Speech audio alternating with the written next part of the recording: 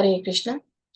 ISKCON Shri Shri Radha Govinda ಮಂದಿರ ಮಂಗಳೂರು ಆಯೋಜಿಸಿದಂತ ಭಕ್ತಿ Shastri batch 4 ತರಗತಿಗೆ ತಮ್ಮೆಲ್ಲರಿಗೂ ಕೂಡ ಸ್ವಾಗತ. ಇಂದಿನ ತರಗತಿಯನ್ನು ಮಂಗಳಾಚರಣೆಯ ಜೊತೆಗೆ ಪ್ರಾರಂಭ ಮಾಡೋಣ. ಓಂ ನಮೋ ಭಗವತೆ ವಾಸುದೇವಾಯ.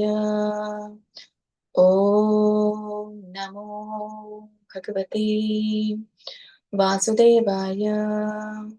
ಓಂ ನಮೋ ಭಗವತೆ ವಾಸುದೇವಾಯ.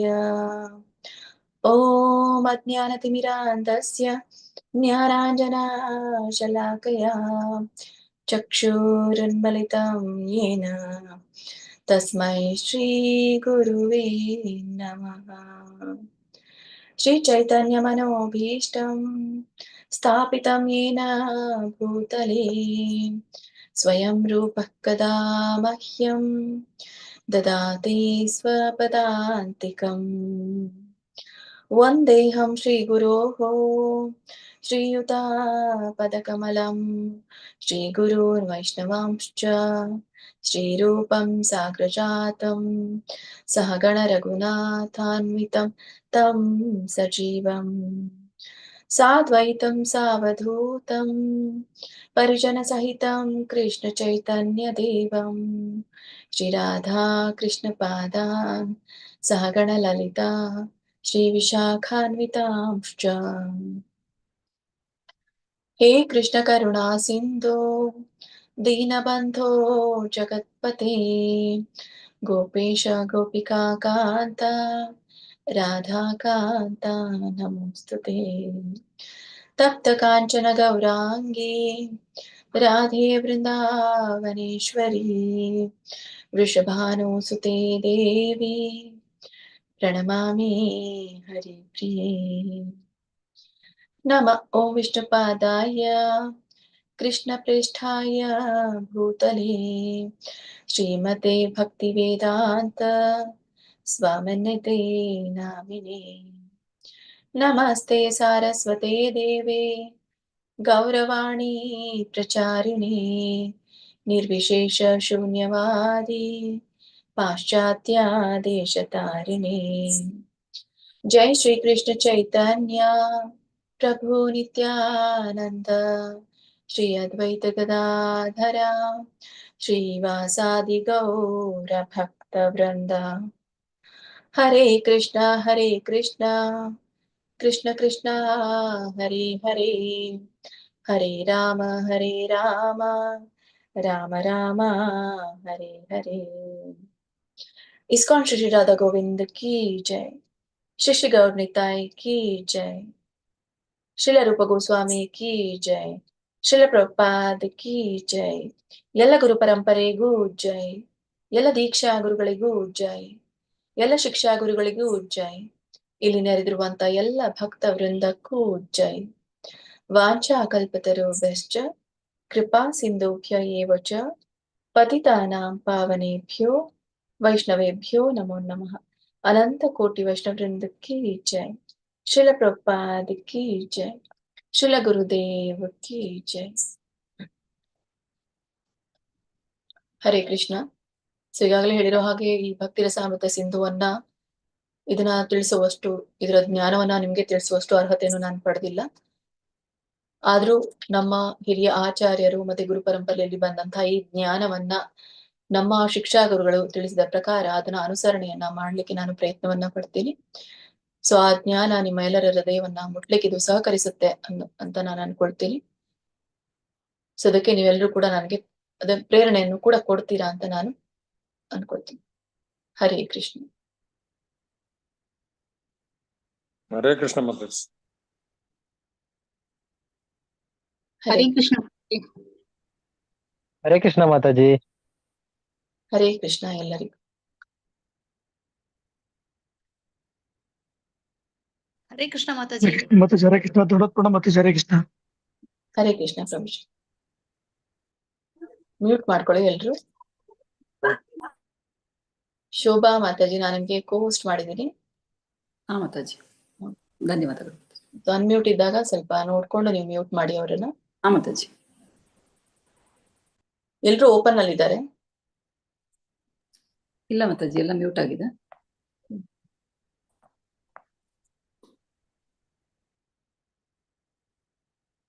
ಹರೇ ಕೃಷ್ಣ. ಎಲ್ರಿಗೂ ಕೂಡ ಕಾಣಿಸ್ತಾ ಇದೆ ಅನ್ಕೊಳ್ತೇನೆ ಸ್ಕ್ರೀನ್.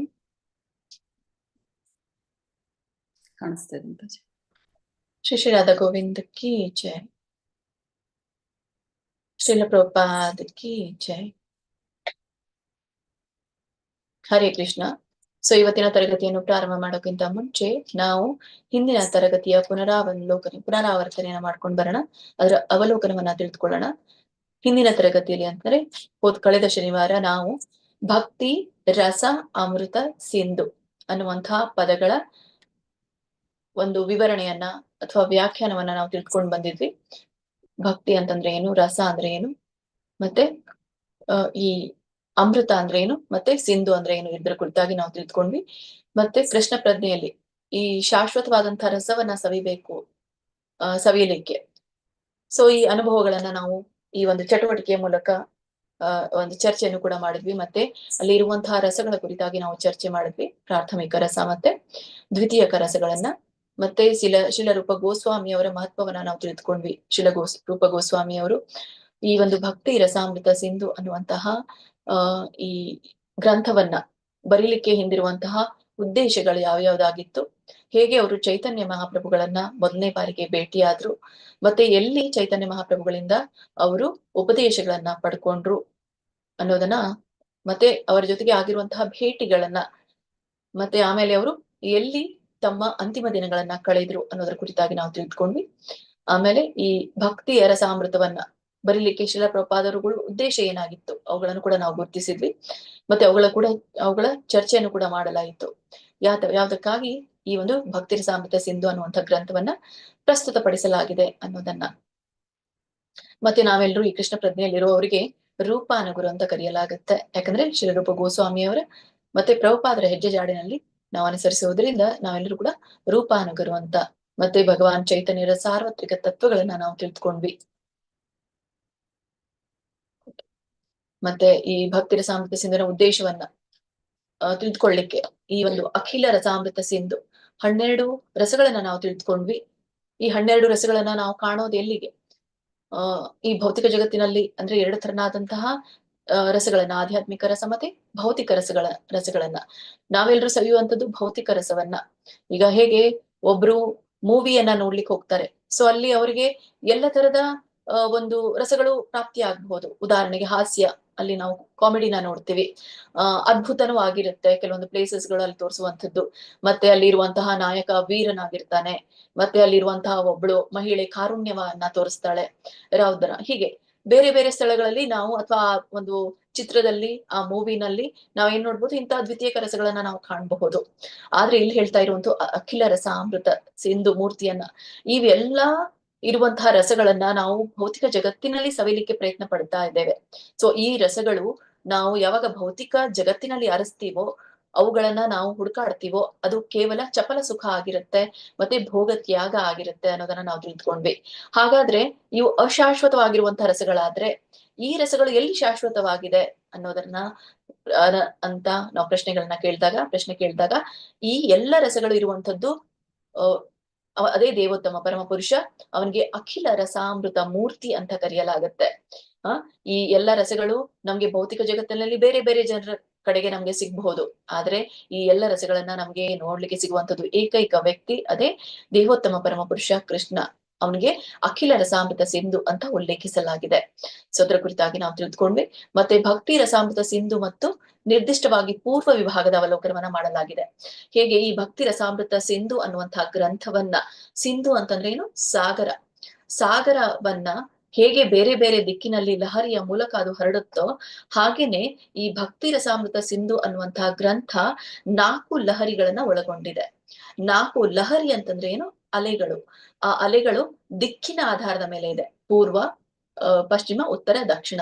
ಹಾಗಾಗಿ ಈ 4 ಲಹರಿಗಳಲ್ಲಿ ನಾವು ಕೇವಲ ಮೊದಲನೇ ಭಾಗವಾದಂತಹ ಪೂರ್ವ ವಿಭಾಗವನ್ನ ಮಾತ್ರ ನಾವು ಇಲ್ಲಿ ತಿಳಿದುಕೊಳ್ತೀವಿ. ಮತ್ತೆ ಈ 1ರಿಂದ 19ನೇ ಅಧ್ಯಾಯವರೆಗೂ ಇರುವಂತಹ ಭಾಗವನ್ನ ಪೂರ್ವ ಭಾಗ ಅಂತ ಕರೆಯಲಾಗುತ್ತೆ. ಸೊ ಹಾಗೆ ನಾವು ಇದನ್ನ ಮಾತ್ರ ಇಲ್ಲಿ ಕಲಿತೀವಿ. ಸೊ ಅದರ ಕುರಿತಾಗಿ ಸಂಕ್ಷಿಪ್ತವಾಗಿ ಪ್ರಸ್ತುತವನ್ನು ಮಾಡಲಾಯಿತು. ಸೊ ಇವತ್ತಿನ ತರಗತಿಯಲ್ಲಿ ಮತ್ತೆ ಇನ್ನೂ ಕೆಲವೊಂದು ವಿಷಯಗಳು ಏನಿದೆ ಅನ್ನೋದನ್ನ ನಾವು ಇವತ್ತಿನ ತರಗತಿಯಲ್ಲಿ ತಿಳಿದುಕೊಳ್ಳೋಣ. ಸೊ ಹೋದ ತರಗತಿಯಲ್ಲೂ ಕೂಡ ಇವುಗಳ ಬಗ್ಗೆ ಚರ್ಚೆ ಆಗಿದೆ. ಆಳವಾಗಿ ಅದರ ಚರ್ಚೆಯನ್ನ ನಾವು ಇವತ್ತು ಮಾಡೋಣ. ಇವತ್ತಿನ ಪಾಠದ ಹೆಸರು, ಇಲ್ಲಿ ನಾವು ಭಕ್ತಿ ರಸಾಮೃತ ಸಿಂಧು ಗ್ರಂಥದಲ್ಲಿ ಇರುವಂತಹ ಅಧ್ಯಾಯಗಳ ಹೆಸರನ್ನ ನಾವು ಇಲ್ಲಿ ಹೇಳ್ತಾ ಇಲ್ಲ, ಪಾಠಗಳ ಮೂಲಕ ಹೇಳ್ತಾ ಇದ್ದೇವೆ. ಸೊ ಟೋಟಲ್ ಆಗಿ 9 ಪಾಠಗಳಿದೆ. ಇವತ್ತು ನಾವು 2ನೇ ಪಾಠವನ್ನ ಕಲಿತಾ ಇದ್ದೇವೆ.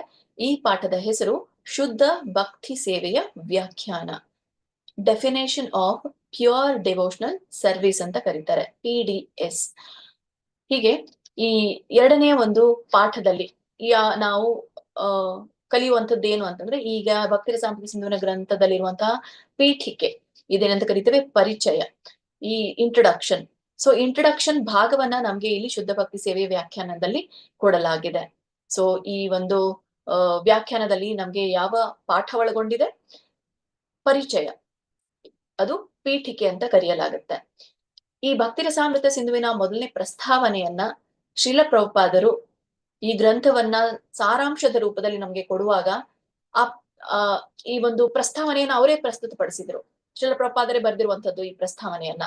ಹಾಗಾದ್ರೆ ಇಲ್ಲಿರುವಂತಹ ಪೀಠಿಕೆಯನ್ನ ಯಾರು ಕೊಡಲಾಗಿದೆ? ಈಗಾಗಲೇ ಹೇಳಿರುವಂತಹ ಈ ಒಂದು ಒರಿಜಿನಲ್ ಭಕ್ತಿ ರಸಾಮೃತ ಸಿಂಧು ಸಂಸ್ಕೃತ ರೂಪದಲ್ಲಿರುವಂತದ್ದು ಶ್ರೀಲ ರೂಪ ಗೋಸ್ವಾಮಿ ಅವರು ಬರೆದಿರುವಂತದ್ದು. ಅಲ್ಲಿ ಏನು ಪರಿಚಯ ಇದೆಯೋ ಅದೇ ಪರಿಚಯವನ್ನ ಈ ಒಂದು ಪೀಠಿಕೆಯ ರೂಪದಲ್ಲಿ ಶ್ರೀಲ ಪ್ರಭುಪಾದವರು ನಮ್ಗೆ ಕೊಟ್ಟಿರುವಂತದ್ದು. ಸೊ ಇಲ್ಲಿ ಕನ್ಫ್ಯೂಸ್ ಮಾಡ್ಕೋಬೇಡಿ. ಈ ಒಂದು ಭಕ್ತಿ ರಸಾಮೃತ ಸಿಂಧು ಅನ್ನುವಂತಹ ಪುಸ್ತಕವನ್ನ ಶ್ರೀಲ ಪ್ರಭುಪಾದವರು ನಮ್ಗೆ ಸಾರಾಂಶ ರೂಪದಲ್ಲಿ ಕೊಟ್ಟಿರುವಂತದ್ದು. ಮತ್ತೆ ಈ ಒಂದು ಪೀಠಿಕೆ ಅನ್ನುವಂಥದ್ದು ಕೂಡ ನಮ್ಗೆ ಕೊಟ್ಟಿರುವಂತದ್ದು ಯಾರು? ಶ್ರೀಲ ರೂಪ ಗೋಸ್ವಾಮಿ ಅವರೇ ಬರೆದಿರುವಂತದ್ದು. ಅದನ್ನ ಇಲ್ಲಿ ನಮ್ಗೆ ಶ್ರೀಲ ಪ್ರಭುಪಾದರು ನಮ್ಗೆ ಅದನ್ನ ತಮ್ಮ ಒಂದು ವಿವರಣೆಯ ಮೂಲಕ ಪ್ರಸ್ತುತ ಪಡಿಸಿರುವಂತದ್ದು ಅನ್ನೋದನ್ನ ನಾವು ನೋಡ್ತೀವಿ. ಹೇಗೆ ನಮ್ಗೆ ಪ್ರತಿಯೊಂದಕ್ಕೂ ಕೂಡ ಪುಸ್ತಕ ಇದೆ. ಈಗ ಕಾನೂನನ್ನ ನಾವು ಅರಿಬೇಕಾದ್ರೆ ಲಾ ಬುಕ್ ಗಳನ್ನ ನಾವು ನೋಡ್ತೀವಿ. ಮೆಡಿಸಿನ್ ರಿಲೇಟೆಡ್ ನಾವು ಓದ್ಬೇಕು ಅಂತಂದ್ರೆ ನಾವು ಫಾರ್ಮಾಸಿಟಿಕಲ್ ದಿಂದ ಲಭ್ಯವಾಗಿರುವಂತಹ ಕೆಲವೊಂದು ಪುಸ್ತಕಗಳನ್ನ, ಮತ್ತೆ ಮೆಡಿಸಿನ್ಗೆ ಸಂಬಂಧಪಟ್ಟಿರುವಂತಹ ಕೆಲವೊಂದು ಪುಸ್ತಕಗಳನ್ನ ನಾವು ನೋಡ್ತೀವಿ. ಅಕೌಂಟ್ ರಿಲೇಟೆಡ್ ನಾವು ಏನಾದ್ರೂ ನೋಡ್ಬೇಕು ಅಂತಂದ್ರೆ ಫೈನಾನ್ಸಿಯಲ್ ಸ್ಟೇಟ್ಮೆಂಟ್ಸ್, ಫೈನಾನ್ಸಿಯಲ್ ಅಕೌಂಟ್ಸ್ ಅಥವಾ ಚಾರ್ಟರ್ಡ್ ಅಕೌಂಟೆನ್ಸಿ ಬುಕ್ ಗಳನ್ನ ನಾವು ರೆಫರ್ ಮಾಡ್ತೀವಿ. ಸೊ ಹೀಗೆ ಪ್ರತಿಯೊಂದು ವಿಷಯಕ್ಕೆ ನಿರ್ದಿಷ್ಟ ವಿಷಯವನ್ನ ನಾವು ಓದ್ಬೇಕು ಅಂತಂದ್ರೆ ನಿರ್ದಿಷ್ಟ ಪುಸ್ತಕಗಳನ್ನ ನಾವು ಓದ್ತೀವಿ. ಹಾಗೇನೆ ಇಲ್ಲಿ ಭಕ್ತಿಯ ಕುರಿತಾಗಿ ನಮ್ಗೆ ತಿಳ್ಕೊಳ್ಬೇಕು ಅಂದ್ರೆ ಎಲ್ಲಿ ನಮ್ಗೆ ಗ್ರಂಥ ಇದೆ, ಯಾವ ಪುಸ್ತಕ ಇದೆ, ಭಕ್ತಿಯ ಕುರಿತಾಗಿ ನಮ್ಗೆ ಎಲ್ಲ ಕಡೆ ಹೇಳಲಾಗತ್ತೆ, ಪ್ರವಚನಗಳನ್ನ ತಿಳಿಸಲಾಗತ್ತೆ, ಮತ್ತೆ ಕೆಲವೊಂದು ಕಥೆಗಳನ್ನ ನಾವು ನೋಡ್ತೀವಿ, ಮತ್ತೆ ಶ್ಲೋಕಗಳನ್ನ ನಾವು ನೋಡ್ತೀವಿ. ಆದ್ರೆ ಭಕ್ತಿ ಅಂತ ಹೇಳ್ತೀವಿ, ಭಕ್ತಿ ಆ ಭಕ್ತಿ ಅನ್ನೋದು ಏನು, ಆ ಭಕ್ತಿಯ ಕುರಿತಾಗಿ ಮೂಲವಾದ ಭಾಷೆ ಯಾವುದು, ಅದು ಹೇಗಿರುತ್ತೆ ಅನ್ನೋದನ್ನ ನಾವು ತಿಳ್ಕೊಳ್ಬೇಕು ಅಂತಂದ್ರೆ ನಮ್ಗೆ ಸಿಗುವಂತಹ ಮಾಹಿತಿ ಯಾವ ಗ್ರಂಥದಿಂದ ಅಂತಂದ್ರೆ ಅದೇ ಭಕ್ತಿ ರಸಾಮೃತ ಸಿಂಧುವಿನಿಂದ. ಅದಕ್ಕಾಗಿ ಇದರ ಉಪಯೋಗವನ್ನ ಎಲ್ಲ ವ್ಯಕ್ತಿಗಳು ಭಕ್ತರಾಗೋಕ್ಕಿಂತ ಮುಂಚೆ ತಿಳ್ಕೊಳ್ಬೇಕಾಗಿರುವಂತಹ ಮುಖ್ಯವಾದ ಪುಸ್ತಕ, ಓದ್ಬೇಕಾಗಿರುವಂತಹದ್ದು, ಮತ್ತೆ ಇದನ್ನ ಅಧ್ಯಯನ ಮಾಡಬೇಕಾಗಿರುವಂತಹ ಪುಸ್ತಕ ಇದೆ ಭಕ್ತಿ ರಸಾಮೃತ ಸಿಂಧು. ಸೊ ಇದರೊಂದಿಗೆ ನಾವು ಪಾಠ 2 ಈ ಶುದ್ಧ ಭಕ್ತಿ ಸೇವೆಯ ವ್ಯಾಖ್ಯಾನ ಏನಿದೆ ಅನ್ನೋದನ್ನ ನಾವು ತಿಳಿದುಕೊಳ್ಳೋಣ.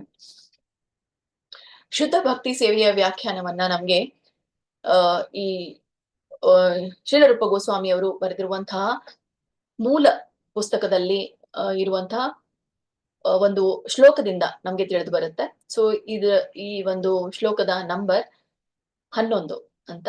ಅನ್ಯಾಭಿಲಾಷಿತ ಶೂನ್ಯಂ ಜ್ಞಾನ ಕರ್ಮಾದಿನಾವೃತಂ ಆನುಕೂಲೇನ ಕೃಷ್ಣಾನೋ ಶೀಲನಂ ಭಕ್ತಿರುತ್ತಮ ಅಂತ ಹೇಳ್ತಾರೆ. ಇದು ನಿಮ್ಗೆ ಕಂಠಸ್ಥಕ್ಕೂ ಕೂಡ ಇದೆ.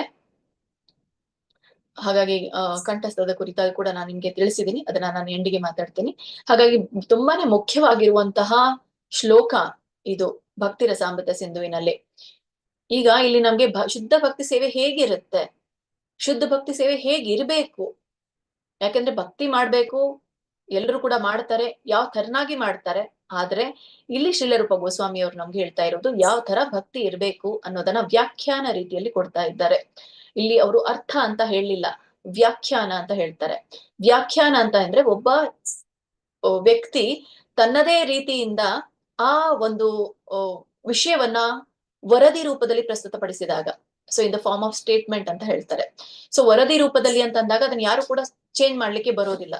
ಅಂದ್ರೆ ಅದನ್ನ ಅವರು ಯಾರು ಕ್ರಿಟಿಸೈಸ್ ಮಾಡದೇ ಇರೋ ಹಾಗೆ ಅದಕ್ಕೆ ನ್ಯಾಯ ಒದಗಿಸುವ ರೀತಿಯಲ್ಲಿ ಆ ವ್ಯಾಖ್ಯಾನವನ್ನ ಕೊಟ್ಟಿರ್ತಾರೆ. ಅದಕ್ಕಾಗಿ ನಾವು ಡೆಫಿನೇಷನ್ ಅಂತ ಕರೀತೇವೆ. ಭೌತಿಕ ಜಗತ್ತಿನಲ್ಲಿ ತುಂಬಾ ಗ್ರಂಥಗಳಲ್ಲಿ ನಾವು ವ್ಯಾಖ್ಯಾನ, ವ್ಯಾಖ್ಯೆ ಅಥವಾ ಡೆಫಿನೇಷನ್ ಅನ್ನುವಂಥ ಪದಗಳನ್ನ ನಾವು ನೋಡ್ತೀವಿ. ಆ ಡೆಫಿನೇಷನ್ ಅನ್ನುವಂಥದ್ದನ್ನ ಹಿಂದೆ ಇವರು ಇದನ್ನ ಬರ್ದಿರುವಂತದ್ದು ಅನ್ನೋದನ್ನ ಏನ್ ಮಾಡಿರ್ತಾರೆ, ತಿಳಿಸಲ್ಪಟ್ಟಿರುತ್ತೆ. ಹಾಗೆ ಈ ಭಕ್ತಿಯಲ್ಲಿನೂ ಕೂಡ ಈ ವ್ಯಾಖ್ಯಾನಕ್ಕೆ ಇರುವಂತಹ ಒಂದು ನೈಜತೆ ಏನು ಅಂತ ತಿಳಿಸ್ಲಿಕ್ಕೆ ಅದನ್ನ ತುಂಬಾನೇ ವಿಶ್ಲೇಷೀಕರಿಸಿ ಶ್ರೀಲ ಪ್ರಭುಪಾದವರು ಶ್ರೀಲರೂಪ ಗೋಸ್ವಾಮಿ ಅವರು ನಮ್ಗೆ ಈ ವ್ಯಾಖ್ಯಾನವನ್ನ ತಿಳಿಸಿದ್ದಾರೆ. ಸೊ ಇದರಲ್ಲಿ ನಾವು ಮೂಲವಾಗಿ 5 ಲಕ್ಷಣಗಳನ್ನ ಕಾಣ್ತೀವಿ. ಶುದ್ಧ ಭಕ್ತಿ ಸೇವೆ ವ್ಯಾಖ್ಯಾನದಲ್ಲಿ 5 ಲಕ್ಷಣಗಳಿದೆ. ಸೊ ಯಾವುದು ಲಕ್ಷಣಗಳನ್ನ ನೋಡೋಣ. ಅನ್ಯಾಭಿಲಾಷಿತ ಶೂನ್ಯಂ, ಜ್ಞಾನ ಕರ್ಮಾದಿ ಅನಾವೃತಂ. ಇಲ್ಲಿ ನಾನು ಸಂಕ್ಷಿಪ್ತವಾಗಿ ಹೇಳ್ತೇನೆ, ಮುಂದೆ ಹೋದಾಗ ಇದರ ವಿವರಣೆ ನಿಮ್ಗೆ ಬರುತ್ತೆ. ಅನ್ಯಾಭಿಲಾಷಿತ ಶೂನ್ಯಂ, ಅನ್ಯ ಅಭಿಲಾಷಿಗಳು ಅಂತ ಹೇಳ್ತೇವೆ. ಸೊ ಅನ್ಯ ಅಭಿಲಾಷಿಗಳು ಏನಾಗಿರ್ಬೇಕು, ಶೂನ್ಯವಾಗಿರ್ಬೇಕು ಅಂತ ಹೇಳ್ತಾರೆ. ಶೂನ್ಯವಾಗಿರ್ಬೇಕು ಅಂತಂದ್ರೆ ಅದರಲ್ಲಿ ಯಾವುದೇ ಕಾಮನೆಗಳು ಇರಬಾರ್ದು ಅಂತ. ಅಂದ್ರೆ ಈ ಏನು ಭೌತಿಕವಾದಂತಹ ಬಯಕೆಗಳಿದೆಯೋ ಆ ಭೌತಿಕವಾದಂತಹ ಬಯಕೆಗಳು ನಾವು ಅವುಗಳನ್ನ ಇಲ್ಲವನ್ನಾಗಿ ಮಾಡ್ಬೇಕು ಅಂತ ಹೇಳಿ. ಈಗ ಉದಾಹರಣೆಗೆ ಶ್ರೀಲ ಪ್ರಭುಪಾದವರು ನಮ್ಗೆ 4 ನಿಯಂತ್ರಕ ತತ್ವಗಳನ್ನ ಕೊಟ್ಟಿದ್ದಾರೆ. ಸೊ ಮಾಂಸಾಹಾರ ಸೇವನೆ ನಿಷಿದ್ಧ, ಅಕ್ರಮ ಲೈಂಗಿಕತೆ ನಿಷಿದ್ಧ, ಜೂಜು ನಿಷಿದ್ಧ, ಅಮಲು ಪದಾರ್ಥಗಳ ವ್ಯಸನ ನಿಷಿದ್ಧ. ಸೊ ಇವೆಲ್ಲವೂ ಕೂಡ ಏನು ನಿಯಂತ್ರಕ ತತ್ವಗಳು ಅಂತ ಹೇಳಿ. ಇಲ್ಲಿ ಇವೆಲ್ಲವೂ ಕೂಡ ಅನ್ಯ ಅಭಿಲಾಷೆಗಳು ಅಂತ ಕರೆಯುತ್ತೆ. ಸೊ ಈ ಅನ್ಯ ಅಭಿಲಾಷೆಗಳು ನಾವು ಇಲ್ಲವನ್ನಾಗಿ ಮಾಡುವಂಥದ್ದೇ ಭಕ್ತಿ ಅಂತ ಹೇಳ್ತಾರೆ. ಜ್ಞಾನ ಕರ್ಮಾದಿ ಅನಾವೃತಂ ಅಂತ. ಜ್ಞಾನ ಅಂತಂದ್ರೆ ಏನು, ಈ ಮಾಯಾವಾದಿಗಳಿಗಿರುವಂತಹ ಜ್ಞಾನ, ಈ ತತ್ವಶಾಸ್ತ್ರದ ಜ್ಞಾನ. ಸೊ ಇವೆಲ್ಲ ಏನಂತ ಕರಿತೀವಿ, ಜ್ಞಾನ ಕರ್ಮಾದಿ. ಸೊ ಜ್ಞಾನಗಳು ಅಂತ ಹೇಳ್ತೀವಿ. ಈ ಜ್ಞಾನ ನಮ್ಗೆ ಅವಶ್ಯಕತೆ ಇದೆ ಶುದ್ಧ ಭಕ್ತಿ ಸೇವೆಯಲ್ಲೂ ಕೂಡ. ಹಾಗಾಗಿ ಭಗವದ್ಗೀತೆಯಲ್ಲಿ ನಮ್ಗೆ ಕೃಷ್ಣ ಹೇಳಿರುವಂಥದ್ದು ಕೊನೆಯ ಭಾಗ ಅದೇ ಜ್ಞಾನ ಯೋಗದ ಭಾಗವನ್ನ ತಿಳಿಸಿರುವಂಥದ್ದು. ಜ್ಞಾನ ಅವಶ್ಯಕತೆ ಇದೆ. ಆದ್ರೆ ಆ ಜ್ಞಾನ ಭೌತಿಕ ವಿಷಯಕ್ಕೆ ಸಂಬಂಧಪಟ್ಟಾಗ ಆ ಜ್ಞಾನವನ್ನ ನಾವು ಅನಾವೃತಂ ಅಂತ ಹೇಳಲಾಗತ್ತೆ. ಸೊ ಆ ಜ್ಞಾನ, ಭೌತಿಕ ಜ್ಞಾನ ನಮ್ಗೆ ಆವರಿಸಬಾರ್ದು ಅಂತ. ಸೊ ಜ್ಞಾನ ಅನಾವೃತಂ, ಕರ್ಮಾದಿ ಅನಾವೃತಂ ಅಂತ. ಜ್ಞಾನ ಕರ್ಮ ಅಂತ. ಇಲ್ಲಿ ಜ್ಞಾನ, ಮಾಯಾವಾದಿಗಳ ಜ್ಞಾನ, ನಿರಾಕಾರವಾದಿಗಳ ಜ್ಞಾನ ಮತ್ತೆ ತತ್ವಶಾಸ್ತ್ರದ ಜ್ಞಾನವನ್ನ ನಮಗೆ ಇರಬಾರ್ದು ಅಂತ. ಆಮೇಲೆ ಕರ್ಮ ಅಂತ ಹೇಳ್ತಾರೆ. ಕರ್ಮ ಅಂದ್ರೆ ಯಾವುದು, ಇಲ್ಲಿ 2ನೇ ಒಂದು ಭಾಗ ಕರ್ಮ. ಜ್ಞಾನ ಕರ್ಮ ಅಂತಂದ್ರೆ ಫಲಪ್ರದ ಚಟುವಟಿಕೆಗಳಿಂದ ಕೂಡಿರುವಂತಹ ಕರ್ಮ. ಅಂದ್ರೆ ನಾನು ಯಾವುದೇ ಕಾರ್ಯವನ್ನ ಮಾಡಿದ್ರು ಕೂಡ ಅದಕ್ಕೆ ನನ್ಗೆ ಫಲಾಪೇಕ್ಷೆ ಇದೆ ಅಂತ ಚಟುವಟಿಕೆಗಳು ಅದರಿಂದ ಕೂಡಿರ್ಬಾರ್ದು. ಅನಾವೃತಂ ಅಂದ್ರೆ ಅದನ್ನ ಹೊಂದಿರಬಾರ್ದು ಅಂತ ಹೇಳಿ. ಆಮೇಲೆ ಆದಿ ಅಂತ ಇದೆ. ಜ್ಞಾನ ಕರ್ಮ ಆದಿ ಅಂತಂದ್ರೆ ಏನು, ಆದಿ ಅಂತಂದ್ರೆ ಸೊ ಇತರ ಅಭ್ಯಾಸಗಳನ್ನ ಮಾಡುವಂಥದ್ದು ಅಂತ. ಭೌತಿಕವಾಗಿ ಯಾವ್ದು ಇತರ ಅಭ್ಯಾಸಗಳು, ಕೃತಕವಾಗಿ ನಾವು ತ್ಯಾಗವನ್ನ ಮಾಡುವಂಥದ್ದು, ಮತ್ತೆ ಈ ಯೋಗದ ಅಭ್ಯಾಸವನ್ನ ಮಾಡುವಂಥದ್ದು, ತಂತ್ರ ಮಂತ್ರ ಯಾಂತ್ರಿಕವಾಗಿ ಇಂಥ ಎಲ್ಲ ಅಭ್ಯಾಸ ಮಾಡುವಂಥದ್ದು. ಸೊ ಇಂಥ ಧ್ಯಾನವೂ ಕೂಡ ಯಾವುದು ಈ ಯೋಗವೂ ಕೂಡ ಇಂಥ ಒಂದು ಅಭ್ಯಾಸವೂ ಕೂಡ ಮಾಡಬಾರ್ದು ಅನ್ನೋದನ್ನ ಹೇಳ್ತಾರೆ. ಸೊ ಇವುಗಳು ನಮ್ಗೆ ಇಲ್ಲಿ ಆವರಿಸಿರ್ಬಾರ್ದು. ಈಗ ಯೋಗಿಗಳು ಸಿದ್ಧಿಗಳನ್ನ ಪಡೀಲಿಕ್ಕೆ ಅಣಿಮ ಗರಿಮ ಲಗಿಮ ಮಹಿಮ ಇಸಿತ ವಶಿತ ಪ್ರಾಕ್ಯಾಮ್ಯ, ಸೊ ಇವುಗಳನ್ನೆಲ್ಲ ನಾವು ಕಾಣ್ತೇವೆ. ಇವುಗಳು ಈ ಸಿದ್ಧಿಗಳನ್ನ ಪಡ್ಕೊಳ್ಳಿಕ್ಕೆ ಅವರು ಅಭ್ಯಾಸವನ್ನ ಮಾಡುವಂಥದ್ದು, ಆ ಯೋಗದ ಅಭ್ಯಾಸವನ್ನ ಮಾಡುವಂಥದ್ದು, ಭಗವಂತನ ಧ್ಯಾನವನ್ನ ಮಾಡುವಂಥದ್ದು. ಸೊ ಇವು ಎಲ್ಲೂ ಕೂಡ ಶುದ್ಧ ಭಕ್ತಿ ಸೇವೆಯ ಒಂದು ಲಕ್ಷಣಗಳಲ್ಲ. ಹಾಗಾಗಿ ಏನಿರ್ಬೇಕು, ಅನ್ಯಾಭಿಲಾಷಿತ ಶೂನ್ಯಂ, ಜ್ಞಾನ ಕರ್ಮಾದಿ ಅನಾವೃತಂ. ಇವೆರಡೂ ಇರಬಾರ್ದು. ಅನ್ಯ ಅಭಿಲಾಷೆಗಳು ಅಂದ್ರೆ ಅನ್ಯ ಬಯಕೆಗಳು ಇರಬಾರ್ದು. ಜ್ಞಾನ ಕರ್ಮ ಆದಿಗಳು ಅವುಗಳಿಂದ ಕೂಡ ನಾವು ಆವರಿಸ್ಕೊಳ್ಬಾರ್ದು, ಇವುಗಳು ನಮ್ಮನ್ನ ಆವರಿಸಬಾರ್ದು ಅಂತ ಹೇಳುತ್ತೆ. ಸೊ ಇವೆರಡು ಕೂಡ ನಾವು ನಿವೃತ್ತಿಗಳು ಅಂತ ಕರಿತೇವೆ. ಸೊ ಈಗ ಮುಂದೆ ಇರುವಂತದ್ದು ಅನುಕೂಲೇನ ಕೃಷ್ಣಾನು. ಇಲ್ಲಿ ನಾವು ಮತ್ತೆ 3 ವಿಷಯಗಳನ್ನ ಕಾಣ್ತೀವಿ. ಅನುಕೂಲೇನ ಕೃಷ್ಣ, ಅನುಶೀಲನಂ, 3 ಶಬ್ದಗಳನ್ನ ನಾವು ಕಾಣ್ತೀವಿ. ಅನುಕೂಲೇನ ಅಂತಂದ್ರೆ ಇಲ್ಲಿ ಅನುಕೂಲಕರವಾಗಿರುವಂಥದ್ದು. ಅನುಕೂಲಕರ ಅಂತಂದ್ರೆ ಭಗವಂತನಿಗೆ ಇಷ್ಟವಾಗಿರುವಂಥದ್ದು, ಭಗವಂತ ಅದರಿಂದ ಪ್ಲೀಸ್ ಆಗುವಂಥದ್ದು. ಸೊ ಅಂತ ನಾವು ಕಾರ್ಯಗಳನ್ನ ಮಾಡ್ಬೇಕು. ಇವುಗಳಿಗೆ ಏನಂತ ಕರಿತೇವೆ? ಪ್ರವೃತ್ತಿಗಳು ಅಂತ ನಾವು ಕರಿತೇವೆ. ಸೊ ಯಾವ್ದು ಪ್ರವೃತ್ತಿ? ಸೊ ಭಗವಂತನಿಗೆ ಏನ್ ಇಷ್ಟ? ಭಗವಂತನ ಒಂದು ಸಂಕೀರ್ತನೆ, ಭಗವಂತನ ನಾಮ ಜಪ, ಏನು ನವವಿಧ ಭಕ್ತಿಗಳನ್ನ ನಾವು ಕಾಣ್ತೀವೋ ಸೊ ಎಲ್ಲವೂ ಕೂಡ ಭಗವಂತನಿಗೆ ಇಷ್ಟವಾಗುವಂಥದ್ದು, ಅನುಕೂಲಕರವಾಗಿರ್ಬೇಕು ಭಗವಂತನಿಗೆ. ಭಗವಂತ ಅವುಗಳನ್ನ ನೀವು ಮಾಡಿದ್ರೆ ಪ್ರಸನ್ನನಾಗ್ಬೇಕು ಅಂತ ಹೇಳಿ. ಸೊ ಹಾಗಾಗಿ ಅನುಕೂಲಕರವಾಗಿರ್ಬೇಕು. ಮತ್ತೆ ಕೃಷ್ಣ ಅಂತ ಕರೀತಾರೆ. ಈ ಅನುಕೂಲಕರ ಯಾರಿಗೆ ಇರ್ಬೇಕು ಅದನ್ನು ಕೂಡ ಹೇಳಿದ್ದಾರೆ. ಅನುಕೂಲಕರವಾಗಿರ್ಬೇಕಾಗಿರುವಂಥದ್ದು ಯಾರಿಗೆ? ಕೃಷ್ಣನಿಗೆ ಅನುಕೂಲಕರವಾಗಿರ್ಬೇಕು. ಅದು ಕೃಷ್ಣನಿಗೆ ನೀವು ಮಾಡುವಂತ ಕಾರ್ಯದಿಂದ ಕೃಷ್ಣ ಪ್ರಸನ್ನನಾಗ್ಬೇಕು ಅನ್ನೋದನ್ನ ಇಲ್ಲಿ ಹೇಳ್ತಾರೆ. ಮತ್ತೆ ಅನುಶೀಲನಂ ಭಕ್ತಿರುತ್ತಮ. ಇಲ್ಲಿ ಅನುಶೀಲನಂ, ಅನು ಮತ್ತೆ ಶೀಲನಂ ಎರಡು ಪದಗಳನ್ನ ನಾವು ಕಾಣ್ತೀವಿ. ಸಂಕ್ಷಿಪ್ತವಾಗಿ ಹೇಳ್ತೇನೆ, ನಾ ಮುಂದೆ ಮತ್ತೆ ವಿವರಣೆ ಇದೆ. ಅನುಶೀಲನಂ ಅಂತಂದ್ರೆ ಇಲ್ಲಿ ಕೃಷ್ಣನ ಸಂಬಂಧದಲ್ಲಿ ಸೇವೆಯನ್ನ ಮಾಡುವಂಥದ್ದು. ಅಂದ್ರೆ ಏನೇ ನಾ ಮಾಡಿದ್ರು ಕೂಡ ಕೃಷ್ಣನಿಗೆ ಸಂಬಂಧಪಟ್ಟಿರುವಂಥದ್ದು. ಇಲ್ಲಿ ಶೀಲನಂ ಅನ್ನುವಂಥದ್ದು ಒಂದು ಕ್ರಿಯೆಯನ್ನ ತೋರ್ಸುತ್ತೆ. ಸೊ ಇದು ಕಾರ್ಯನಿರತರಾಗುವಂಥದ್ದು ಅಂತ. ಇಲ್ಲಿ ಯಾವ ತರ ಕಾರ್ಯನಿರತರಾಗ್ತೀವಿ?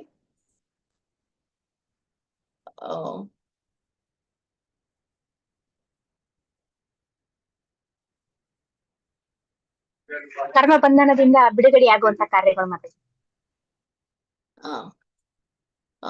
ಇಲ್ಲಿ ಶೀಲನಂ ಅನ್ನುವಂತಹ ಪದ ತುಂಬಾನೇ ಅರ್ಥಬದ್ಧವಾಗಿರುವಂಥದ್ದು. ಶೀಲನಂ ಅಂತಂದ್ರೆ ಕಾರ್ಯಶೀಲರಾಗುವಂಥದ್ದು ಅನ್ನೋದನ್ನ ತಿಳಿಸುತ್ತೆ. ಯಾವುದಕ್ಕೆ ಕಾರ್ಯಶೀಲರಾಗ್ಬೇಕು ಅಂದ್ರೆ ಸಕ್ರಿಯವಾಗಿ ತೊಡಗೊಳ್ಳೋದು ಅಂತ ಹೇಳ್ತಾರೆ. ನಿಷ್ಕ್ರಿಯತೆ ಇಲ್ಲಿ ಇರೋದಿಲ್ಲ. ಶೀಲನಂ ಸಕ್ರಿಯವಾಗಿರುವಂಥದ್ದು. ಈ ಸಕ್ರಿಯತೆ ನಮ್ಗೆ ಎಲ್ಲಿ ಬರುತ್ತೆ? ಯಾರಿಂದ ಬರುತ್ತೆ ಸಕ್ರಿಯತೆ? ಅಂದ್ರೆ ಒಂದ್ ಏನೇ ನಾವು ಕಾರ್ಯವನ್ನ ಮಾಡಿದ್ರು ಕೂಡ ಸಕ್ರಿಯವಾಗಿ ಮಾಡುವಂಥದ್ದು ಅಂತ.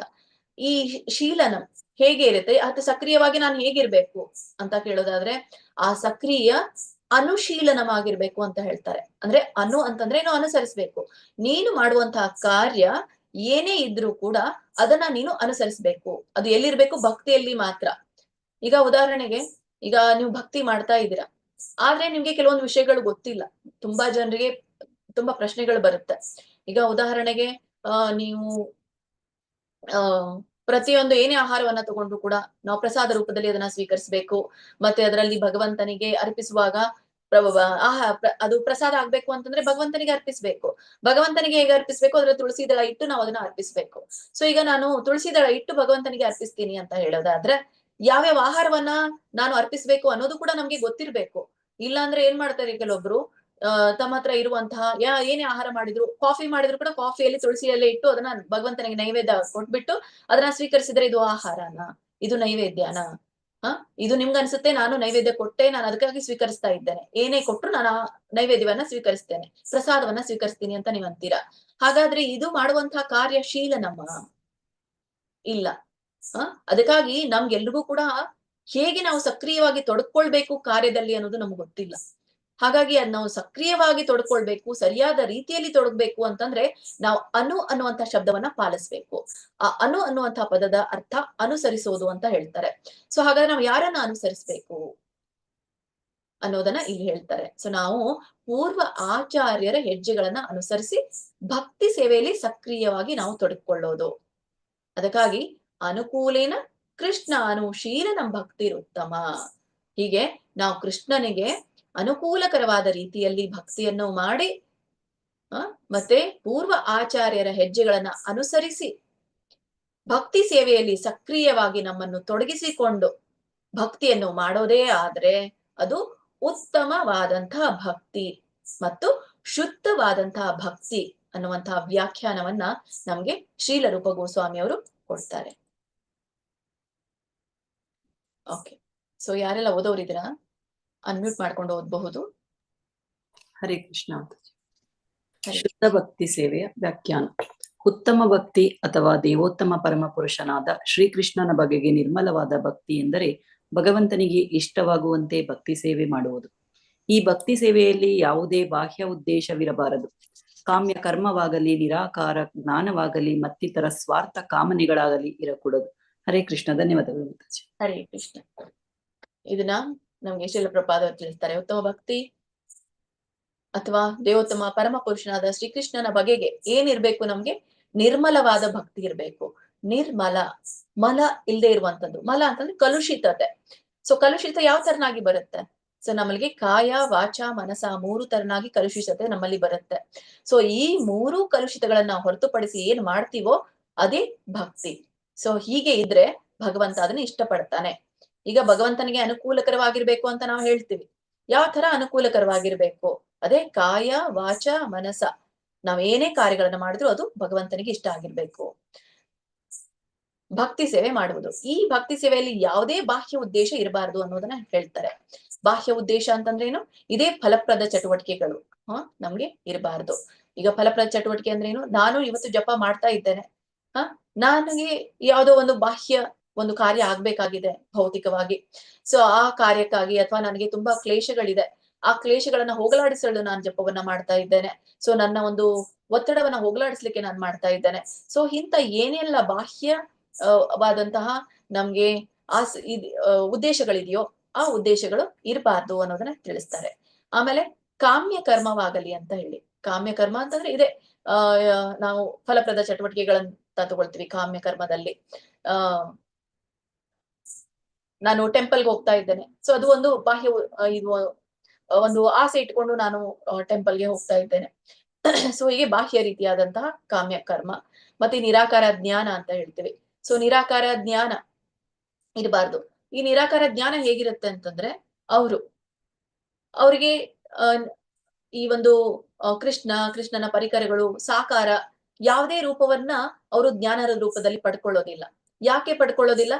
ಅವ್ರಿಗೆ ಒಂದು ಭಯ ಇರುತ್ತೆ.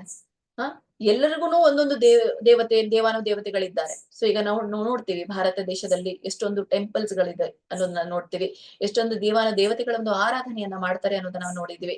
ಹೀಗೆ ಎಷ್ಟೊಂದು ಜನರಿದ್ದಾರೆ, ಆರಾಧನೆಗಳನ್ನ ಮಾಡ್ತಾರೆ. ಸೊ ಇವರು ಅವರು ಅಂತ ಬೇಡವೇ ಬೇಡ. ಸೊ ಅದಕ್ಕಾಗಿ ನಾನು ಆಕಾರ ಇಲ್ಲದೆ ಇರುವಂತಹ ದೇವರನ್ನ ನಾನು ಪೂಜಿಸ್ತೀನಿ ಅಂತ ಹೇಳಿ ನಿರಾಕಾರನಾಗಿ ಬಿಡುವಂಥದ್ದು.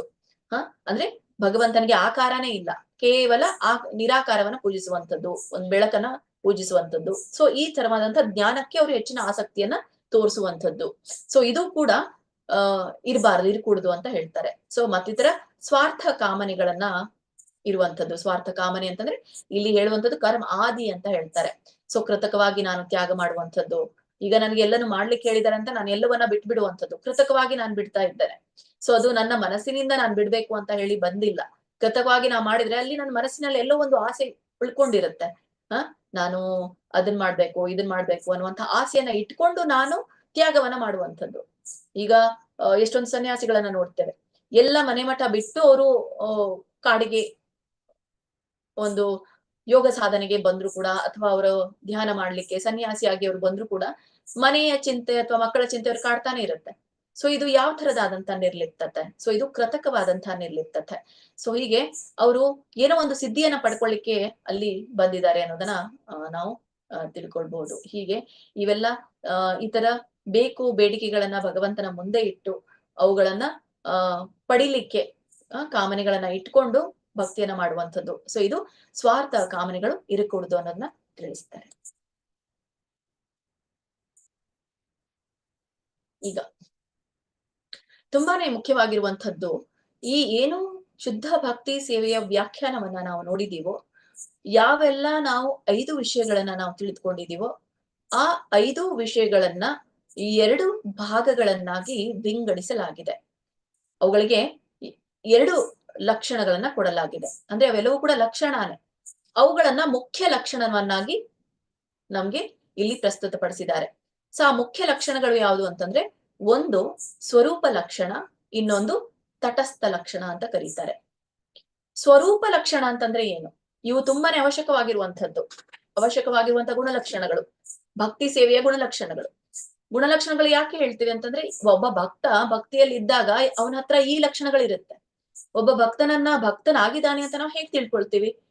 ಈ ಕೆಲವೊಂದು ಅವನ ಹತ್ರ ಲಕ್ಷಣಗಳಿದ್ರೆ ಅವನು ಭಕ್ತ ಅಂತ ನೀವು ತಿಳ್ಕೊಳ್ಬಹುದು. ಇಲ್ಲ ಅಂದ್ರೆ ನಮ್ಗೆ ಬೇರೆ ಮೆಜರ್ಮೆಂಟೇ ಇಲ್ಲ. ಸೊ ಇವೇ ನಮ್ಗೆ ಇರುವಂತದ್ದು ಅಳತೆಗೋಲುಗಳು ಅಂತ ಹೇಳ್ತೇವೆ. ಪ್ಯಾರಾಮೀಟರ್ಸ್ ಗಳಂತ ಹೇಳ್ಬಹುದು ನಾವು, ಭಕ್ತಿಯನ್ನ ಅಳಿಲಿಕ್ಕೆ ಇರುವಂತಹ ಪ್ಯಾರಾಮೀಟರ್ಸ್. ನಿಮ್ಮ ಸುತ್ತಮುತ್ತಲು ತುಂಬಾ ಜನರು ಇರ್ತಾರೆ. ನೀವು ಅವರ ಒಂದು ಲಕ್ಷಣಗಳನ್ನ ನೋಡಿ ಹೌದು ಇವನು ಭಕ್ತ ಅಂತ ಹೇಳಿ ನೀವು ಅವಾಗ ಜಜ್ಮೆಂಟ್ಗೆ ಬರ್ತೀರಾ. ಹೀಗೆ ಈ ಜಡ್ಜ್ಮೆಂಟ್ ಏನು 5 ಲಕ್ಷಣಗಳಿದೆಯೋ ಅವುಗಳನ್ನ ಎರಡು ಭಾಗಗಳನ್ನಾಗಿ ವಿಂಗಡಿಸಲಾಗಿದೆ. ಆ 2 ಭಾಗ ಯಾವುದು ಅಂದ್ರೆ ಒಂದು ಸ್ವರೂಪ ಲಕ್ಷಣ ಮತ್ತೆ ಇನ್ನೊಂದು ತಟಸ್ಥ ಲಕ್ಷಣ. ಸ್ವರೂಪ ಲಕ್ಷಣ ಅಂದ್ರೆ ಏನು? ಈಗ ಭಗವದ್ಗೀತೆಯಲ್ಲಿ ನಾವು ತಿಳ್ಕೊಂಡಿದ್ದೀವಿ ಸ್ವರೂಪ ಸ್ಥಿತಿಯನ್ನ ನಾವು ತಿಳ್ಕೊಳ್ಬೇಕು ಅಂತ. ಇದು ನಿಮ್ಗೆ ಭಗವದ್ಗೀತೆಯ ಬಿಫೋರ್ ಪ್ರಸ್ತಾವನೆಯಲ್ಲೇ ಬರುವಂತದ್ದು. ಸ್ವರೂಪ ಅಂತಂದ್ರೆ ಏನು? ಇಲ್ಲಿ ಬಾಹ್ಯವಾಗಿ ನಾನು ಕಾಣ್ತಾ ಇರೋದು ನನ್ನ ದೇಹ, ಆದ್ರೆ ಒಳಗಡೆ ಇರುವಂತದ್ದು ನಾನು ಹೇಳ್ತೀನಿ. ನಿಮ್ಮ ಇಂಟ್ರೊಡಕ್ಷನ್ ಮಾಡಿ, ಸೆಲ್ಫ್ ಇಂಟ್ರೊಡಕ್ಷನ್ ಮಾಡಿ ಅಂತಂದ್ರೆ ನಾನು ನನ್ನ ಹೆಸರಿನ ಇಂಟ್ರೊಡಕ್ಷನ್ ಅನ್ನ ಕೊಡ್ತೇನೆ. ಸೆಲ್ಫ್ ಅಂತಂದ್ರೆ ನಾನು ನನ್ನ ದೇಹಕ್ಕೆ ನಾನು ಗುರುತಿಸ್ಕೊಳ್ತೇನೆ ನನ್ನನ್ನ. ಆದ್ರೆ ನನ್ನ ಒಳಗಡೆ ಇರೋದು ಇನ್ನೊಂದು ರೂಪ ಇದೆ. ಆ ಇನ್ನೊಂದು ರೂಪನ ನಾನು ಕಂಡಿಲ್ಲ, ಆದ್ರೆ ಆ ರೂಪದಿಂದಾನೇ ನನಗೆ ಚೇತನ ಬಂದಿದೆ. ಆ ಏನು ಒಳಗಡೆ ಒಂದು ರೂಪ ಇದೆಯೋ ಆ ರೂಪನ ಸ್ವರೂಪ ಅಂತ ಕರೀತಾರೆ.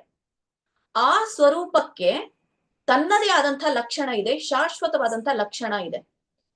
ಆ ಲಕ್ಷಣಗಳು ತುಂಬಾನೇ ಅವಶ್ಯಕವಾದಂತಹ ಲಕ್ಷಣಗಳು. ಅವುಗಳಿಗೆ ಪ್ರಾಥಮಿಕ ಲಕ್ಷಣಗಳು ಅಂತ ಹೇಳ್ತಾರೆ.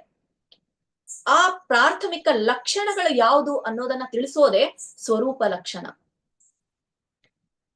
ಆಮೇಲೆ ಇನ್ನೊಂದಿರುವಂತದ್ದು ತಟಸ್ಥ ಲಕ್ಷಣ. ತಟಸ್ಥ ಅಂತಂದ್ರೆ ಈಗೆಲ್ಲ ನಾವು ಭೌತಿಕ ಜಗತ್ತಿನಲ್ಲಿ ಬಂದಿದ್ದೀವಿ. ಈ ದೇಹ ಇದೆ. ಈ ದೇಹ ಯಾವ್ದಕ್ಕಾಗಿದೆ ಅಂತಂದ್ರೆ ನಮ್ಮ ಒಂದು ಆತ್ಮವನ್ನ ಹೊರ್ಲಿಕ್ಕೆ ಇದೆ. ಆ ಹೊತ್ತಂತ ಆತ್ಮನ ದೇಹ ಏನ್ ಈ ಆತ್ಮವನ್ನ ಹೊತ್ತಿದೆಯೋ ಅದನ್ನ ನಾನು ಎಲ್ಲಿಗೆ ಕರ್ಕೊಂಡು ಹೋಗ್ಬೇಕು, ಅದೇ ತಟ. ಈಗ ಈ ದೇಹ ಆಧ್ಯಾತ್ಮಿಕ ಕಡೆ ಮುಖ ಮಾಡಿದಾಗ ಯಾವ ತರ ಇರ್ಬೇಕು, ಸ್ವರೂಪ ಶಕ್ತಿಯ ಕಡೆಗೆ ಮುಖ ಮಾಡಿದಾಗ ಯಾವ ತರ ಇರ್ಬೇಕು. ತಟ ಅಂತಂದ್ರೆ ಏನು? ದಡ. ಈಗ ಸಮುದ್ರ, ತುಂಬಾನೇ ನಿಮ್ಮ ಈ ಭಾಗದಲ್ಲಿ ಸಮುದ್ರಗಳಿರ್ಬೋದು. ಸಮುದ್ರದ ದಂಡೆಯಲ್ಲಿ ನೀವು ನಿಲ್ತೀರಾ, ಹೋಗಿ ಈಸಾಡಿ ಬಂದ್ರು ಸಮುದ್ರ ಮಧ್ಯದಲ್ಲಿವರೆಗೂ ಹೋಗೋದಿಲ್ಲ, ದಡಕ್ಕೆನೆ ನೀವು ನಿಲ್ಲೋದು ಎಲ್ರು ಕೂಡ. ಅದು ಒಂದು ತಟ, ಅದು ಒಂದು ದಡ ಅಂತ ಕರೀತೇವೆ. ಸೊ ನೀವು ದಡ ಮುಂದೆ ನೋಡಿದಾಗ ನಿಮ್ಗೆಲ್ಲ ಆಧ್ಯಾತ್ಮಿಕ ಜಗತ್ತು, ಹಿಂದೆ ನೋಡಿದಾಗ ಭೌತಿಕ ಜಗತ್ತು. ಈಗ ಈ ಒಂದು ದೇಹಧಾರಿಯಂತಹ ಆತ್ಮ ಅಂದ್ರೆ ನಾವೇನೆಲ್ಲ ಇಲ್ಲಿ ಈ ಸ್ವರೂಪವನ್ನ ಹೊತ್ತಂತವರ ಆಗಿದ್ದೀವೋ ಅವರು ನಮ್ಮ ಈ ಸ್ವರೂಪವನ್ನ ಅವ್ರು ಅರ್ತಿದ್ದೇ ಆಗಿದ್ರೆ ಆಧ್ಯಾತ್ಮಿಕದ ಕಡೆಗೆ ಮುಖವನ್ನ ಮಾಡ್ತಾರೆ.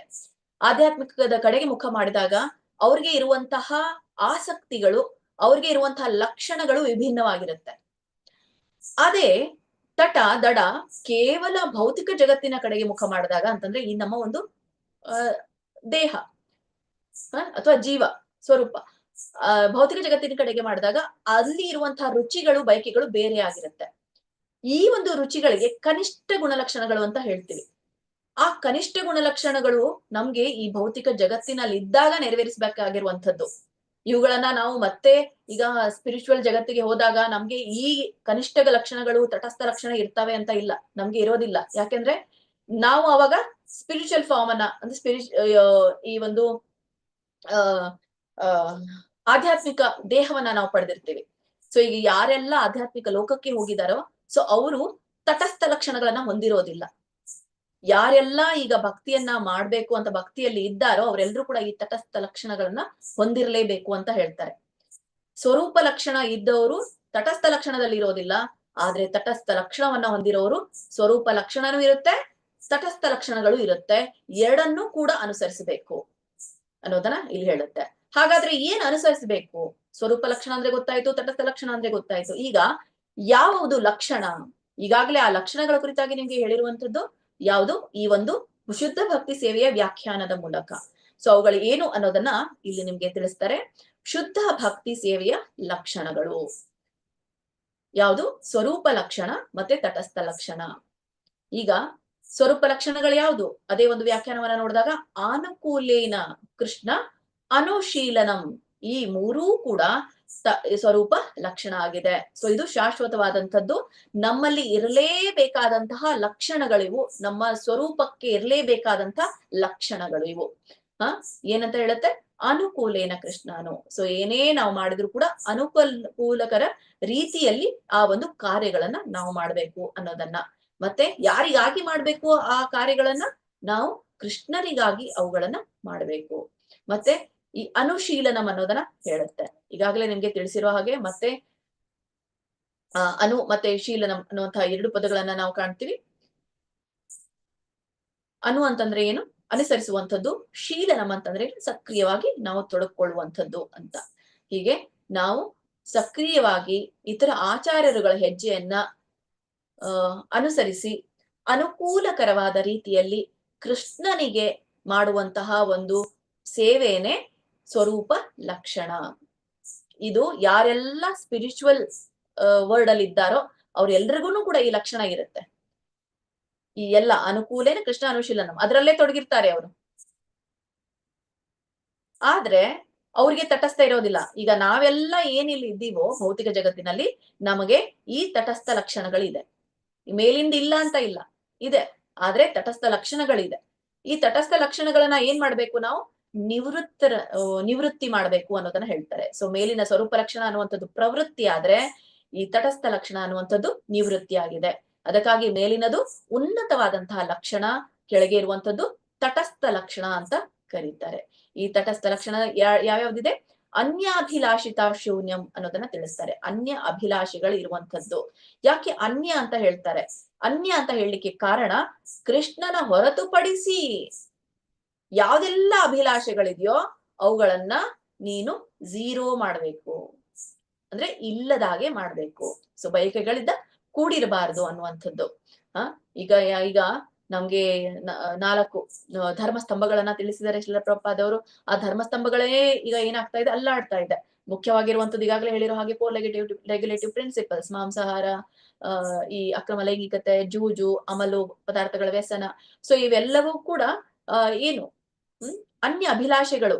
ಒಂದಿಲ್ಲ ಒಂದು ರೀತಿಯಿಂದ ತೊಡ್ಕೊಂಡಿರ್ತಾನೆ ಒಬ್ಬ ವ್ಯಕ್ತಿ. ಓಕೆ, ಇವೆಲ್ಲ ಪದಾರ್ಥದಲ್ಲಿ ಇರ್ಲಿಲ್ಲಂದ್ರೂ ಕೂಡ ಈ ಟೀ, ಕಾಫಿ ಇವು ಕೂಡ ಅಮಲು ಪದಾರ್ಥನೇ. ಇದು ಕೂಡ ಒಂದು ವ್ಯಸನಾನೆ.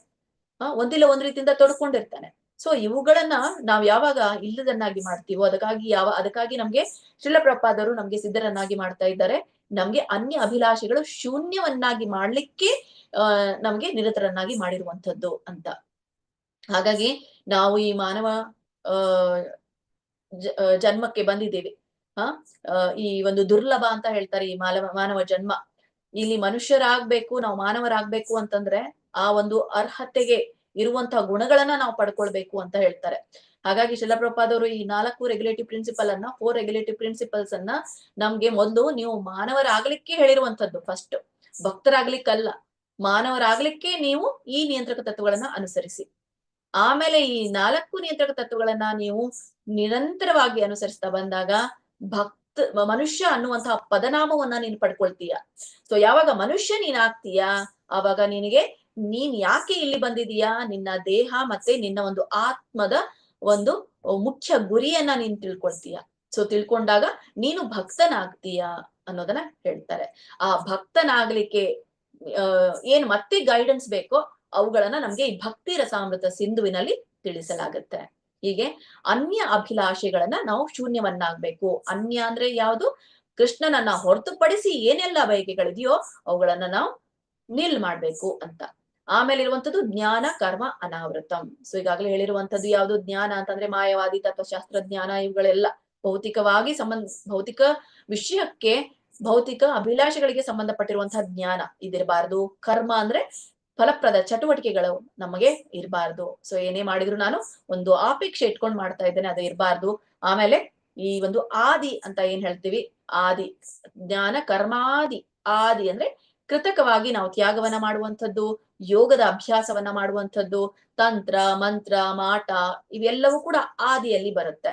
ಸೊ ಇವೆಲ್ಲವೂ ಕೂಡ ಅನಾವೃತಂ ಅಂತ ಹೇಳ್ತಾರೆ. ಅನಾವೃತಂ ಅಂತಂದ್ರೆ ಇವುಗಳು ಆವರಿಸಬಾರದು ಆ ಒಂದು ಭಕ್ತಿಗೆ, ಅಥವಾ ಇವುಗಳು ಇರಬಾರದು ಅನ್ನೋದನ್ನ ಇಲ್ಲಿ ತಿಳಿಸ್ತಾರೆ.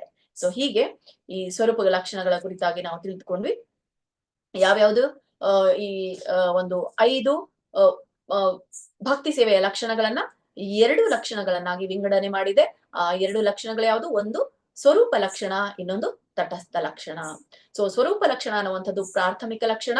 ಇದು ಶಾಶ್ವತವಾಗಿರುವಂಥದ್ದು, ಇದು ಇರುವಂಥದ್ದು ಅವಶ್ಯಕವಾಗಿರುವಂಥದ್ದು ಒಬ್ಬ ಭಕ್ತನಿಗೆ.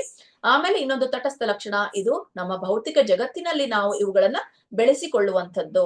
ನಿಯಂತ್ರಕ ತತ್ವಗಳನ್ನ ಅನುಸರಿಸಿ ನಾವು ಅದನ್ನ ಏನು ನಿಯಂತ್ರಣವನ್ನ ಮಾಡ್ತೀವೋ, ಏನು ನಾವು ನಿವೃತ್ತಿಯನ್ನ ಮಾಡ್ತೀವೋ, ಯಾವುಗಳನ್ನ ಬಿಡ್ತೀವೋ ಅದು ತಟಸ್ಥ ಲಕ್ಷಣ ಅಂತ ಕರೆಸ್ಕೊಳ್ಳುತ್ತೆ. ಇವುಗಳನ್ನೇ ಈ ಸ್ವರೂಪ ಲಕ್ಷಣನೇ ಮತ್ತೆ ಇನ್ನಷ್ಟು ವಿವರವಾಗಿ ನಿಮ್ಗೆ ತಿಳಿಸ್ತಾ ಹೋಗ್ತಾರೆ. ಸೊ ಅನುಕೂಲೇನ ಸ್ವರೂಪ ಲಕ್ಷಣದ ಮೊದಲಿದ್ದು ಅನುಕೂಲೇನ ಅನುಕೂಲಕರ. ಅನುಕೂಲಕರ ಅಂತಂದ್ರೆ ಎರಡು ತರನಾಗಿ ಅನುಕೂಲಕರವಾಗಿ ಇದೆ. ಸೊ ಒಂದು ಕೃಷ್ಣನನ್ನ ಮೆಚ್ಚಿಸುವಗೋಸ್ಕರ ನಾವು ಮಾಡುವಂತಹ ಒಂದು ಸೇವೆ ಭಕ್ತಿ. ಮತ್ತೆ ಇನ್ನೊಂದಿರುವಂತದ್ದು ಕೃಷ್ಣನನ್ನು ಮೆಚ್ಚಿಸುವ ಉದ್ದೇಶದಿಂದ ನಿರ್ವಹಿಸುವಂಥದ್ದು ಅಂತ ಹೇಳಿ. ಯಾಕೆ ಇಲ್ಲಿ ಕೃಷ್ಣನ ಮೆಚ್ಚಿಸುವುದು ಅಂತ ಹೇಳಿದ್ರೆ ಸಾಕಾಗಿತ್ತು, ಆದ್ರೆ ಇಲ್ಲಿ ಕೃಷ್ಣನನ್ನ ಮೆಚ್ಚಿಸುವ ಉದ್ದೇಶದಿಂದ ಅಂತ ಹೇಳ್ತಾರೆ. ಈಗ ಕೃಷ್ಣನನ್ನ ಮೆಚ್ಚಿಸ್ಲಿಕ್ಕೆ ಇರುವಂತದ್ದು ಯಾವುದು ಹೇಗೆ ಗೊತ್ತಾಗುತ್ತೆ? ಅದೇ ಅನುಶೀಲನ ಹೇಳಿದ್ವಿ ನಾವು ಹಿಂದಿನ ಆಚಾರ್ಯರುಗಳಿಂದ. ಮತ್ತೆ ಈ ಕೃಷ್ಣನನ್ನ ಮೆಚ್ಚಿಸುವ ಉದ್ದೇಶದಿಂದ ಅಂತಂದ್ರೆ ನಮ್ಗೆ ಪ್ರತಿಯೊಂದು ಕಾರ್ಯಕ್ಕೂ ಕೂಡ ಒಂದು ಉದ್ದೇಶ ಇರುತ್ತೆ. ಪ್ರತಿಯೊಂದು ಕಾರ್ಯಕ್ಕೂ ಒಂದು ಉದ್ದೇಶ ಇರುತ್ತೆ. ಯಾಕೆ ನಾವು ಒಂದು ಏನೇ ಮಾಡಿದ್ರು ಕೂಡ ಒಂದು ಪ್ರಜ್ಞೆಯಲ್ಲಿ ಮಾಡ್ಬೇಕು ಅಂತ ಹೇಳ್ತೀವಿ. ಸೊ ಎರಡು ತರನಾದಂತಹ ಪ್ರಜ್ಞೆಯನ್ನ ನಾವು ಕಾಣ್ತೀವಿ. ಒಂದು ಭೌತಿಕ ಪ್ರಜ್ಞೆ, ಇನ್ನೊಂದು ಭಗವತ್ ಪ್ರಜ್ಞೆ ಅಂತ ಹೇಳಿ. ಇಲ್ಲಿ ಭಗವತ್ ಪ್ರಜ್ಞೆಯನ್ನ ಇಟ್ಕೊಂಡು ಮಾಡಿದಾಗ ಅದೇನಂತ ಕರೆಸ್ಕೊಳ್ಳುತ್ತೆ? ಅದು ಕೃಷ್ಣನ ಕೇಂದ್ರೀಕರಿಸಿ ಮಾಡಿರುವಂತಹ ಒಂದು ಉದ್ದೇಶ ಅಥವಾ ಕೃಷ್ಣನನ್ನ ಮೆಚ್ಚಿಸುವ ಉದ್ದೇಶದಿಂದ ಮಾಡಿರುವಂತದ್ದು ಅಂತ ಅದು ಕರೆಸ್ಕೊಳ್ಳುತ್ತೆ. ಯಾವಾಗ ಅದೇ ಕೃಷ್ಣನನ್ನ ಮೆಚ್ಚಿಸ್ಲಿಕ್ಕೆ ಇರೋದಿಲ್ವಾ ಉದ್ದೇಶ? ಸೊ ಇಲ್ಲಿ ನಮ್ಗೆ ಶ್ರೀಮದ್ ಭಗವದ್ಗೀತೆಯಲ್ಲಿ ಸೊ ಒಂದು ಶ್ಲೋಕದಲ್ಲಿ ನಾವು ಕಾಣ್ತೇವೆ, ನಹೈ ಕಶ್ಚಿತ್ ಕ್ಷಣಮಪಿ ಜಾತು ತಿಷ್ಟತ್ಯ ಕರ್ಮಕೃತ್ ಅಂತ ಹೇಳಿ. ಅಂದ್ರೆ ಒಬ್ಬ ವ್ಯಕ್ತಿ ಒಂದು ಕ್ಷಣವೂ ಯಾವ್ದು ಕ್ರಿಯೆಯನ್ನ ಮಾಡದೆ ಇರ್ಲಿಕ್ಕೆ ಆಗೋದಿಲ್ಲ. ಒಂದಿಲ್ಲ ಒಂದು ರೀತಿಯಿಂದ ನಾವು ತೊಡಗಿರ್ತೀವಿ. ಅದೇ ನಾವು ಪ್ರಜ್ಞೆ ಅಂತ ಹೇಳ್ತೇವೆ. ಒಂದಿಲ್ಲ ಒಂದು ರೀತಿಯಿಂದ ನಾವು ತೊಡಗಿರ್ತೀವಿ. ಭೌತಿಕ ಕರ್ಮಗಳಲ್ಲಿ, ಭೌತಿಕ ಕ್ರಿಯೆಗಳಲ್ಲಿ ಅಥವಾ ಆಧ್ಯಾತ್ಮಿಕ ಕ್ರಿಯೆಗಳಲ್ಲಿ ಒಂದಿಲ್ಲ ಒಂದು ರೀತಿಯನ್ನ ನಾವು ತೊಡಗಿಸ್ಕೊಂಡೇ. ಹಾಗೆ ಆ ಒಂದು ತೊಡಗಿಸ್ಕೊಳ್ಳುವಾಗ ನಮ್ಗೆ ಒಂದು ಉದ್ದೇಶ ಕೂಡ ಇರುತ್ತೆ, ಹೌದು ತಾನೆ? ಸೊ ಆ ಉದ್ದೇಶ ಇಲ್ಲಿ ಭಗವಂತನನ್ನ ಮೆಚ್ಚಿಸ್ಲಿಕ್ಕೆ ಇರ್ಬೇಕು ಅಂತ ಹೇಳ್ತಾರೆ. ಈಗ ಉದಾಹರಣೆಗೆ ನಿಮ್ಗೆ ದಾಮೋದರ ಲೀಲೆಯಲ್ಲಿ ಯಶೋಧ ಮಾತೆಯ ಒಂದು ಕಥೆ ತುಂಬಾನೇ ನೆನಪಿರ್ಬೋದು. ಯಾಕೆ ದಾಮ ಮತ್ತೆ ಉದರ ಯಾಕೆ ಕೃಷ್ಣನನ್ನ ಒಂದು ಕೋಲನ್ನ ಹಿಡ್ಕೊಂಡು ಯಶೋದೆ ಮಾತೆ ಹಿಂದಿಂದ ಓಡ್ತಾ ಇದ್ರು? ಸೊ ಇದಕ್ಕೇನಂತ ಹೇಳೋಣ ನಾವು? ಭಗವಂತ ಇದನ್ನ ನೋಡಿದ್ರೆ ಮೆಚ್ಚಲ್ಲ, ಭಗವಂತ ಆಳ್ತಿದ್ರು, ಓಡ್ತಾ ಇದ್ರು, ಮತ್ತೆ ಸಿಟ್ಟಿನಿಂದ ಯಶೋದೆಯನ್ನು ಕೂಡ ಅವರು ವೀಕ್ಷಿಸ್ತಾ ಇದ್ರು. ಸೊ ಇದ್ರ ಅರ್ಥ ಏನು? ಕೃಷ್ಣನಿಗೆ ಇದು ಮೆಚ್ಚುಗೆ ಆಗಿಲ್ಲ ಅಂತ ಅರ್ಥನಾ? ಹಾಗಿಲ್ಲ. ಆದ್ರೆ ಆ ಯಶೋದೆ ಮಾತೆಯ ಉದ್ದೇಶ ಏನಾಗಿತ್ತು? ಕೃಷ್ಣನನ್ನ ಮೆಚ್ಚಿಸ್ಲಿಕ್ಕೆ ಆಗಿತ್ತು. ಉದ್ದೇಶ ಸರಿಯಾಗಿತ್ತು. ಅದೇ ನಾವು ಮೇಲು ನೋಟಕ್ಕೆ ನೋಡಿದಾಗ ಈ ಕಂಸ, ರಾವಣ, ಹಿರಣ್ಯಕಶಿಪು ಇವರೆಲ್ಲರೂ ಕೂಡ ಸದಾ ಭಗವಂತನ ಧ್ಯಾನದಲ್ಲಿದ್ರು. ಸೊ ಮುಖ್ಯವಾಗಿ ನಾವು ಕಂಸನ ಒಂದು ಉದಾಹರಣೆಯನ್ನ ತಗೊಂಡಾಗ ಸೊ ಯಾವಾಗ್ಲೂ ಕೂಡ ಕೃಷ್ಣನ ಒಂದು ಧ್ಯಾನದಲ್ಲೇ ಇದ್ದರು ಅಂತ ಅದರ ಅರ್ಥ ಕೃಷ್ಣ ಪ್ರಜ್ಞೆಯಲ್ಲೇ ಇದ್ರು ಅಂತ ನಾವು ಹೇಳ್ಬಹುದು. ಸೊ ಆದ್ರೆ ಅವ್ರ ಉದ್ದೇಶ ಏನಾಗಿತ್ತು? ಕೃಷ್ಣನನ್ನ ಮೆಚ್ಚಿಸ್ಲಿಕ್ಕೆ ಇರ್ಲಿಲ್ಲ. ಮತ್ತೆ ಕೃಷ್ಣನ ಯಾರೆಲ್ಲಾ ಸ್ನೇಹಿತರಿದ್ದಾರೋ, ಭಕ್ತರಿದ್ದಾರೋ ಸೊ ಅವ್ರಿಗೂ ಕೂಡ ಹಾನಿಯನ್ನ ಉಂಟು ಮಾಡಿದಂಥವ್ರು ಅವರೆಲ್ಲ. ಸೊ ಹಾಗಾಗಿ ಉದ್ದೇಶ ಸರಿಯಾಗಿರ್ಲಿಲ್ಲ. ಒಬ್ಬ ವ್ಯಕ್ತಿ ಏನೇ ಮಾಡಿದ್ರು ಕೂಡ ಉದ್ದೇಶ ಸರಿಯಾಗಿರ್ಬೇಕು. ಸೊ ಅದೇ ಭಗವತ್ ಪ್ರಜ್ಞೆಯಲ್ಲಿರ್ಬೇಕು, ಭೌತಿಕ ಪ್ರಜ್ಞೆಯಲ್ಲಿ ಇರಬಾರ್ದು. ಅದಕ್ಕಾಗಿ ಒಬ್ಬ ವ್ಯಕ್ತಿ ಒಂದಿಲ್ಲ ಒಂದು ರೀತಿಯಿಂದ ಒಂದು ಕಾರ್ಯದಲ್ಲಿ ತೊಡಗಿರ್ತಾನೆ. ಸೊ ಅದಕ್ಕೊಂದು ಉದ್ದೇಶ ಇರುತ್ತೆ. ಅದಕ್ಕಾಗಿ ಅವನ ಪ್ರಜ್ಞೆ ಏನಿರ್ಬೇಕು? ಭಗವತ್ ಪ್ರಜ್ಞೆಯಲ್ಲಿ ಇರಬೇಕು. ಸೊ ಕೃಷ್ಣನನ್ನ ಮೆಚ್ಚಿಸುವ ಉದ್ದೇಶದಿಂದ ಅವನು ಆ ಕಾರ್ಯಗಳನ್ನ ನಿರ್ವಹಿಸಬೇಕು ಅನ್ನೋದನ್ನ ಹೇಳ್ತಾರೆ.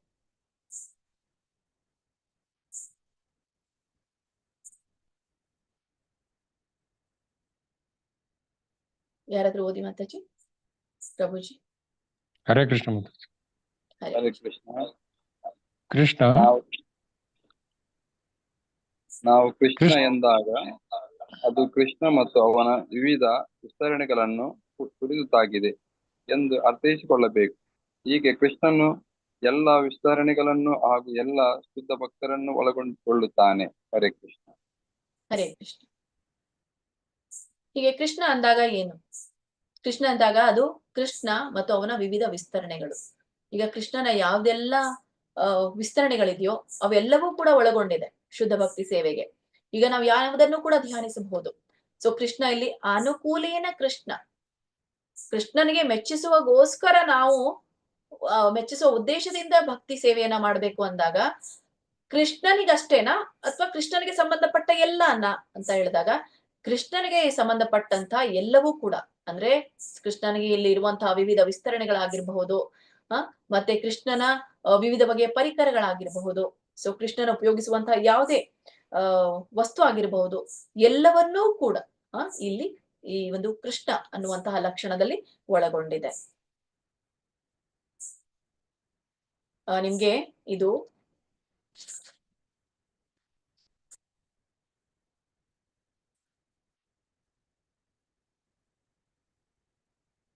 ನೀವು ಭಕ್ತಿರಸಾಮೃತ ಪುಸ್ತಕವನ್ನ ತೆರೆದಾಗ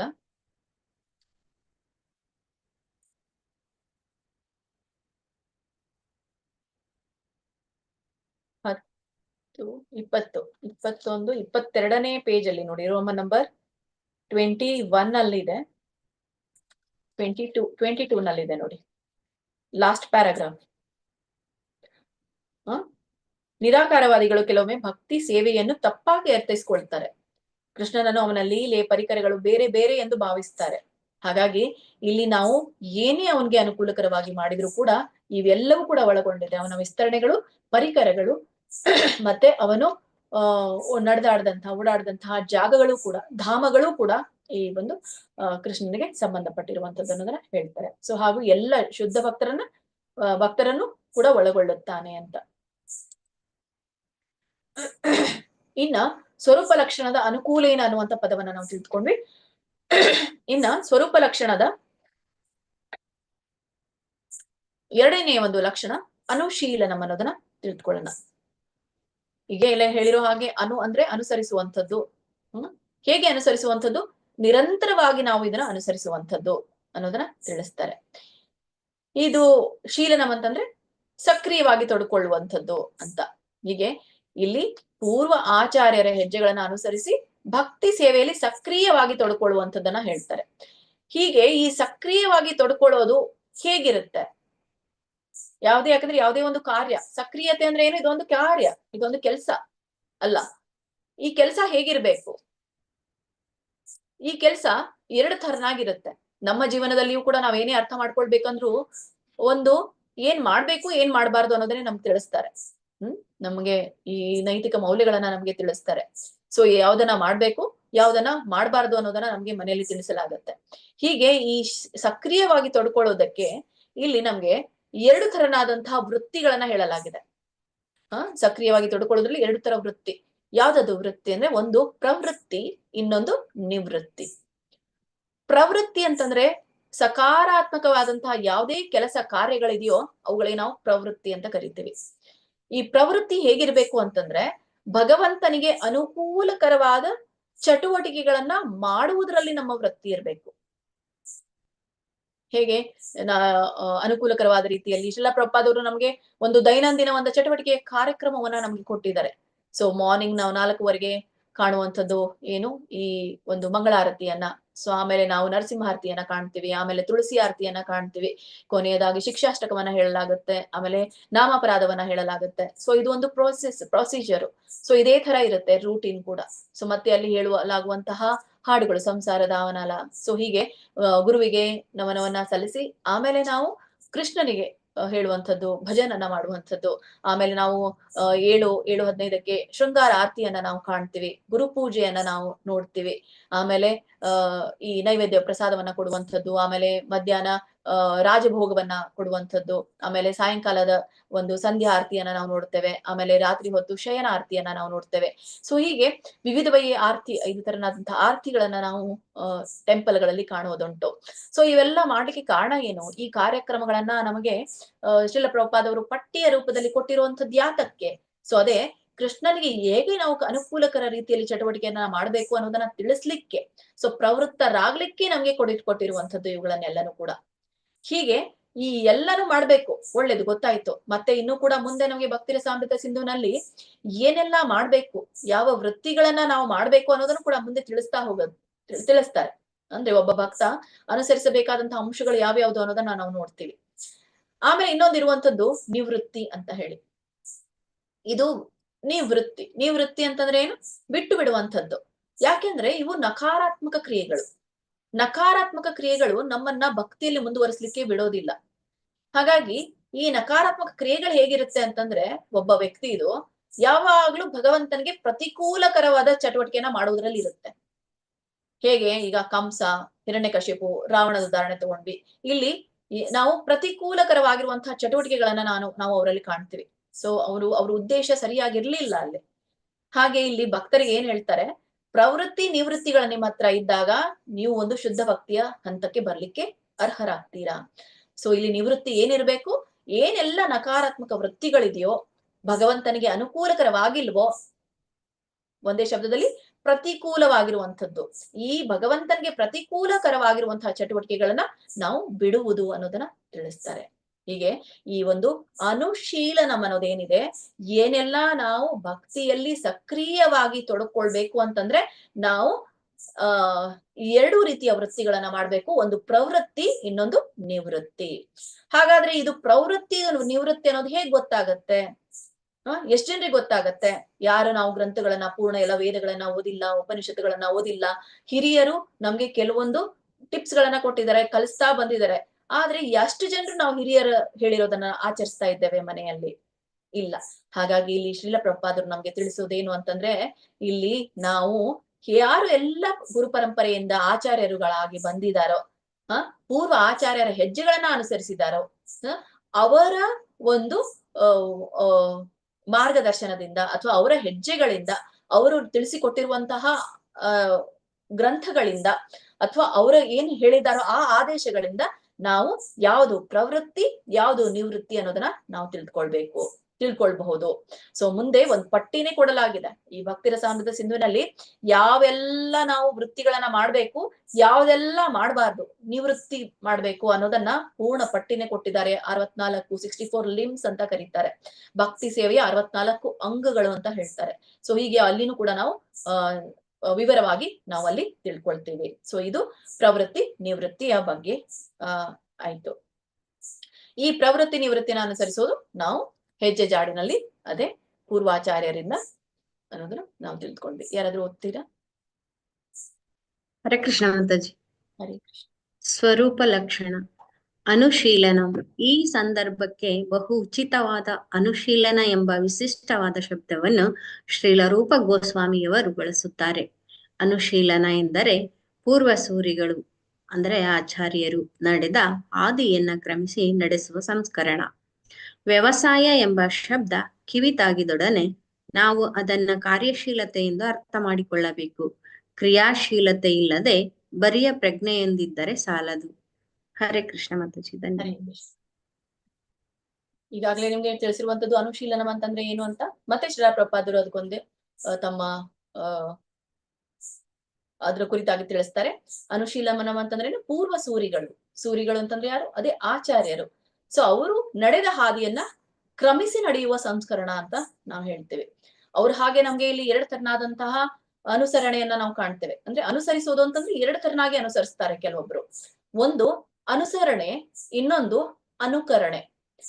ಈ ಅನುಕರಣೆ ಅನ್ನುವಂಥದ್ದು, ಅನುಕರಣೆ ನಿವೃತ್ತಿ, ಅನುಸರಣೆ ಪ್ರವೃತ್ತಿ. ಅನುಸರಣೆ ಅನ್ನುವಂಥದ್ದು ನಾವು ಮಾಡ್ಬೇಕು, ಅನುಕರಣೆ ಅನ್ನೋದನ್ನ ನಾವು ನಿವೃತ್ತಿ ಮಾಡ್ಬೇಕು, ಅಂದ್ರೆ ಬಿಡ್ಬೇಕು.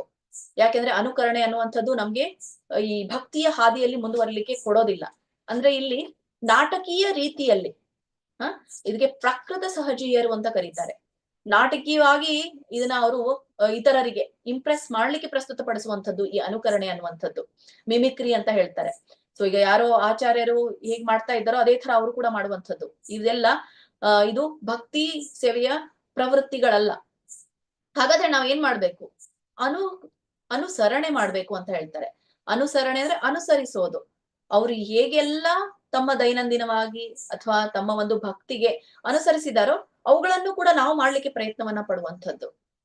ಅವ್ರು ಹಾಗೆ ಮಾಡ್ಲಿಕ್ಕೆ ಆಗೋದಿಲ್ಲ, ಆದ್ರೂ ಕೂಡ ನಾವು ಅದನ್ನ ಪ್ರಯತ್ನವನ್ನ ಪಡುವಂಥದ್ದು. ಇದಕ್ಕೆ ಹಾದಿಯನ್ನ, ಈ ಆಚಾರ್ಯರ ಹಾದಿಗಳನ್ನ ಕ್ರಮಿಸುವಂತಹ ಸಂಸ್ಕರಣ ಅಂತ ಕರೀತಾರೆ. ಯಾಕೆಂದ್ರೆ ಅವ್ರ ಹಾದಿಯಲ್ಲೇ ನಾವು ಕೂಡ ನಡೀತಾ ಇದ್ದೇವೆ.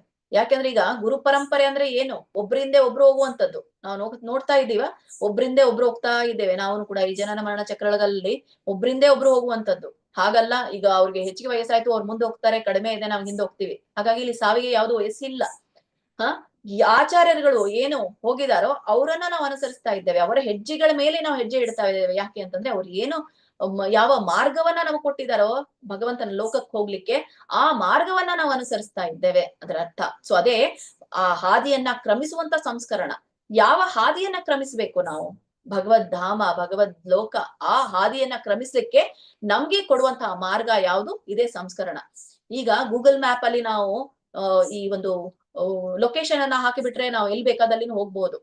ಅಲ್ಲಿ ನಮ್ಗೆ ಗೂಗಲ್ ಮ್ಯಾಪ್ ತಿಳಿಸುತ್ತೆ ಭೌತಿಕವಾಗಿ ನಾವು ನೋಡಿದಾಗ.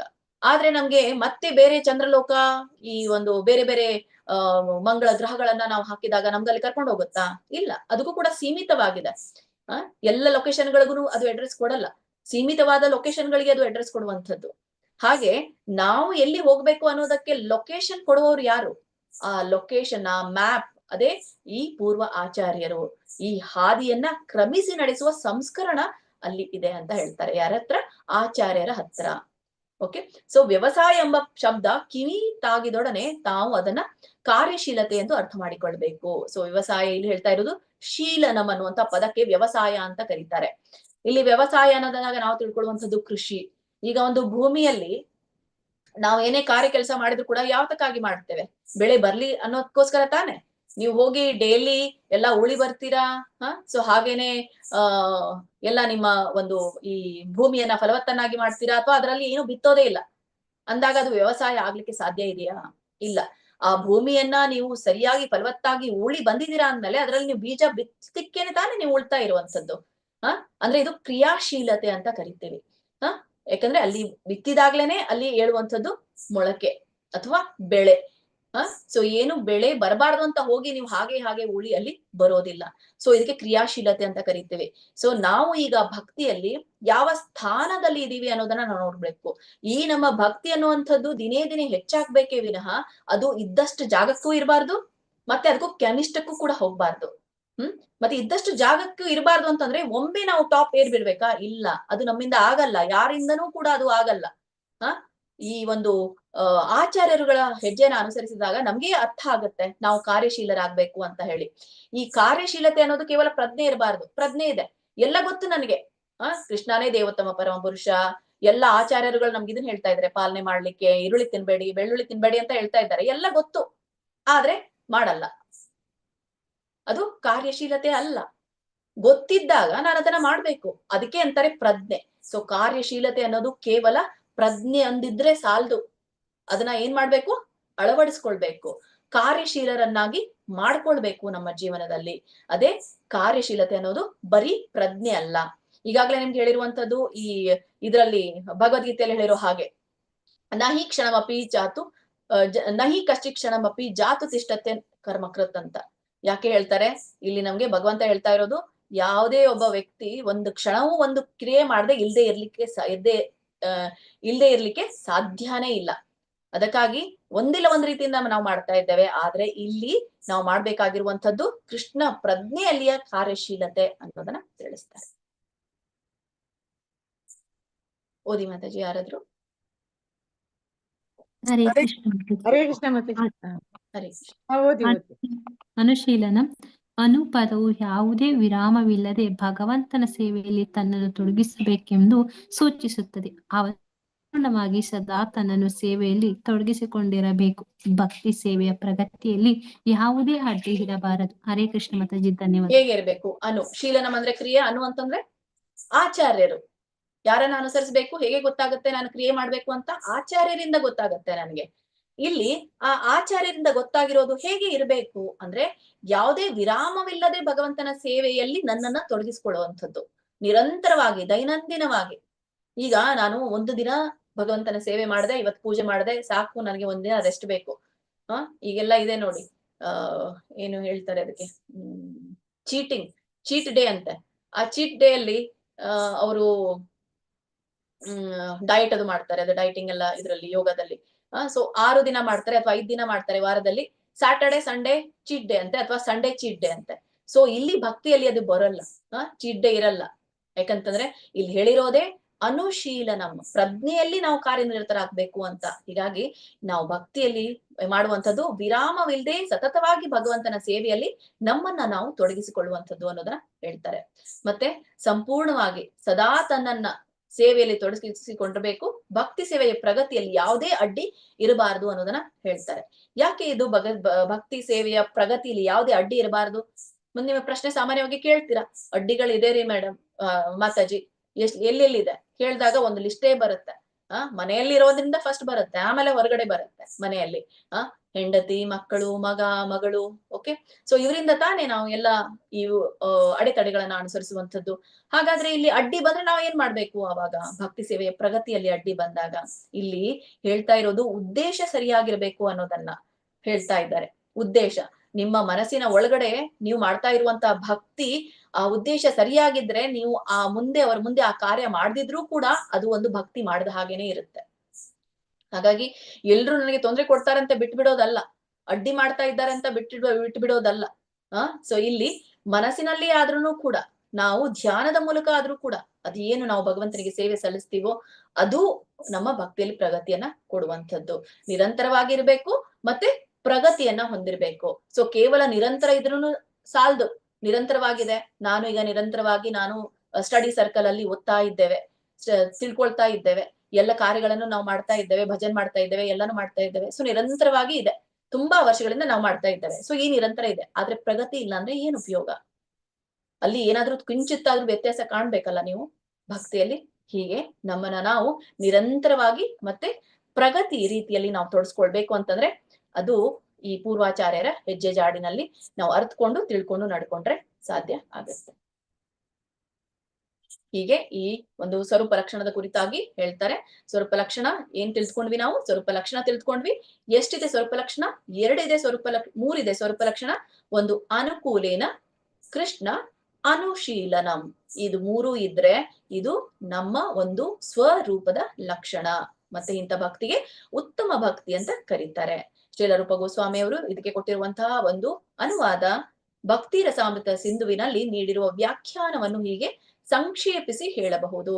ಅಂತಹ ಭಕ್ತನ ಸೇವೆಯು ಅನುಕೂಲಕರವಾದದ್ದು ಮತ್ತು ಅದು ಸದಾ ಕೃಷ್ಣನಿಗೆ ಸಂಬಂಧಿಸಿದಂತೆ ಇರುತ್ತದೆ. ಸೊ ಏನೇ ಇದ್ರೂ ಕೃಷ್ಣನಿಗೆ ಸಂಬಂಧಿಸಿದಂತೆ ಇರುತ್ತೆ ಮತ್ತೆ ಅನುಕೂಲಕರವಾಗಿ ಇರುತ್ತೆ. ಹೀಗೆ ನಾವು ಸ್ವರೂಪ ಲಕ್ಷಣಗಳು ಅನುಕೂಲೇನ ಅಂದ್ರೆ ಕೃಷ್ಣನು ಅದರಿಂದ ಆನಂದವನ್ನ ಪಡೆಯಬೇಕು, ಏನೇ ಮಾಡಿದ್ರು ಆನಂದವನ್ನ ಪಡೆಯಬೇಕು. ಸೊ ಯಶೋದೆ ಮಾತೆ ಒಂದು ಕೋಲನ ಹಿಡ್ಕೊಂಡು ಕೃಷ್ಣನ ಹಿಂದೆ ಓಡಿದ್ರು ಕೂಡ ಅವನು ಸದಾ ಆನಂದವನ್ನ ಪಡಿತಾ ಇದ್ದ. ಸೊ ಕೃಷ್ಣನ ಬಗೆಗಿನ ಭಕ್ತನ ಮನೋಭಾವವು ಅನುಕೂಲಕರವಾಗಿರ್ಬೇಕು. ಸೊ ಅವನ ಒಂದು ಮನಸ್ಸಿನ ಉದ್ದೇಶ ಅನುಕೂಲಕರವಾಗಿರ್ಬೇಕು. ಕೃಷ್ಣನನ್ನ ಪ್ರಸನ್ನನನ್ನಾಗಿ ಮಾಡ್ಬೇಕು ಮತ್ತೆ ಕೃಷ್ಣನ ಭಕ್ತರನ್ನ ನಿಂದಿಸುವ ಹಾಗೆ ಇರಬಾರದು. ಕೃಷ್ಣ ಅಂತಂದ್ರೆ ಕೃಷ್ಣ ಮತ್ತೆ ಅವನ ವಿವಿಧ ವಿಸ್ತರಣೆಗಳು ಯಾವ್ಯಾವಿದೆಯೋ ಅವೆಲ್ಲವೂ ಕೂಡ, ಮತ್ತೆ ಕೃಷ್ಣನ ಪರಿಕರಗಳು, ಮತ್ತೆ ಕೃಷ್ಣನ ಯಾರೆಲ್ಲ ಶುದ್ಧ ಭಕ್ತರಿದ್ದಾರೋ, ಯಾರೆಲ್ಲ ಆಚಾರ್ಯರುಗಳಿದ್ದಾರೋ, ಸೊ ಅವರೂ ಕೂಡ ಇಲ್ಲಿ ಅವ್ರಿಗೂ ಕೂಡ ಅನುಕೂಲಕರವಾದ ರೀತಿಯಲ್ಲಿ ನಾವು ಮಾಡ್ಬೇಕು. ಅನುಶೀಲನಂ ಅಂತಂದ್ರೆ ಇಲ್ಲಿ ಸ್ಥಿರವಾದಂತಹ ಚಟುವಟಿಕೆ ಹೇಗಿರ್ಬೇಕು? ಪೂರ್ವಾಚಾರ್ಯರನ್ನ ಅನುಸರಿಸಿ ನಾವು ಆ ಚಟುವಟಿಕೆಯನ್ನ ಮಾಡ್ಬೇಕು. ಆಗ್ಲೇನೆ ನಮ್ಗೆ ಗೊತ್ತಾಗೋದು ಯಾವ್ದ್ ಮಾಡ್ಬೇಕು ಯಾವ್ದ್ ಮಾಡ್ಬಾರ್ದು ಅನ್ನೋದು ತಿಳಿಯುತ್ತೆ. ಮುಂದೆ ತಟಸ್ಥ ಲಕ್ಷಣಗಳ ಕುರಿತಾಗಿ ತಿಳಿದುಕೊಂಡ್ವಿ. ಅನ್ಯಾಭಿಲಾಷಿತಾ ಶೂನ್ಯಂ ಅಂತ ಹೇಳ್ತಾರೆ. ಅನ್ಯ ಅಂತಂದ್ರೆ ಇತರ ಚಟುವಟಿಕೆಗಳ ಕುರಿತಾಗಿ ನಾವು ತಿಳಿದುಕೊಂಡ್ವಿ. ಯಾವ್ದೆಲ್ಲ ಇತರ ಚಟುವಟಿಕೆಗಳು? ಅನ್ಯ ಅಭಿಲಾಷಿತ. ಅನ್ಯ ಅಂದ್ರೆ ಕೃಷ್ಣನನ್ನ ಹೊರತುಪಡಿಸಿ ಬೇರೆ ಎಲ್ಲ ಕಾರ್ಯಗಳನ್ನ ನಾವು ಬಿಡಬೇಕು. ಅಭಿಲಾಷೆ ಅಂದ್ರೆ ಇಚ್ಛೆ, ಕಾಮನೆಗಳು. ಹಿತ ಅಂತಂದ್ರೆ ಇಲ್ಲಿ ಹೇಳ್ತಾ ಇರುವಂತದ್ದು ಪ್ರೇರಣೆ. ಸೊ ಯಾವ ಪ್ರೇರಣೆ? ಭೌತಿಕ ಕಾರ್ಯಗಳನ್ನ ಮಾಡ್ಲಿಕ್ಕೆ ಇರುವಂತಹ ಪ್ರೇರಣೆಗಳು ನಮ್ಗೆ ಪ್ರೇರೇಪಿಸುವಂಥದ್ದು. ಈಗ ನಾನು ಕೃಷ್ಣ ಪ್ರಜ್ಞೆಯಲ್ಲಿ ಇದ್ರೂ ಕೂಡ ಯಾವುದೇ ಒಂದು ಮನೋಭಿಲಾಷೆಗೆ ನಾನು ಬೇರೆ ದೇವಾನುದೇವತೆಗಳನ್ನ ಮೊರೆ ಹೋಗುವಂಥದ್ದು ಅಥವಾ ನಾನು ಅವರಿಂದ ಪ್ರೇರಣೆಯನ್ನ ಪಡೆಯುವಂಥದ್ದು.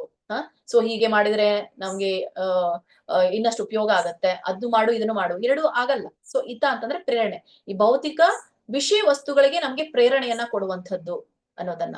ಮತ್ತೆ ಶೂನ್ಯಂ ಅಂತ ಕರೀತೇವೆ. ಸೊ ಇವೆಲ್ಲ ಮೇಲೆ ಏನಿದೆಯೋ ಅನ್ಯ, ಅಭಿಲಾಷ, ಹಿತ, ಇವುಗಳನ್ನ ಶೂನ್ಯವಾಗಿರ್ಬೇಕು, ಇವುಗಳು ಇರಬಾರ್ದು. ಸೊ ಇವು ತಟಸ್ಥ ಲಕ್ಷಣ. ಸೊ ಹೀಗೆ ಈ ಅನ್ಯಾಭಿಲಾಷ ಶೂನ್ಯಂ ಅಂತಂದ್ರೆ ಎಲ್ಲಾ ಇಚ್ಛಾರಹಿತ ಭೌತಿಕ ಆಸೆಗಳು ಏನಿದೆಯೋ ಅವುಗಳನ್ನ ಇಲ್ಲವನ್ನಾಗಿ ಮಾಡುವುದೇ ಅನ್ಯ ಅಭಿಲಾಷಿತ ಶೂನ್ಯಂ. ಮತ್ತೆ ಇನ್ನೊಂದು ಜ್ಞಾನ ಕರ್ಮಾದ್ಯನಾಮೃತಂ ತಟಸ್ಥ ಲಕ್ಷಣದ್ದು. ಇಲ್ಲಿ ಎಷ್ಟು ಬರುತ್ತೆ? ಜ್ಞಾನ, ಕರ್ಮ, ಆದಿ, ಅನಾವೃತಂ. ಜ್ಞಾನ ಅಂದ್ರೆ ಈ ನಿರಾಕಾರ ತತ್ವಶಾಸ್ತ್ರ, ಕರ್ಮ ಅಂದ್ರೆ ಕರ್ಮಫಲ ಚಟುವಟಿಕೆಗಳು ಈಗಾಗಲೇ ನಿಮ್ಗೆ ಹೇಳಿರುವಂತದ್ದನ್ನ, ಆದಿ ಅಂತಂದ್ರೆ ಇತಕ ಕೃತಕ ತ್ಯಾಗ ಮತ್ತೆ ತಾಂತ್ರಿಕವಾದಂತಹ ಮಂತ್ರ, ಮಾಟ, ಸಿದ್ಧಿ ಪಡೆಯುವಂಥದ್ದು. ಇವೆಲ್ಲವೂ ಕೂಡ ಇರಬಾರ್ದು. ಮತ್ತೆ ಅನಾವೃತಂ ಅಂತ ಯಾಕೆ ಹೇಳಿದಾರೆ ಅಂತಂದ್ರೆ ಇವುಗಳ ಆವರಿಸಬಾರ್ದು ಅನ್ನೋದನ್ನ ಹೇಳ್ತಾರೆ. ಜ್ಞಾನ, ಕರ್ಮ, ಆದಿ ಇವುಗಳು ಆವರಿಸದೇ ಇರೋ ಹಾಗೆ ನಾವು ನೋಡ್ಕೊಳ್ಳುವಂಥದ್ದು. ನೆಕ್ಸ್ಟ್ ಓದ್ತೀರಾ ಮಾತಾಜಿ? ಯಾರಾದ್ರೂ ಓದಿ. ಈಗ ಓದ್ದೇ ಇರೋರನ್ನ ಬಿಟ್ಟು ಬೇರೆಯವರು ಓದಿ. ಹರೇ ಕೃಷ್ಣ ಮಾತಾಜಿ. ಅನಾವೃತ್ತಂ ಮಾನಸಿಕ ಆಹಾಪೋಹ ಅಥವಾ ಫಲದಾಯಕ ಚಟುವಟಿಕೆಗಳಿಂದ ಅನಾವರಣಗೊಂಡಿದೆ. ಕರ್ಮಕಾಂಡ. ಜ್ಞಾನ ಕರ್ಮಾದಿ ಅನಾವೃತಂ. ನೀವು ಭಕ್ತಿಯೊಂದಿಗೆ ಕರ್ಮವನ್ನು ಬೆರೆಸಿದರೆ, ನೀವು ಭಕ್ತಿಯೊಂದಿಗೆ ಜ್ಞಾನವನ್ನು ಬೆರೆಸಿದರೆ ಅಥವಾ ನೀವು ಯೋಗವನ್ನು ಬೆರೆಸಿದರೆ ಅದು ಕಲುಷಿತವಾಗುತ್ತದೆ, ಅದು ಶುದ್ಧವಾಗಿಲ್ಲ. ಹರೇ ಕೃಷ್ಣ ಮಾತಾಜಿ. ಹರೇ ಕೃಷ್ಣ. ಇಲ್ಲಿ ಮಿಶ್ರ ಭಕ್ತಿಯ ಕುರಿತಾಗಿ ನಮ್ಗೆ ತಿಳಿಸ್ತಾ ಇದ್ದಾರೆ. ಅನಾವೃತಂ ಅನ್ನುವಂಥದ್ದು ಆವರಿಸಬಾರದು ಅಂತಂದ್ರೆ ಇದು ಮಾನಸಿಕ ಊಹಾಪೋಹ ಅಥವಾ ಫಲದಾಯಕ ಚಟುವಟಿಕೆಗಳಿಂದ ಅನಾವರಣಗೊಂಡಿದೆ. ಇದು ಕರ್ಮಕಾಂಡ ಅಂತ ಹೇಳ್ತಾರೆ. ಅನಾವೃತಂ ಅದರಿಂದ ಆವರಿಸಿರುವಂತದ್ದು ಅಂತ. ಎದರಿಂದ ಆವರಿಸುವಂಥದ್ದು? ಮಾನಸಿಕವಾಗಿ ನಾವೇನೋ ಕಲ್ಪಿಸಿಕೊಂಡು ಮಾಡುವಂಥದ್ದು, ಇತರರು ಹೇಳಿರೋದನ್ನ ನಾವು ಮಾಡುವಂಥದ್ದು, ಭೌತಿಕ ದಲ್ಲೇನೆ ಇರ್ಲಿಕ್ಕೆ. ಈಗ ಉದಾಹರಣೆಗೆ ಹೇಳ್ಬೇಕು ಅಂತಂದ್ರೆ ನಾವು ವಾಸ್ತುವನ್ನ ಹೆಚ್ಚಾಗಿ ನಂಬುವಂಥದ್ದಾಗಿರ್ಬಹುದು, ಅಥವಾ ನಾವು ಈ ಜ್ಯೋತಿಷ್ಯರನ್ನ ಹೆಚ್ಚಾಗಿ ನಂಬುವಂಥದ್ದಾಗಿರ್ಬಹುದು. ಇವೆಲ್ಲವೂ ಕೂಡ ಫಲದಾಯಕ ಚಟುವಟಿಕೆಗಳಿಂದ ಕೂಡಿರುವಂಥದ್ದು. ಹೀಗೆ ಇವೆಲ್ಲವೂ ಕೂಡ ಭೌತಿಕ ಆಸೆಗಳಿಂದ ಅನಾವರಣಗೊಂಡಿದೆ. ಸೊ ಈ ಅನಾವರಣಗೊಂಡಿರೋದನ್ನ ಕರ್ಮಕಾಂಡ ಅಂತ ಕರಿತಾ ಇದ್ದಾರೆ. ಯಾಕೆಂದ್ರೆ ಈ ಭಾಗವತಂ ನಮ್ಗೆ ತಿಳಿಸೋದು 3 ರೀತಿಯಾದಂತಹ ಕಾಂಡಗಳ ಕುರಿತಾಗಿ. ಯಾವ್ಯಾವ್ದು? ಕರ್ಮಕಾಂಡ, ಜ್ಞಾನಕಾಂಡ, ಉಪಾಸನ ಕಾಂಡ ಅಂತ ಕುರಿತಾಗಿ ತಿಳಿಸುತ್ತೆ. ಸೊ ಈ ಕರ್ಮಕಾಂಡದಲ್ಲಿ ಭೌತಿಕ ಆಸೆ ಅಭಿಲಾಷೆಗಳನ್ನೆಲ್ಲನೂ ಕೂಡ ಪೂರ್ಣ ಮಾಡ್ಲಿಕ್ಕೆ ಸಿಗುತ್ತೆ. ಸೊ ಉದಾಹರಣೆಗೆ ಈ ನಾವು ಮಕ್ಕಳಿಗೆ ಮುಂಜಿವಿಯನ್ನ ಮಾಡುವಂಥದ್ದು, ನಾಮಕರಣವನ್ನ ಮಾಡುವಂಥದ್ದು. ಸೊ ಇವುಗಳು ಕೂಡ ಬೇಕು. ಯಾಕಂದ್ರೆ ಇದರಿಂದ ನಮ್ಗೆ ಶುದ್ಧ ಆಗತ್ತೆ, ನಮ್ಮ ಒಂದು ಜೀವನ ಶುದ್ಧ ಆಗೋದ್ರಿಂದ ಅವರು ಏಳಿಗೆ ಹೊಂದ್ತಾರೆ. ಆದ್ರೆ ಇವುಗಳಿಗೇನೆ ಸ್ಟಿಕ್ ಆಗುವಂಥದ್ದು, ಬೇರೆ ಇವುಗಳನ್ನ ಬಿಟ್ಟು ಇನ್ನು ಏನು ಹೊರತು ಪಡಿಸಿ ವಿಷಯಗಳಿದೆಯೋ ಅವುಗಳಿಗೆ ಅಲ್ಲಿ ಹೆಚ್ಚಿನ ಆಸಕ್ತಿಯನ್ನ ತೋರುವಂಥದ್ದು, ಮತ್ತೆ ಇದರಿಂದ ನನಗೆ ಉಪಯೋಗ ಆಯ್ತು ಅಂತ ಮತ್ತೆ ಅದಕ್ಕೇನೆ ಅವರು ಅಂಟ್ಕೊಳ್ಳುವಂಥದ್ದು. ಸೊ ಹೀಗೆ ಇರಬಾರ್ದು ಅನ್ನೋದನ್ನ, ಈ ಅನಾವರಣಗೊಳ್ಬಾರ್ದು ಅನ್ನೋದನ್ನ ಹೇಳ್ತಾರೆ. ಹಾಗಂತ ಹೇಳಿ ಜ್ಞಾನ ಇರಬಾರ್ದು ಅಂತ ಇಲ್ಲ, ಇರಬೇಕು. ಆದ್ರೆ ಅದರಿಂದಾನೇ ಈ ಭೌತಿಕ ವಿಷಯಗಳಿಗೆ ಅನಾವರಣಗೊಳ್ಬಾರ್ದು ಅನ್ನೋದನ್ನ ಹೇಳ್ತಾರೆ. ಸೊ ನೆಕ್ಸ್ಟ್ ಜ್ಞಾನ ಕರ್ಮಾದಿ ಅನಾವೃತಂ. ನೀವು ಭಕ್ತಿಯೊಂದಿಗೆ ಕರ್ಮವನ್ನ, ಜ್ಞಾನ ಕರ್ಮ ಅನಾವೃತಂ. ಅನಾವೃತಂ ಅಂತಂದ್ರೆ ಕೂಡಿರುವಂತದ್ದು. ಈಗ ನಿಮ್ಮ ಜ್ಞಾನ, ಭಕ್ತಿಯೊಂದಿಗೆ ಜ್ಞಾನನೂ ಬೇಕು, ಭಕ್ತಿಯೊಂದಿಗೆ ಕರ್ಮನೂ ಬೇಕು. ಇದಕ್ಕೇನಂತ ಕರಿತೇವೆ? ಜ್ಞಾನ ಮಿಶ್ರಿತ ಭಕ್ತಿ, ಕರ್ಮ ಮಿಶ್ರಿತ ಭಕ್ತಿ ಅಂತ ಕರಿತೇವೆ. ಜ್ಞಾನ ಮಿಶ್ರಿತ ಭಕ್ತಿ ಅಂತ ಅಂದಾಗ ನಾನು ಪಡ್ಕೊಳ್ತಾ ಇರುವಂತಹ ಜ್ಞಾನ ನನ್ನ ಒಂದು ಕುಟುಂಬ ನಿರ್ವಹಣೆಗಾಗಿ ಇದೆ. ಸೊ ಇದು ಜ್ಞಾನ ಮಿಶ್ರಿತ ಭಕ್ತಿ. ಕರ್ಮ ಮಿಶ್ರಿತ ಭಕ್ತಿ, ಸೊ ನಾನೇನೋ ಕರ್ಮ ಮಾಡ್ತಾ ಇದ್ದೇನೆ, ಸೊ ಅದರಲ್ಲಿ ಕೂಡ ನಾನು ಭಕ್ತಿನೂ ಮಾಡ್ತೇನೆ, ಇದನ್ನು ಮಾಡ್ತೇನೆ. ಯಾಕಂದ್ರೆ ನನಗೆ ಈ ಕರ್ಮದಿಂದ ಸುಖ ಸಿಗುತ್ತೆ, ಅದಕ್ಕಾಗಿ ಆ ಭಕ್ತಿಯಿಂದ ನನಗೆ ನನ್ನ ಪುಣ್ಯಗಳು ಸಿಗುತ್ತೆ ಅನ್ನುವಂತಹ ಒಂದು ಕರ್ಮ ಏನು ಕರ್ಮ ಮಿಶ್ರಿತ ಭಕ್ತಿ ಇದೆಯೋ, ಸೊ ಇವುಗಳು ಏನಾಗಿದೆ ಬೆರೆಸಿದಾಗ ನೀವು ಯೋಗವನ್ನು ಬೆರೆಸಿದರೆ ಅದು ಕಲುಷಿತವಾಗುತ್ತದೆ. ಸೊ ಏನು ಕಲುಷಿತ ಆಗುತ್ತೆ? ಭಕ್ತಿ ಕಲುಷಿತ ಆಗುತ್ತೆ ಅನ್ನೋದನ್ನ ಇಲ್ಲಿ ತಿಳಿಸ್ತಾರೆ. ಅದು ಶುದ್ಧವಾಗಿಲ್ಲ ಅಂತ ಅರ್ಥ. ಓದಿ ಮಾತಾಜಿ. ಯಾರಾದ್ರು? ಪ್ರಭುಜಿ. ಶುದ್ಧ ಭಕ್ತಿ ಸೇವೆಯನ್ನು ರೂಪ ಗೋಸ್ವಾಮಿ ಅವರು ಹೀಗೆ ಹೇಳಿದ್ದಾರೆ. ಅನ್ಯಾಭಿಲಾಷಿತ ಶೂನ್ಯಂ ಫಲ, ಇಲ್ಲಿ ಸರಿಯಾಗಿ ಕಾಣ್ತಾ ಇಲ್ಲ, ಫಲಪ್ರದ ಚಟುವಟಿಕೆಗಳು ಅಥವಾ ತಾತ್ವಿಕ ಊಹಾಪೋಹಗಳು ಅಥವಾ ಯೋಗ, ಅತೀಂದ್ರಿಯ ಯೋಗದ ಮಾಂತ್ರಿಕತೆಯ ಬಯಕೆ ಇಲ್ಲ. ಸರಳವಾಗಿ ಕೃಷ್ಣನನ್ನು ಹೇಗೆ ತೃಪ್ತಿಪಡಿಸುವುದು? ಅದು ಭಕ್ತಿ. ಅನುಕೂಲೇನ ಎಂದರೆ ಯಾವುದು? ಅನುಕೂಲಕರ ಮತ್ತು ಯಾವುದನ್ನು ಕೃಷ್ಣ ಬಯಸುತ್ತಾನೆ ಅದು ಪ್ರಥಮ ದರ್ಜೆಯ ಭಕ್ತಿ. ಹರೇ ಕೃಷ್ಣ. ಹರೇ ಕೃಷ್ಣ. ಸೊ ಇಲ್ಲಿ ಶ್ರೀ ರೂಪ ಗೋಸ್ವಾಮಿ ಅವರು ತಿಳಿಸ್ತಾ ಇರುವಂತದ್ದನ್ನ ಇಲ್ಲಿ ಹೇಳ್ತಾ ಇದ್ದಾರೆ. ಈ ಒಂದು ಇದರಲ್ಲಿ ಶುದ್ಧ ಭಕ್ತಿ ಸೇವೆ ರೂಪ ಗೋಸ್ವಾಮಿ ಅವರು ಏನ್ ಹೇಳ್ತಾರೆ? ಅನ್ಯಾಭಿಲಾಷಿತ ಶೂನ್ಯಂ, ಫಲಪ್ರದ ಚಟುವಟಿಕೆಗಳು ಅಥವಾ ತಾತ್ವಿಕ ಊಹಾಪೋಹಗಳು ಅಥವಾ ಯೋಗ, ಅತೀಂದ್ರಿಯ ಯೋಗದ ಮಾಂತ್ರಿಕತೆಯ ಬಯಕೆ ಇಲ್ಲ. ಸರಳವಾಗಿ ಕೃಷ್ಣನನ್ನು ಹೇಗೆ ತೃಪ್ತಿಪಡಿಸುವುದು? ಅದು ಭಕ್ತಿ. ಈಗ ಯಾವುದೇ ದೊಡ್ಡ ದೊಡ್ಡ ಕಾರ್ಯಗಳನ್ನ ನಾವು ಮಾಡ್ಬೇಕಾಗಿಲ್ಲ. ನಾವು ಹೇಳ್ತೀವಿ, ಸೊ ಏನೇ ನಾವು ಭೌತಿಕ ಜಗತ್ತಿನಲ್ಲಿ ಮಾಡ್ಬೇಕಾದ್ರೂ ಕೂಡ ದೊಡ್ಡ ದೊಡ್ಡ ಸಾಧನೆಗಳನ್ನ ಮಾಡ್ಬೇಕು. ಹಾಗೇನೆ ನಮ್ಗೆ ರಿಕಗ್ನಿಷನ್ ಸಿಗಲ್ಲ, ಹಾಗೇನೆ ನಮ್ಗೆ ಗುರುತು ಸಿಗಲ್ಲ, ಹಾಗೇನೆ ನಮ್ಗೆ ಅವಾರ್ಡ್ಗಳು ಸಿಗಲ್ಲ, ಹಾಗೇನೆ ನಮಗೆ ಎಲ್ಲರೂ ಮೆಚ್ಚೋದಿಲ್ಲ ನಮ್ಮನ್ನ. ಹಾಗಾದ್ರೆ ಇಲ್ಲಿ ಇಂಥವೆಲ್ಲ ದೊಡ್ಡಗಳ ಮೆಚ್ಚುವಿಕೆಯನ್ನ ನಾವು ಭೌತಿಕ ಜನರಿಂದ ತಗೊಂಡಾಗ ಅದು ಕೂಡ ಶಾಶ್ವತ ಅಲ್ಲ. ಇಲ್ಲಿ ಸರಳವಾಗಿ ನಾವು ಕೃಷ್ಣನನ್ನ ಹೇಗೆ ತೃಪ್ತಿಪಡಿಸಬೇಕು ಅಂತ ತಿಳ್ಕೊಳ್ಳೋದೇ ಭಕ್ತಿ ಅಂತ ಹೇಳ್ತಾರೆ. ಸೊ ಕೃಷ್ಣನನ್ನ ಏನೆಲ್ಲ ಬೇರೆ ಬೇರೆ ರೀತಿಯಿಂದ ನಾನು ತೃಪ್ತಿಪಡಿಸ್ಲಿಕ್ಕೆ ಹೇಗೆ ತೃಪ್ತಿಪಡಿಸ್ತೇವೆ ನಾವು? ಬೆಳಗ್ಗೆ ನಾವು ಜಪವನ್ನ ಮಾಡುವುದರ ಮೂಲಕ, ಸರಳವಾಗಿ ಮಂಗಳಾರತಿಯನ್ನ ಅಟೆಂಡ್ ಆಗುವುದರ ಮೂಲಕ, ಮತ್ತೆ ಮನೆಯಲ್ಲಿ ನಾವು ಮಂಗಳಾರತಿಯನ್ನ ಮಾಡುವುದರ ಮೂಲಕ, ಮತ್ತೆ ಅದಾದ್ಮೇಲೆ ಭಗವಂತನಿಗೆ ನಾವು ಪ್ರಸಾದವನ್ನ, ನೈವೇದ್ಯವನ್ನ ಭಗವಂತನಿಗೆ ಯಾವ ತರ ಇಷ್ಟನೋ, ಏನ್ ಬೇಕೋ ಆ ರೀತಿಯಿಂದ ನಾವು ಅವನಿಗೆ ತೃಪ್ತಿಪಡಿಸ್ಲಿಕ್ಕೆ ಮಾಡುವಂಥದ್ದು. ಸೊ ನಮ್ಮ ಮನೆಯಲ್ಲಿ ಇದನ್ ತಿಂತಾರೆ ಅದನ್ನ ತಿನ್ನಲ್ಲ, ಅದಕ್ಕಾಗಿ ನಾನು ಇದನ್ನ ಮಾಡ್ತಾ ಇದ್ದೇನೆ ಅಂತಂದ್ರೆ ಇದು ಭಗವಂತನನ್ನ ಸರಳವಾಗಿ ತೃಪ್ತಿಪಡಿಸುವಂತಹ ರೀತಿ ಅಲ್ಲ. ಸರಳವಾಗಿ ಕೃಷ್ಣನನ್ನ ಹೇಗೆ ತೃಪ್ತಿಪಡಿಸಬೇಕು, ಅದೇ ಭಕ್ತಿ. ಅನುಕೂಲೇನ ಅಂದ್ರೆ ಯಾವುದು ಅನುಕೂಲಕರ ಮತ್ತು ಯಾವುದನ್ನು ಕೃಷ್ಣ ಬಯಸ್ತಾನೆ ಇದೆ ಹೇಳಿರುವಂಥದ್ದು. ಯಾವ್ದು ಕೃಷ್ಣನಿಗೆ ಇಷ್ಟ, ಇವತ್ತು ನೀವು ಕೇಳಿದ್ರೆ ಸರಿ ನಮ್ಗೆ ಉತ್ತರ ಸಿಕ್ಕೇ ಸಿಗುತ್ತೆ, ನೀವು ಮಾಡಿದ್ರೆ ಉತ್ತರ ಸಿಕ್ಕೇ ಸಿಗುತ್ತೆ. ಸೊ ಕೃಷ್ಣನಿಗೆ ಇವತ್ತು ಇದನ್ನ ನಾನ್ ಮಾಡ್ಬೇಕು. ಸೊ ತುಂಬಾ ನೀವು ಮನಸಾರೆ ಮಾಡಿದಾಗ ನೀವು ಅದ್ರ ರುಚಿಯೂ ಚೆನ್ನಾಗಿರುತ್ತೆ, ಮತ್ತೆ ಜೊತೆಗೆ ಅದು ಭಗವಂತನಿಗೂ ಕೂಡ ರುಚಿಕರವಾಗಿರುತ್ತೆ. ಮತ್ತೆ ಅದು ಪ್ರಸಾದ, ಭಗವಂತನ ಪ್ರಸನ್ನತೆಯಿಂದ ಬಂದಿರೋದ್ರಿಂದ ಅದು ನಿಜವಾಗಿ ಆಂಟಿಬಯೋಟಿಕ್ ಆಗಿರುತ್ತೆ ನಮ್ಮ ಒಂದು ದೇಹಕ್ಕೆ. ಅದು ಇದೆಲ್ಲ ಏನಂದ್ರೆ ಯಾವ್ದನ್ನು ಕೃಷ್ಣ ಬಯಸ್ತಾನೋ ಅದು ಮಾಡಿದ್ರೆ ಅದೇ ಪ್ರಥಮ ದರ್ಜೆಯ ಭಕ್ತಿ ಅಂತ ಹೇಳಿ ಶಿಲಾರೂಪ ಗೋಸ್ವಾಮಿ ಅವರು ಒಂದು ಸ್ಟೇಟ್ಮೆಂಟ್ ಕೊಡ್ತಾರೆ. ಹೀಗೆ ಉತ್ತಮ ಭಕ್ತಿ ಅಂದ್ರೆ ಯಾವುದು? ಉತ್ತಮ ಭಕ್ತಿ ಅಂತಂದ್ರೆ ನಮ್ಗೆ ಗೊತ್ತಾಗಿರುವಂತದ್ದು ಶುದ್ಧ ಭಕ್ತಿ ಸೇವೆ. ಶುದ್ಧ ಭಕ್ತಿ ಸೇವೆಯಲ್ಲಿ ಇರುವಂತದ್ದು ಎಷ್ಟು ಲಕ್ಷಣ? 2 ಲಕ್ಷಣ. ಸ್ವರೂಪದಲ್ಲಿ 3, ತಟಸ್ಥದಲ್ಲಿ 4. ಸ್ವರೂಪ ಅಂದ್ರೆ ಅನುಕೂಲೇನ, ಯಾರಿಗೆ? ಕೃಷ್ಣನಿಗೆ. ಅನುಶೀಲನವಾಗಿರ್ಬೇಕು, ಯಾರಿಂದ? ಪೂರ್ವಾಚಾರ್ಯರಿಂದ. ತಟಸ್ಥ ಲಕ್ಷಣ ಅನ್ಯಾಭಿಲಾಷಿತ ಶೂನ್ಯಂ ಜ್ಞಾನ ಕರ್ಮಾದಿ ಅನಾವೃತಂ. ಸೊ ಇಲ್ಲಿ ನಿಮ್ಗೆ ಒಂದು ಚಟುವಟಿಕೆ ಇದೆ, ನಾನು ಇದನ್ನ ಗ್ರೂಪ್ ಅಲ್ಲಿ ಕೂಡ ಪೋಸ್ಟ್ ಮಾಡಿದ್ದೆ 2 days ಬ್ಯಾಕ್. ಎಲ್ರು ನೀವು ಡಿಸ್ಕಷನ್ ಮಾಡಿದಿರಾ ಅಂತ ಅನ್ಕೊಳ್ತೀನಿ. ಸೊ ಇದರ ಕುರಿತಾಗಿ, ಪ್ರಶ್ನೆಯ ಕುರಿತಾಗಿ ನಾನು ಸ್ವಲ್ಪ ವಿವರಣೆಯನ್ನ ಕೊಡ್ತೀನಿ, ನೀವು ಏನ್ ಮಾಡ್ಬೇಕು ಅನ್ನೋದನ್ನ. ಗುಂಪಿನ ಚಟುವಟಿಕೆ ಉತ್ತಮ ಭಕ್ತಿ ಪ್ರಕರಣದ ಅಧ್ಯಯನ. ಸೊ ಉತ್ತಮ ಭಕ್ತಿ ಇದೊಂದು ಕೇಸ್ ಸ್ಟಡಿ ಇದ್ದ ಹಾಗೆ. ಕೇಸ್ ಸ್ಟಡಿ ಅಂತಂದ್ರೆ ಉತ್ತಮ ಭಕ್ತಿ ಹೇಗಿರುತ್ತೆ ಅನ್ನೋದನ್ನ. ಇಲ್ಲಿ 2 ತರ ಪ್ರಶ್ನೆ ಇದೆ. ಮೊದಲನೇದು, ನಿಮ್ಮ ಪ್ರಕರಣಗಳನ್ನು ಓದಿ ಮತ್ತು ಅವು ಉತ್ತಮ ಭಕ್ತಿಯ ಉದಾಹರಣೆಗಳೇ ಅಥವಾ ಇಲ್ಲವೇ ಎಂಬುದನ್ನ ಚರ್ಚಿಸಿ. ಈಗ ನೀವೆಲ್ರೂ ಕೂಡ ಭಕ್ತಿ ಮಾಡ್ತಾ ಇದ್ದೀರಾ, ಎಲ್ರು ಮಾಡ್ತೀರಾ, ಹೌದಾ? ನಿಮ್ಮ ಮಧ್ಯೆ ಈಗ ಚರ್ಚೆ ಮಾಡಿ, ನಾನ್ ಮಾಡ್ತಾ ಇರೋದು ಉತ್ತಮ ಭಕ್ತಿನ ಹೌದು ಅಲ್ವೋ? ಯಾಕಂದ್ರೆ ಮೇಲೆ ಹೇಳಿರುವಂತದ್ದು ಅನುಕೂಲೇನ ಕೃಷ್ಣ ಅನುಕೂಲಕರವಾಗಿ ನಾನ್ ಮಾಡ್ತಾ ಇದ್ದೀನ. ಈಗ ನೀವು ಮಾಡ್ತಾ ಇರೋದು ಅನುಕೂಲಕರವಾಗಿದೆಯೋ ಇಲ್ವೋ? ಈಗ ನೀವು ಉದಾಹರಣೆ ಕೊಡ್ತೀನಿ, ನಿಮ್ಗೆ ಗೊತ್ತಾಗತ್ತೆ ಹೇಗೆ ಡಿಸ್ಕಸ್ ಮಾಡ್ಬೇಕು ಅಂತ ಹೇಳಿ. ನೀವು ಡೈಲಿ ಭಗವಂತನಿಗೆ ಪ್ರಸಾದವನ್ನ ಸಿದ್ಧ ಮಾಡ್ತೀರಾ, ನೈವೇದ್ಯವನ್ನ ಕೊಡ್ತೀರಾ. ಆ ನೈವೇದ್ಯ ನಿಮ್ಗೆ ಇಷ್ಟ ಆಗಿರೋದನ್ನ ಮಾಡ್ತಿರೋ, ಅಥವಾ ನಾನಿವತ್ತು ಭಗವಂತನಿಗೆ ಇದನ್ ಮಾಡ್ಬೇಕು ಅವ್ನು ಇಷ್ಟ ಪಡ್ತಾನೆ ಅಂತ ಮಾಡ್ತಿರೋ? ಅಂದ್ರೆ ಉದ್ದೇಶ ಏನಿದೆ?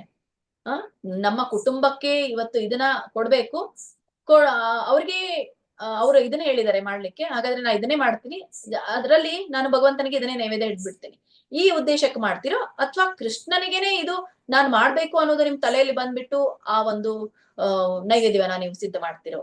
ಸೊ ಇದು ಅನುಕೂಲಕರನೋ ಅಲ್ವೋ? ಸೊ ಇದು ಒಂದು ನಿಮ್ಮ ಪ್ರಕರಣ, ನಿಮ್ಮ ಭಕ್ತಿ.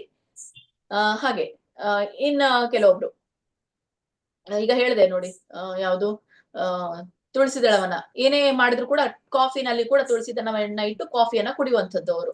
ಇದು ಅನುಕೂಲಕರನಾ? ಈಗ ನೀವೇನಾದ್ರೂ ಅದನ್ನ ಮಾಡ್ತಿದ್ರೆ ಅದು ಅನುಕೂಲಕರವಾಗಿದೆಯಾ ಅನ್ನೋದನ್ನ ನೀವು ಇದನ್ನ ಚರ್ಚೆ ಮಾಡ್ಕೊಳ್ಳಿ ನಿಮ್ಮಲ್ಲೇ. ಮತ್ತೆ ಫ್ರಾಂಕ್ ಆಗಿ ಅದು ಉತ್ತಮವಾಗಿದೆಯೋ ಇಲ್ವೋ ಅನ್ನೋದನ್ನ ನೀವು ನನಗೆ ಹೇಳ್ಬೇಕು. ಅದ್ರಲ್ಲಿ ನೆಗೆಟಿವ್ ಇದ್ರೂ ಏನು ನೀವು ಬೇಜಾರ್ ಪಟ್ಕೋಬೇಕಾಗಿಲ್ಲ. ಆ ಒಂದು ಉದಾಹರಣೆ ಅದನ್ನ ನೀವು ಪ್ರಾಮಾಣಿಕವಾಗಿ ತಿಳಿಸಿ. ಸೊ ಇದೊಂದು ಚರ್ಚೆ. ಮೊದಲೇ ಪ್ರಶ್ನೆ ಅರ್ಥ ಆಯ್ತು ಅಂತ ಅನ್ಕೊಳ್ತೀನಿ. ಯಾರಿಗಾದ್ರೂ ಇಲ್ಲಿ ಪ್ರಶ್ನೆ ಇದೆಯಾ? ಫಸ್ಟ್ ಪ್ರಶ್ನೆಯಲ್ಲಿ ಯಾರಿಗಾದ್ರೂ ಡೌಟ್ಸ್ ಇದೆಯಾ? ಮತ್ತೆ ಇನ್ನೊಂದ್ಸಲ ಹೇಳಿ ಮಾತಾಜಿ. ಓಕೆ, ಸೊ ಯಾರಿಗೆ ಅರ್ಥ ಆಯ್ತು ನಾನ್ ಹೇಳಿರೋದು? ಅರ್ಥ ಆಗಿದೆ ಮಾತಾಜಿ, ಅರ್ಥ ಆಗಿದೆ. ಮಾತಾಜಿ ಸ್ವಲ್ಪ ತಿಳಿಸಿ, ಅವ್ರಿಗೆ ತಿಳಿಸಿ ಮಾತಾಜಿ ಅವ್ರಿಗೆ. ಮಾತಾಜಿ, ನಾವು ಈಗ ತಾನೇ ಹೇಳಿದ್ರಿ ನೀವು, ನಾವು ಎಷ್ಟು ನಾವು ಮಾಡೋದು ಪ್ರತಿಯೊಂದು ಕೃಷ್ಣನಿಗೋಸ್ಕರ ಅಂತ ಎಷ್ಟೊಂದು ಮಾಡ್ತಾ ಇದೀವಿ, ಮತ್ತೆ ನಮಗೋಸ್ಕರ ಅಂತ ಎಷ್ಟೊಂದು ಮಾಡ್ತಾ ಇದೀವಿ ಅಂತ ಒಂದು.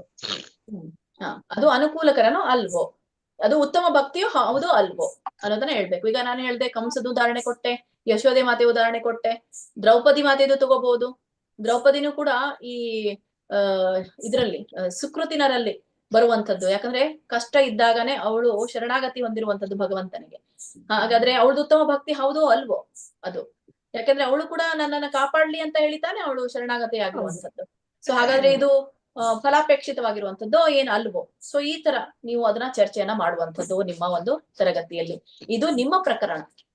ಇದು ಯಾವುದೇ ಇದರಿಂದ ಅಲ್ಲ, ಅಲ್ಲಿರುವಂತಹ ಉದಾಹರಣೆಗಳಿಂದ ಅಲ್ಲ, ನಿಮ್ಮ ಸ್ವಂತ ನೀವು ಏನೆಲ್ಲ ಮಾಡ್ತಾ ಇದ್ದೀರೋ ಆ ಒಂದು ಚರ್ಚೆಯನ್ನ ಮಾಡಿ. ಅರ್ಥ ಆಯ್ತಾ ಮಾತಾಜಿ ಅವ್ರು?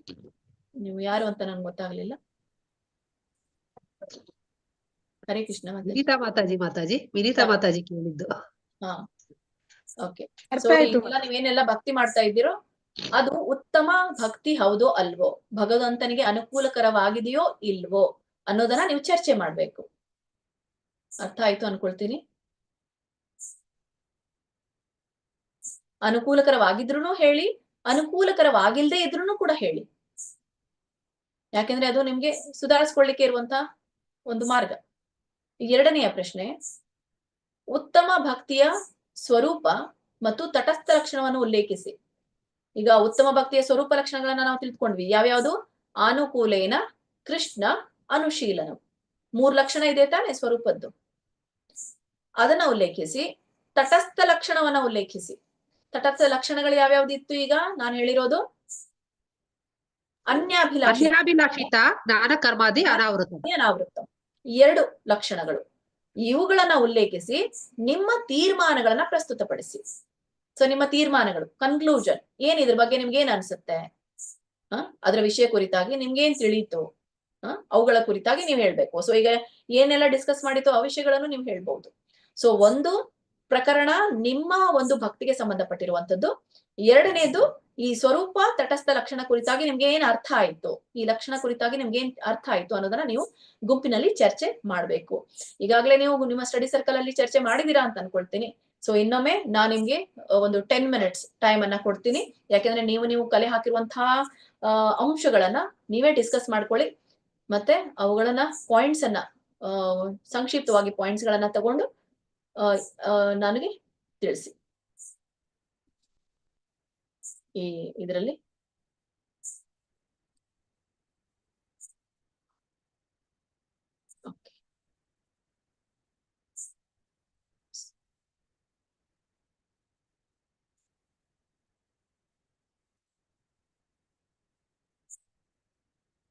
ಬ್ರೇಕ್ಔಟ್ ರೂಮ್ಸ್ ಗಳನ್ನ ಮಾಡ್ತೀನಿ ನಾನೀಗ.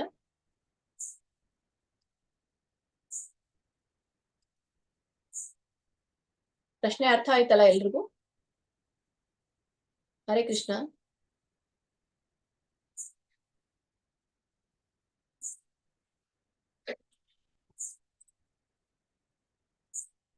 ಕೇಳಿಸ್ತಾ ಇಲ್ವಾ?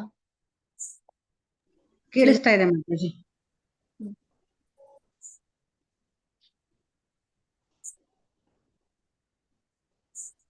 ವಿಮಂಗಲ್ ಅವರು ಹ್ಯಾಂಡ್ ರೈಸ್ ಮಾಡಿದ್ದಾರೆ ಮಾತಾಜಿ. ಓಕೆ. ಹರೇ ಕೃಷ್ಣ. ಹೇಳಿ ಮಂಗಲ ಮಾತಾಜಿ.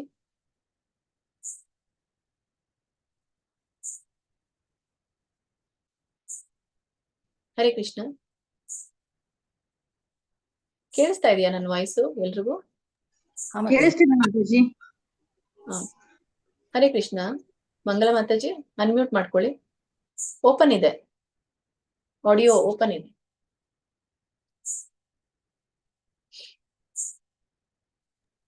ವಿಮಂಗಲ ಮಾತಾಜಿ ಆವಾಗಲೇ ಮಾಡಿದ್ದಾರೆ ಮಾತಾಜಿ, ಇವಾಗಲ್ಲ. ಓಕೆ, ಧನ್ಯವಾದಗಳು ಪ್ರಭುಜಿ.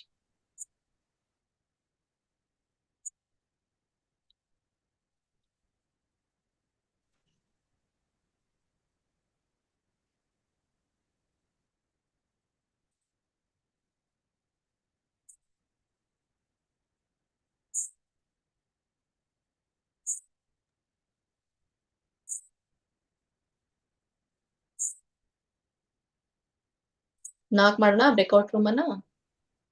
3 ಜನ ಇದ್ದೀರಾ ನನ್ನ ಬಿಟ್ಟು? ಎಲ್ರು ಪಾರ್ಟಿಸಿಪೇಟ್ ಮಾಡಿ. ತುಂಬಾ ಜನರು ಮೇನ್ ರೂಮ್ ಅಲ್ಲೇ ಇರ್ತೀರಾ, ಬ್ರೇಕ್ಔಟ್ ರೂಮ್ಗೆ ಎಂಟ್ರಿ ಆಗಲ್ಲ ನೀವು.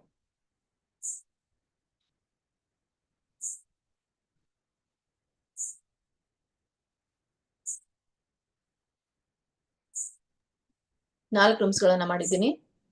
ಮೇನ್ ನಿಮ್ಮ ರೂಮಲ್ಲಿ ಡಿಸ್ಕಸ್ ಮಾಡ್ಕೊಳ್ಳಿ, ಯಾರು ಇದನ್ನ ಪ್ರೆಸೆಂಟ್ ಮಾಡೋರಿದ್ದಾರೆ ಮೇನ್ ರೂಮಲ್ಲಿ ಅವ್ರಿಗೂ ಕೂಡ ಅಸೈನ್ ಮಾಡ್ಕೊಳ್ಳಿ. ಬಂದು ಬಿಟ್ಟು ನೀವು ಹ್ಯಾಂಡ್ ರೈಸ್ ಮಾಡಿ. 10 ನಿಮಿಷ ಸಮಯ ಇರುತ್ತೆ ನಿಮ್ಗೆ. ಸೊ ನಿಮ್ಮ ಸಮಯ ಈಗ ಸ್ಟಾರ್ಟ್ ಆಗುತ್ತೆ. ಹರೇ ಕೃಷ್ಣ.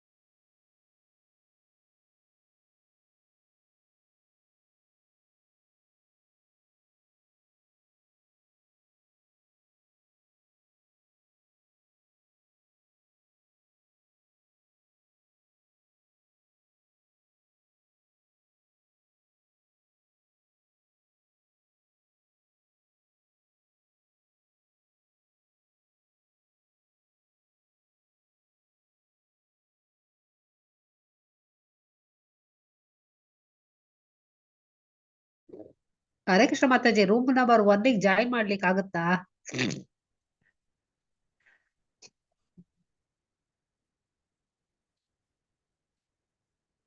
ನಂದು ನೆಟ್ ಕಟ್ ಆಯ್ತು.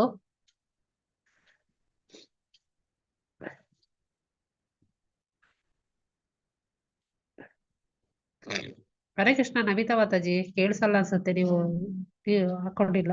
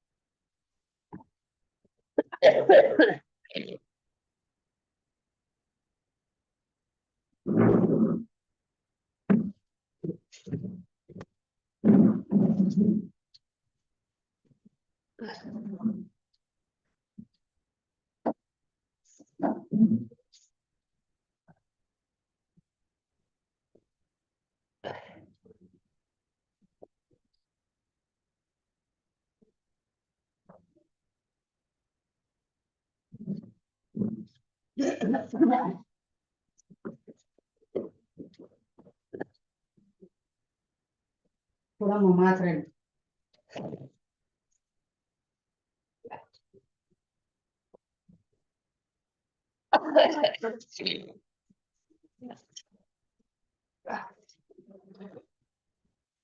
ಇದ್ರಲ್ಲಿ ಓದ್ತಾವ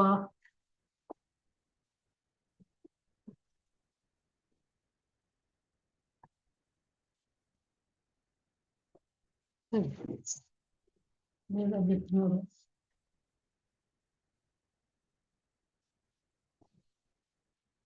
ಅದ್ರಲ್ಲೂ ಓದ್ತಾವ ಒಂದು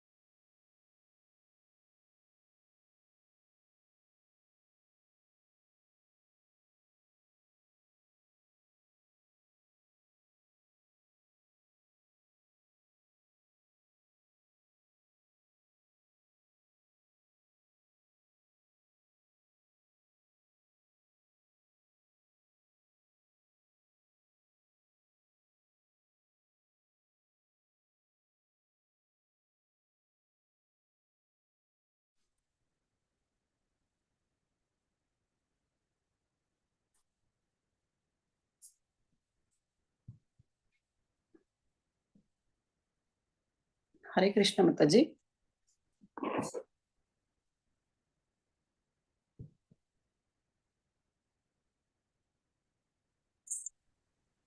ಹರೇ ಕೃಷ್ಣ ಮಾತಾಜಿ, ಅಟೆಂಡೆನ್ಸ್ ಲಿಂಕ್ ಹಾಕ್ಬಿಡ್ಲಾ ಇವಾಗ? ಹೇಗ್ ಮಾಡ್ಲಿ ಮಾತಾಜಿ? ಹಾ, ಎಲ್ರು ಜಾಯ್ನ್ ಆಗಲಿ ಮಾತಾಜಿ. ಹಾ, ಎಲ್ರು ಬರ್ಲಿ, ಆಮೇಲೆ ಹಾಕಿ. ಓಕೆ ಮಾತಾಜಿ, ಧನ್ಯವಾದ. ಹರೇ ಕೃಷ್ಣ.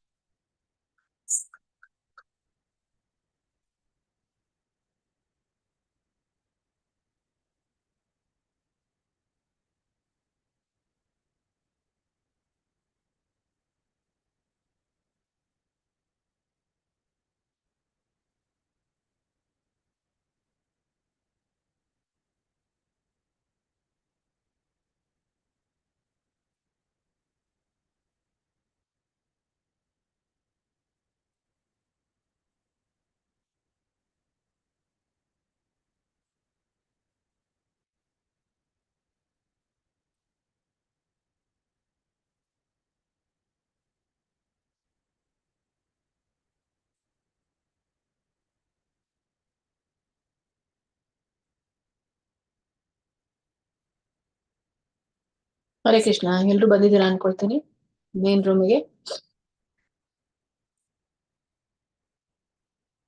ಹ್ಯಾಂಡ್ ರೈಸ್ ಮಾಡಿ. ಅಟೆಂಡೆನ್ಸ್ ಲಿಂಕ್ ಹಾಕಿದ್ದಾರೆ ನೋಡಿ ಮಾತಾಜಿ ಅವರು. ಸೊ ಎಲ್ರು ಕೂಡ ಅಟೆಂಡೆನ್ಸ್ ಕೊಡಿ. 1 ನಿಮಿಷ ಸಮಯ ಕೊಡ್ತೀನಿ ಅಟೆಂಡೆನ್ಸ್ ಕೊಡ್ಲಿಕ್ಕೆ.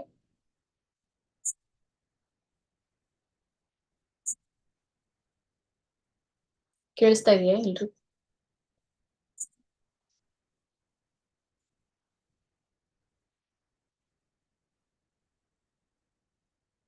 ಕೇಳಿಸ್ತಾ ಇದೆಯಾ ನಾ ಮಾತಾಡೋದು? ಕೇಳಿಸ್ತಿದೆ ಮಾತಾಜಿ. ಧನ್ಯವಾದ, ಧನ್ಯವಾದಗಳು ಮಾತಾಜಿ.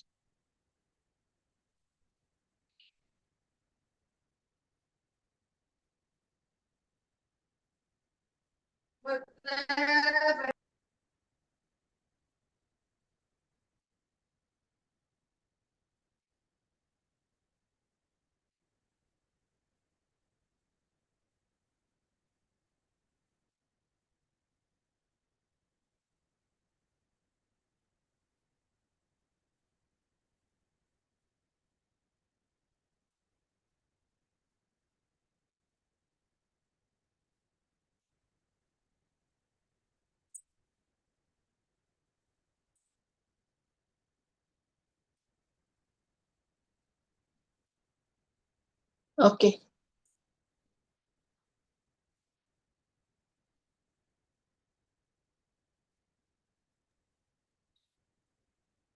ಮಾತಾಜಿ ಅಟೆಂಡೆನ್ಸ್ ಲಿಂಕ್ ಬಂದಿಲ್ಲ ಮಾತಾಜಿ.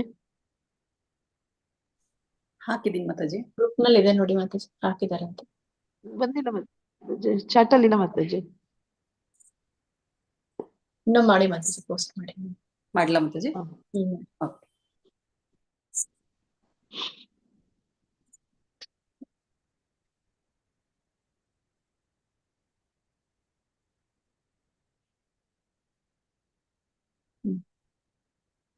ಹಾಕಿದ್ದಾರೆ ನೋಡಿ ಮಂಗಲ ಮಾತಾಜಿ. ಆಯ್ತು ಮಾತಾಜಿ. ಓಕೆ, ಗೌರಿ ಮಾತಾಜಿ ಅನ್ಮ್ಯೂಟ್ ಮಾಡ್ಕೊಳ್ಳಿ.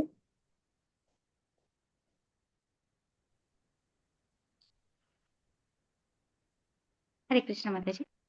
ಹರೇ ಕೃಷ್ಣ. ಒಂದು ನಿಮಿಷ ಮಾತಾಜಿ,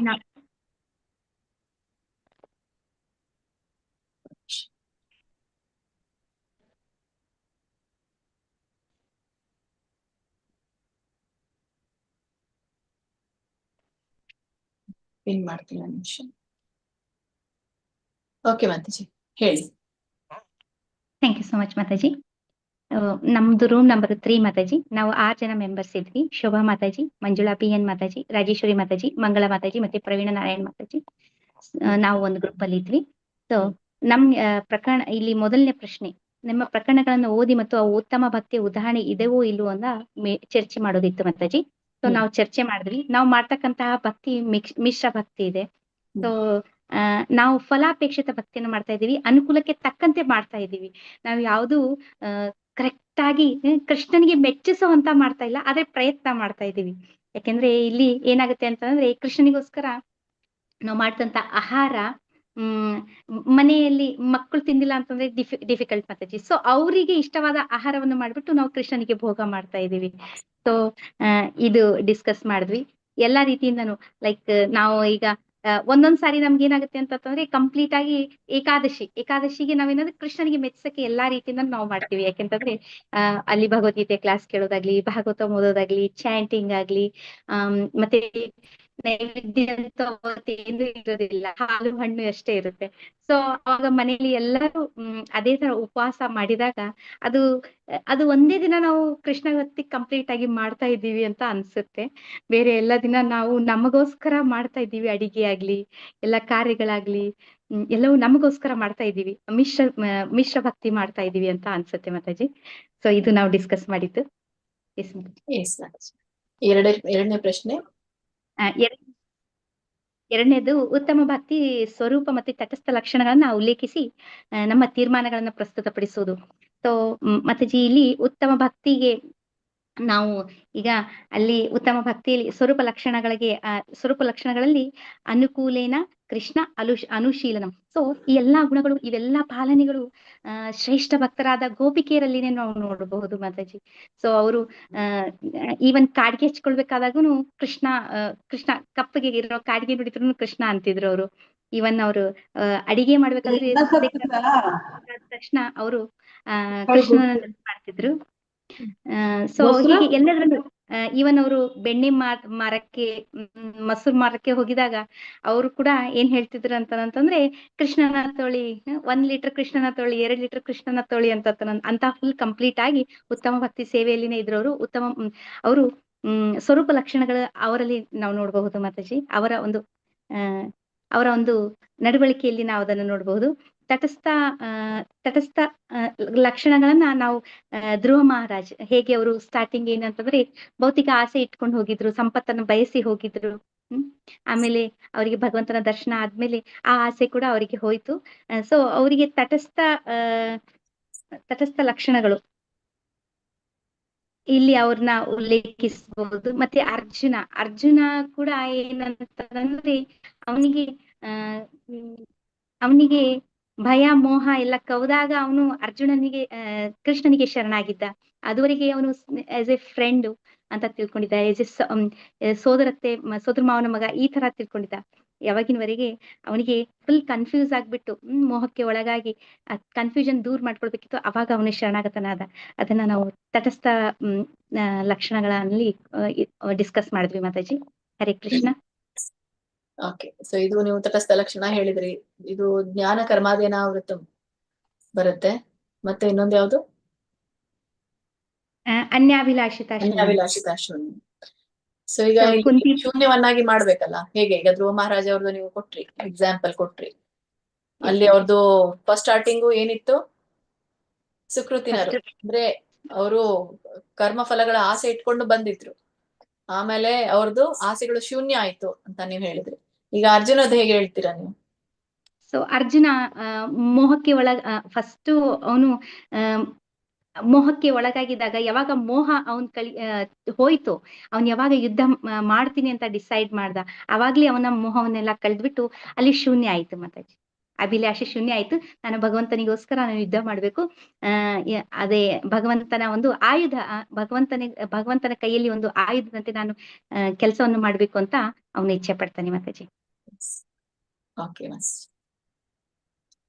ನಿಮ್ಮ ಗ್ರೂಪ್ ಅಲ್ಲಿ ಮತ್ತೆ ಯಾರಿಗಾದ್ರೂ ಏನಾದ್ರು ಹೇಳೋದಿದೆಯಾ? ಯಾರಿಗಾದ್ರೂ ಪಾಯಿಂಟ್ ಆಡ್ ಮಾಡೋದಿದ್ರೆ ಮಾಡಿ. ಹರೇ ಕೃಷ್ಣ. ಹರೇ ಕೃಷ್ಣ ಮಾತಾಜಿ. ಅಂದ್ರೆ ಈ ಉತ್ತಮ ಭಕ್ತಿ ಸೇವೆ ಮಾಡಕ್ಕೆ ನಾವು ಕೆಲವು ಗುಣಗಳನ್ನ ನಾವು ಬೆಳೆಸ್ಕೊಳ್ಬೇಕಾಗತ್ತೆ. ನೀವು ಇದೇ ಗ್ರೂಪಾ? ಅವ್ರದೇ ಗ್ರೂಪಾ? ಹೌದು ಮಾತಾಜಿ. ನಿಮ್ಮ ಹೆಸರು? ಮಾತಾಜಿ ಮಂಜುಳಾ ಅಂತ, BN ಮಂಜುಳಾ. ಹೇಳಿ ಮಾತಾಜಿ.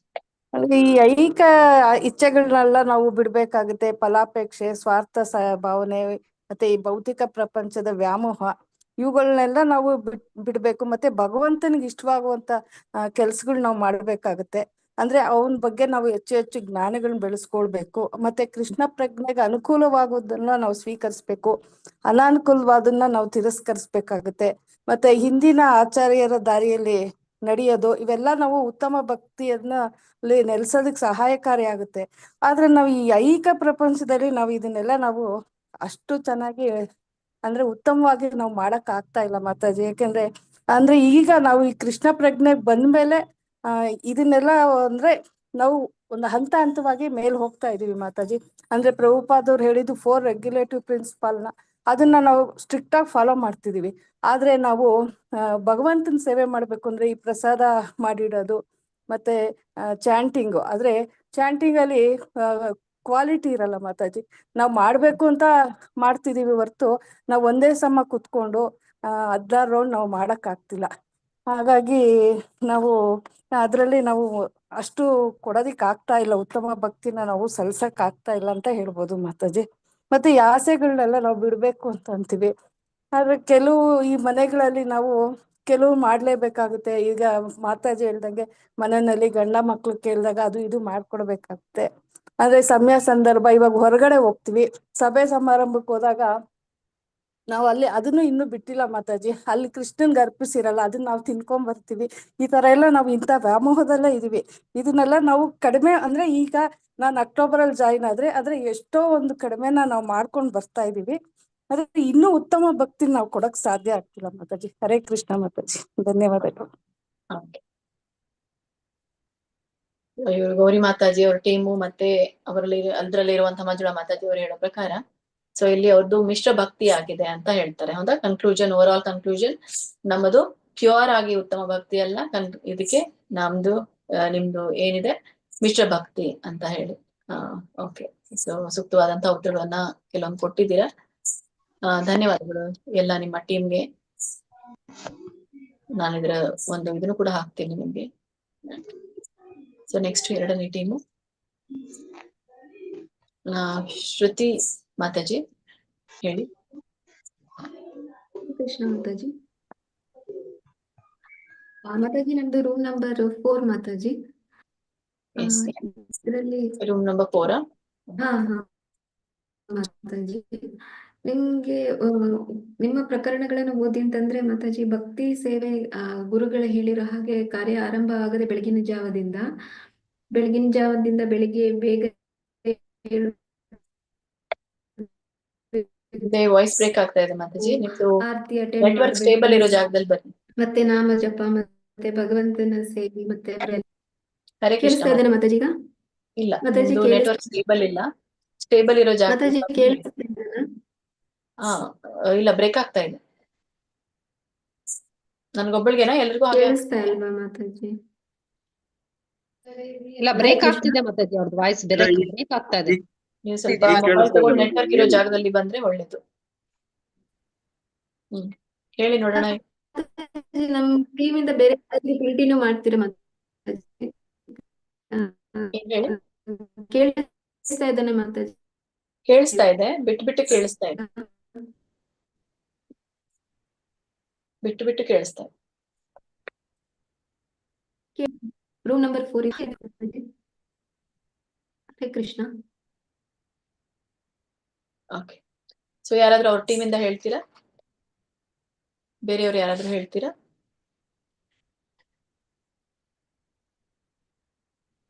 ಮಾತಾಜಿ ಅವರು ಹೇಳಿದ್ರಲ್ಲ ಹಾಗೆ ನಮ್ದುನು ಭಕ್ತಿ ಶುದ್ಧ ಭಕ್ತಿ ಅಂತ ಹೇಳಿಕ್ಕಾಗಲ್ಲ ಮಾತಾಜಿ. ಅವ್ರದೇ ಟೀಮ್ 4 ಅದೇ ಅಂದ್ರೆ ಮನೆಯಲ್ಲಿ ಮಾಡ್ತೇವೆ. ಕೆಲವೊಂದು ಸಲ ಭಗವಂತನಿಗಾಗಿ ಮಾಡ್ತೇವೆ. ಅವ್ರಿಗೆ ಇದು ಇಷ್ಟ ಏನು ಇಷ್ಟ ಎಲ್ಲ ಆಫರ್ ಮಾಡ್ತೇವೆ. ಆದ್ರೆ ಕೆಲವೊಂದು ಸಲ ನಮ್ಮ ಇಷ್ಟದ್ದು ಮಾಡ್ತೇವೆ ನಾವು. ಆಮೇಲೆ ಹೆಚ್ಚಿನ ಅಂಶ ಅಂದ್ರೆ ಫುಲ್ ನಾವು ಶುದ್ಧ ಭಕ್ತಿಗೆ ಬಂದಿಲ್ಲ. ಮತ್ತೆ ಯಾಕಂದ್ರೆ ಶುದ್ಧ ಭಕ್ತಿ ಅಂದ್ರೆ ನಾವು ಇದು ಯಾವುದೇ ಒಂದು ಆಸೆ ಏನು ಇಲ್ಲದೆ ಬರೀ ಭಗವಂತನಿಗಾಗಿನೇ ಮಾಡ್ಬೇಕು. ಆದ್ರೆ ಆ ಭಾವನೆ ನಮ್ಗೆ ಇನ್ನು ಬಂದಿಲ್ಲ. ಆದ್ರೆ ಈ ಆಚಾರ್ಯರಿಂದ ಅವ್ರದ್ದೆಲ್ಲ ಕೇಳ್ಕೊಂಡು ನಾವು ಪ್ರಯತ್ನ ಮಾಡ್ತಾ ಇದ್ವಿ ಹಾಗೆ ಮಾಡ್ಬೇಕು ಅಂತ. ಆದ್ರೆ ಪೂರ್ತಿಯಾಗಿ ನಾವು 100% ಶುದ್ಧ ಭಕ್ತಿಗೆ ಬಂದಿಲ್ಲ ಮಾತಾಜಿ, ಅದನ್ನೇ ಹೇಳ್ಬೋದು.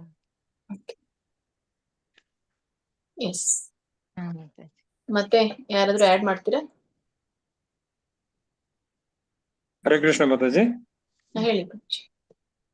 ಮಾತಾಜಿ, ಆಕ್ಚುಲಿ ನಾವು ಭಕ್ತಿಗ್ ಬಂದಾಗ ಭಕ್ತಿ ರಸ ಸೇರ್ತಾ ಸೇರ್ತಾ ಸೇರ್ತಾ ಶುದ್ಧ ಭಕ್ತಿ ಬಂದಿದೀವಿ. ರೆಗ್ಯುಲೇಟೆಡ್ ಪ್ರಿನ್ಸಿಪಲ್ಸ್ ಆಮೇಲೆ 16 ರೌಂಡ್ ಜಪ ಮಾಡ್ತಾ ಮಾಡ್ತಾನೆ ಭಕ್ತಿ ಅನ್ನೋದು ನಮ್ಗೆ ಪ್ರಾರ್ಥನೆ ನೀವು ಗ್ರೂಪ್ 4 ಪ್ರಭುಜಿ? ನೀವು row number ಇದೇ ಟೀಮ್ ಮಾತಾಜಿ ಈಗ ಮಾತಾಡಿದ್ರಲ್ಲ ಹಾ. ಸೇಮ್ ಬಂದಿದೆ. ಮತ್ತೆ ಕೃಷ್ಣನಿಗೆ ಏನ್ ಇಷ್ಟ ಆಗೋಂತದ್ದೇ ನಾವು ಯೋಚನೆ ಮಾಡಿ ಅದೇ ನೈವೇದ್ಯಕ್ಕೆ ಮಾಡಿಡ್ತೀವಿ. ಒಂದೊಂದ್ಸಲಿ ಅದೇ ಮಾಡ್ಬೇಕಾದ್ರೆ ನಾವೇ ಮಾಡ್ಬಿಡ್ತೀವಿ. ಈಗ ನಾನೇ ಭಕ್ತನಾಗಿರೋದ್ರಿಂದ ನಮ್ಮ ಮನೆಯಲ್ಲಿ ಕೃಷ್ಣನಿಗೆ ನಾನೇ ಮಾಡ್ಬಿಟ್ಟೆ ಅರ್ಪಿಸ್ಬಿಡ್ತೀನಿ. ಆಗ ಮನೆಯವ್ರಿಗೆಲ್ಲ ಪ್ರಸಾದ ಹಂಚುತ್ತೀನಿ. ಅದು ಆಟೋಮೆಟಿಕ್ ಆಗಿ ಅವರು ಎಲ್ಲ ಕೃಷ್ಣನ ಇದಕ್ಕೆ ಬಂದಿದ್ದಾರೆ.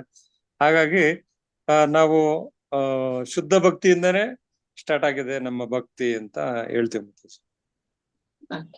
ಆಮೇಲೆ ಗುರುಗಳು ಹೇಳ್ತಿರ್ಬೇಕಂತ ರೆಗ್ಯುಲೇಟೆಡ್ ಪ್ರಿನ್ಸಿಪಲ್ಸ್ ಕರೆಕ್ಟ್ ಆಗಿ ಆಚರಣೆ ಮಾಡ್ತಾ ಇದೀವಿ. ಆ ತರ ಆಗ್ತಾ ಇದೆ. ಓಕೆ ಪ್ರಶ್ನೆ 2ನೇ ಪ್ರಶ್ನೆಗೆ ಉತ್ತರ ಕೊಡ್ತೀರಾ?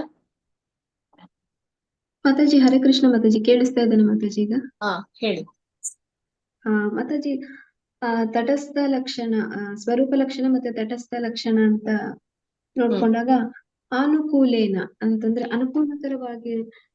ಅನುಕೂಲಕರವಾಗಿರ್ತಕ್ಕಂಥ ಒಂದು ಅಭ್ಯಾಸವನ್ನ ನಾವು ರೂಢಿಸ್ಕೋಬೇಕು ಅಂತ ಹೇಳ್ತಾರೆ. ಅಂದ್ರೆ ನಾವು ಇತ್ತೀಚೆಗೆ ಕೆಲವು ಸಲ ಇದು ಭೌತಿಕ ಒತ್ತಡದಲ್ಲೇನೆ ಅತಿ ಹೆಚ್ಚಾಗಿ ಮತ್ತೂ ಮುಳುಗಿರ್ತೀವಿ ಮಾತಾಜಿ. ಅಂದ್ರೆ ಭೌತಿಕ ಒತ್ತಡದ ಇಟ್ಕೊಂಡು ನಾವು ಈಗ ಕೃಷ್ಣ ಪ್ರಜ್ಞೆ ಅಂತ ಹೇಳಿನೇ ಮೋಸ್ಟ್ ಆಫ್ ದ ನಡೀತಾ ಇದೆ ದಿನಚರಿನೇ. ಬಟ್ ಇದು ಹಾಗಾಗ್ಬಾರ್ದು. ಯಾವ್ದ್ರಲ್ಲಿ ಹೇಳ್ತಾ ಇದ್ದೀರಾ? ಸ್ವರೂಪ ಲಕ್ಷಣದಲ್ಲಿ ಹೇಳ್ತಾ ಇದ್ದೀರಾ ನೀವು? ಹಾ ಮಾತಾಜಿ, ಸ್ವರೂಪ ಲಕ್ಷಣ. ಯಾಕಂತಂದ್ರೆ ನಾವು ನಮ್ಗೆ ಅನುಕೂಲ ಯಾವ್ದು ಅಂತ ಹೇಳಿ ನೋಡ್ಕೊಂಡು ನಾವು ಇತ್ತೀಚೆಗೆ ಭಕ್ತಿ ಮಾಡ್ತಾ ಇದೀವಿ. ಗುರುಗಳು ಹೇಳಿರೋ ಪ್ರಕಾರ ತರ ನಾವು ಅನುಕೂಲ ಯಾವ್ದು ಭಗವಂತನಿಗೆ ಅನುಕೂಲ ಆಗೋ ತರ ನಾವು ಮಾಡ್ಬೇಕು. ಆದ್ರೆ ನಮಗೆ ಅನುಕೂಲ ಆಗೋ ತರ ನೋಡ್ಕೊಂಡು ನಾವು ಮಾಡ್ತಾ ಇದೀವಿ. ಹಾಗಾಗ್ಬಾರ್ದು. ಮೇನ್ ನಮ್ಮ ಸೆಂಟರು ಕೃಷ್ಣ. ಎಲ್ಲದಕ್ಕೂ ಕೂಡ ನಾವು ಸದಾ ಕೃಷ್ಣನ ನೆನಪಿಸ್ಕೋಬೇಕು. ನಾನು ಏನೇ ಮಾಡ್ಬೇಕಾದ್ರೂ ತದಕ್ಷಣ ಇದು ಯಾತಕ್ಕಾಗಿ, ಯಾರಿಗಾಗಿ? ಕೃಷ್ಣನಿಗೋಸ್ಕರ. ಕೃಷ್ಣನ ನಾವು ನೆನಪಿಸ್ಕೊಂಡು ಅಭ್ಯಾಸ, ನಾವು ತಪ್ಪು ಮಾಡ್ತಾ ಇದ್ರು ಕೂಡ ಅಭ್ಯಾಸದಲ್ಲಿ ಇದ್ರು ಕೂಡ ಕೆಲವು ಸಲ ನಮ್ಗೆ ನೆನಪಿಗೆ ಬಂದ್ಬಿಡುತ್ತೆ ಮಾತಾಜಿ, ಇದು ಕೃಷ್ಣ, ನಾವಿದು ಕೃಷ್ಣನ್ಗೋಸ್ಕರ ಮಾಡ್ಬೇಕು, ನಾನೇನ್ ಮಾಡ್ತಾ ಇದ್ದೀನಿ, ಅದನ್ನ ಮಾಡ್ಬಾರ್ದು ಅಂತೀವಿ. ಮತ್ತೆ ಗುರುವಿನ ಮಾರ್ಗದರ್ಶನ ನಮ್ಗೆ ಅತ್ಯವಶ್ಯಕ, ಮುಖ್ಯ. ಅದು ಮತ್ತೆ ತಟಸ್ಥ ಲಕ್ಷಣದಂತಂದ್ರೆ ನಮ್ಗೆ ಎಲ್ಲಾ ರೀತಿ ಬಯಕೆಗಳನ್ನ ಬಿಡ್ಬೇಕು ಅಂತ ಹೇಳ್ತಿರ್ತೀವಿ. ಆದ್ರೂ ಕೂಡ ಪ್ರಯತ್ನ ಪೂರ್ವಕವಾಗಿ ಮಾಡ್ಬೇಕು ಮಾತಾಜಿ. ಅಂದ್ರೆ ನಾವೇ ಒಂದು ಇತ್ತೀಚೆಗೆ ತುಂಬಾ ನಾವು ಹೇಳ್ತಾ ನಿರಂತರ ಅಭ್ಯಾಸದಿಂದ ಮಾಡ್ತಾ ಅಲ್ಪ ಸ್ವಲ್ಪನಾದ್ರೂ ಕಮ್ಮಿ ಆಗಿದೆ ಮಾತಾಜಿ. ಭಕ್ತಿ ಮಾರ್ಗದಲ್ಲಿ ಇಷ್ಟು ನಾವು ಭಕ್ತಿ ಶಾಸ್ತ್ರಿ ಕ್ಲಾಸ್ ಈ ಲೆವೆಲ್ ಹಂತದಲ್ಲಿ ಬಂದಾಗ ಎಲ್ಲಾ ಒಂದು ಅಷ್ಟು ಮೊದಲಿಂದ ಇದ್ದಂತ ಒಂದು ಬಯಕೆಗಳು ಈಗಿಲ್ಲ. ಸಾಕಷ್ಟು ಕಂಪ್ಯಾರಿಸನ್ ಮಾಡಿದ್ರೆ ಕಮ್ಮಿ ಆಗಿದೆ. ಮತ್ತೆ ಇನ್ನೊಂದು, ನಾನು ಇದನ್ನೆಲ್ಲ ಯಾತಕ್ಕೋಸ್ಕರ ಮಾಡ್ತಿದ್ರೆ, ಕುಟುಂಬ ಅಂತ ಹೇಳಿ ನಾವು ಸರ್ವೇ ಸಾಮಾನ್ಯವಾಗಿ ಸಂಸಾರಸ್ಥರು ಭಕ್ತಿ ಅಂತಂದ್ರೆ ನಮ್ಗೆ ಮೇನು ಯಾವಾಗ್ಲೂ ಕುಟುಂಬನೇ ಒಂದಿರುತ್ತೆ. ಬಟ್ ಇದು ಹಾಗಾಗ್ಬಾರ್ದು. ಕುಟುಂಬ ಅಂತ ಹೇಳಿ ಅನ್ಕೊಳ್ದೆ ಇದು ಕೃಷ್ಣನೇ ನನ್ನ ಕುಟುಂಬ, ಕೃಷ್ಣನಿಗೋಸ್ಕರ ನಾನು ಮಾಡ್ಬೇಕು ಅನ್ನೋದು ಜ್ಞಾನ. ಆ ಒಂದು ಜ್ಞಾನ ನಾವ್ ಯಾವಾಗ್ಲೂ ಇಟ್ಕೊಳ್ಬೇಕು. ಆದ್ರೆ ನಮ್ಗೆ ಹೆಚ್ಚಾಗಿ ಭೌತಿಕ ಜ್ಞಾನ ಅಂದ್ರೆ ಕಾಮ್ಯ ಕರ್ಮಗಳ ಜ್ಞಾನನೇ ಇರುತ್ತೆ. ಮತ್ತೆ ಈ ಜ್ಞಾನ ನಮ್ಗೆ ಯಾವ್ದೇ ಯೂನಿವರ್ಸಿಟಿಯಲ್ಲಿ ಬೋಧಿಸಲ್ಲ ಮಾತಾಜಿ. ಅತ್ಯಂತ ಈ ಗೌಪ್ಯವಾದ ಜ್ಞಾನ ಅಂತಾನೆ ಭಗವಂತನ ಹೇಳಿರೋ ಹಾಗೆ ನಮ್ಗೆ ಕೃಷ್ಣನೇ ಕುಟುಂಬ, ಕೃಷ್ಣನಿಗೋಸ್ಕರ ನಾವ್ ಎಲ್ಲದನ್ನು ಮಾಡ್ಬೇಕು. ಮತ್ತೆ ಅನಾವೃತ, ಕೃಷ್ಣನೇ ನನ್ನ ಸರ್ವಸ್ವ ಅಂತ ಹೇಳಿ ಅನ್ಕೊಂಡು ನಾವು ಮಾಡ್ಬೇಕು ಮಾತಾಜಿ. ಹರೇ ಕೃಷ್ಣ ಮಾತಾಜಿ. ಓಕೆ, ಸೊ ತಟಸ್ಥ ಲಕ್ಷಣಕ್ಕೆ ಏನಾದ್ರು ಉದಾಹರಣೆ ಕೊಡ್ತೀರಾ?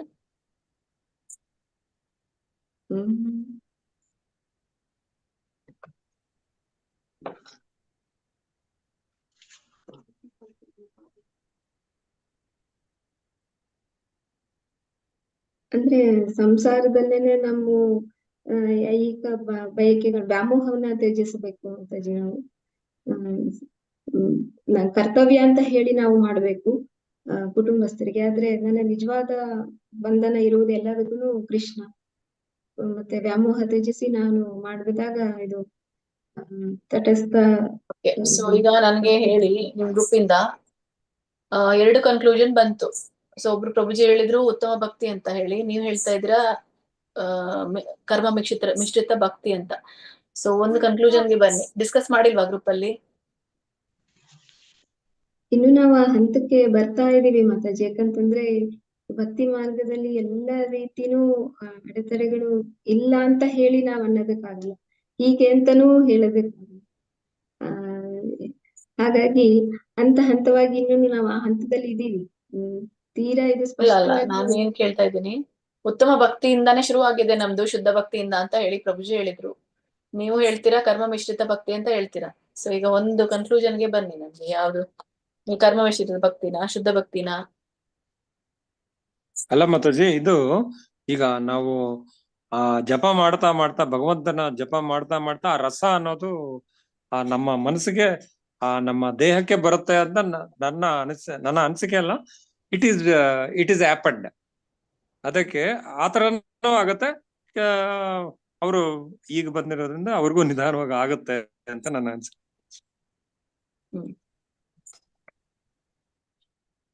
ಆಮೇಲೆ ಇನ್ನೊಂದು ಮಾತಾಜಿ, ಆಮೇಲೆ ಈಗ ಮಾತಾಜಿ ಅವ್ರು ಹೇಳಿದ್ರು ನಾವು ಬೇರೆ ಕಡೆ ಎಲ್ಲ ಊಟ ಮಾಡ್ತೀವಿ, ಅವ್ರಿಗೆ ಬೇರೆ ಈಗ ಮದುವೆಗಳಿಗೆ ಏನಾದ್ರೆ.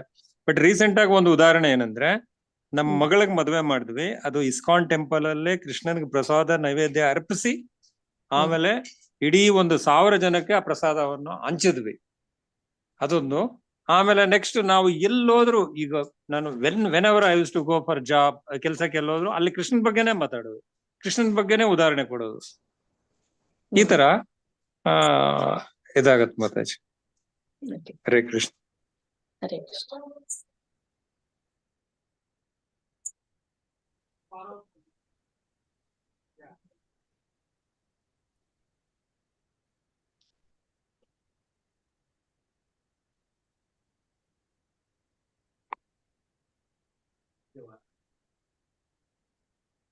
ಓಕೆ, ನೆಕ್ಸ್ಟ್ ಮಾತಾಜಿ. ಧನ್ಯವಾದಗಳು ಶ್ರುತಿ ಮಾತಾಜಿ ಮತ್ತೆ ಕೇಶವ ಪ್ರಭುಜಿ ಅವರಿಗೆ ಮತ್ತೆ ಮಂಜುಳಾ ಮಾತಾಜಿ ಅವರಿಗೆ. ಇವರು ರೂಮ್ ನಂಬರ್ 4 ದಿಂದ ಪ್ರಸ್ತುತಪಡಿಸಿದ್ರು. ಸೊ ತಮ್ಮ ಅನಿಸಿಕೆಗಳನ್ನ ಹೇಳಿದ್ರು. ಸೊ ಇಲ್ಲಿ ಇನ್ವಾಲ್ವ್ಮೆಂಟ್ ತುಂಬಾ ಮುಖ್ಯವಾಗಿರೋದ್ರಿಂದ ಈ ಪ್ರಶ್ನೆ ಸರಿನೋ ತಪ್ಪೋ ಅದು ಎರಡನೆಯ ಮಾತು. ಇಲ್ಲಿ ನೀವು ಏನು ಇನ್ವಾಲ್ವ್ಮೆಂಟ್ ತೋರಿಸಿದ್ರಲ್ಲ ಅದೇ ಮುಖ್ಯವಾಗಿರುವಂತದ್ದು. ತುಂಬಾ ಧನ್ಯವಾದಗಳು. ನೆಕ್ಸ್ಟ್ ಮಾತಾಜಿ ಅನ್ಮ್ಯೂಟ್ ಮಾಡ್ಕೊಳ್ಳಿ. ಉಷಾ ಮಾತಾಜಿ. ಹರೇ ಕೃಷ್ಣ ಮಾತಾಜಿ. ಹರೇ ಕೃಷ್ಣ. ನಮ್ದು ರೂಮ್ ನಂಬರ್ 1 ಮಾತಾಜಿ. ನಾವು 8 ಜನ ಇದ್ವಿ. ನನಗೆ ಒಂದು 3-4 ಜನ ಮಾತ್ರ ನೆನಪಿದ್ದಾರೆ. ಒಂದು ಲಕ್ಷ್ಮೀ ಮಾತಾಜಿ, ಇನ್ನೊಬ್ರು ಜಯಶ್ರೀ ಮಾತಾಜಿ, ಜ್ಯೋತಿಶ್ರೀ ಮಾತಾಜಿ, ಮತ್ತೆ ನಾನು ಇನ್ನು ಕೆಲವೊಂದು ಹೆಸರು ನೆನಪಿಲ್ಲ ಮಾತಾಜಿ, ಸಾರಿ. ಮೊದಲನೇ ಪ್ರಶ್ನೆ ಅಂದ್ರೆ, ನಿಮ್ಮ ಪ್ರಕರಣಗಳನ್ನು ಓದಿ ಮತ್ತು ಅವು ಉತ್ತಮ ಭಕ್ತಿಯ ಉದಾಹರಣೆಗಳೇ ಅಥವಾ ಇಲ್ಲವೇ ಎಂಬುದನ್ನು ಚರ್ಚಿಸಿ ಅಂತ ಇದೆ. ರೂಮ್ ನಂಬರ್ ಎಷ್ಟು ಮಾತಾಜಿ? ಒಂದು ನಿಮಿಷ, ರೂಮ್ ನಂಬರ್ ಎಷ್ಟು ಹೇಳಿದ್ರಿ? ಒಂದು.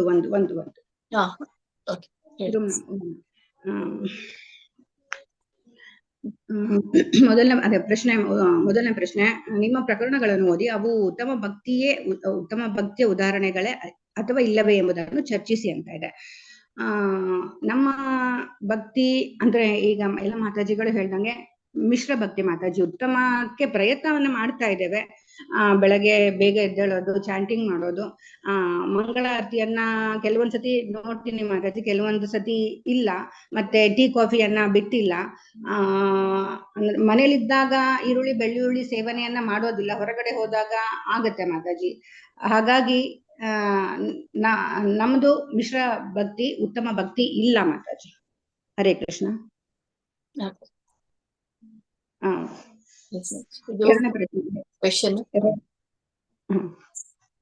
ಎರಡನೇದು, ಉತ್ತಮ ಭಕ್ತಿಯ ಸ್ವರೂಪ ಮತ್ತು ತಟಸ್ಥ ಲಕ್ಷಣಗಳನ್ನು ಉಲ್ಲೇಖಿಸಿ ನಿಮ್ಮ ತೀರ್ಮಾನಗಳನ್ನು ಪ್ರಸ್ತುತಪಡಿಸಿ ಅಂತ ಇದೆ. ಇದಕ್ಕೆ ಉತ್ತಮ ಭಕ್ತಿಗೆ ಉದಾಹರಣೆ ಬಂದು ಅಂಬರೀಷ್ ಮಹಾರಾಜನ ಕೊಡ್ಬೋದು ಮಾತಾಜಿ. ಅವರು ಸ್ವರೂಪ ಲಕ್ಷಣಕ್ಕ ಹೌದು ಸ್ವರೂಪಕ್ಕೆ ಅಂಬರೀಷ್ ಮಹಾರಾಜ ಅವರು ಭಗವಾನ್ ಕೃಷ್ಣ ಪಾದಕಮಲಗಳಲ್ಲಿ ಅವರ ಚಿತ್ತವನ್ನ ನೆಟ್ಟಿದ್ರು ಮತ್ತು ಅವರ ವಾಕ್ಶಕ್ತಿಯನ್ನ ಪ್ರಭುವಿನ ಲೀಲಾ ಕಾರ್ಯಗಳಲ್ಲಿ ವರ್ಣಿಸಲು ಬಳಸಿದ್ರು. ಕೈಗಳನ್ನು ದೇಗುಲ ಮಾಜನಕ್ಕಾಗಿ ಬಳಸಿದ್ರು. ಮತ್ತೆ ಕಿವಿಗಳನ್ನು ಪ್ರಭುವಿನ ದಿವ್ಯ ಮಹಿಮೆಗಳನ್ನು ಕುರಿತು ಶ್ರವಣ ಮಾಡಲು ಉಪಯೋಗಿಸಿದ್ರು. ಮತ್ತು ಗುಡಿಯಲ್ಲಿನ ಭವ್ಯ ಭಗವದ್ ಮೂರ್ತಿಯನ್ನು ದರ್ಶಿಸಲು ಮತ್ತು ಕಣ್ಣುಗಳನ್ನ ಬಳಸಿದ್ರು. ಹೀಗೆ ಅವರ ಉದಾಹರಣೆಯನ್ನ ಕೊಡ್ಬೋದು ಮಾತಾಜಿ. ಮತ್ತೆ ಇನ್ನೊಂದು ತಟಸ್ಥ ಲಕ್ಷಣಕ್ಕೆ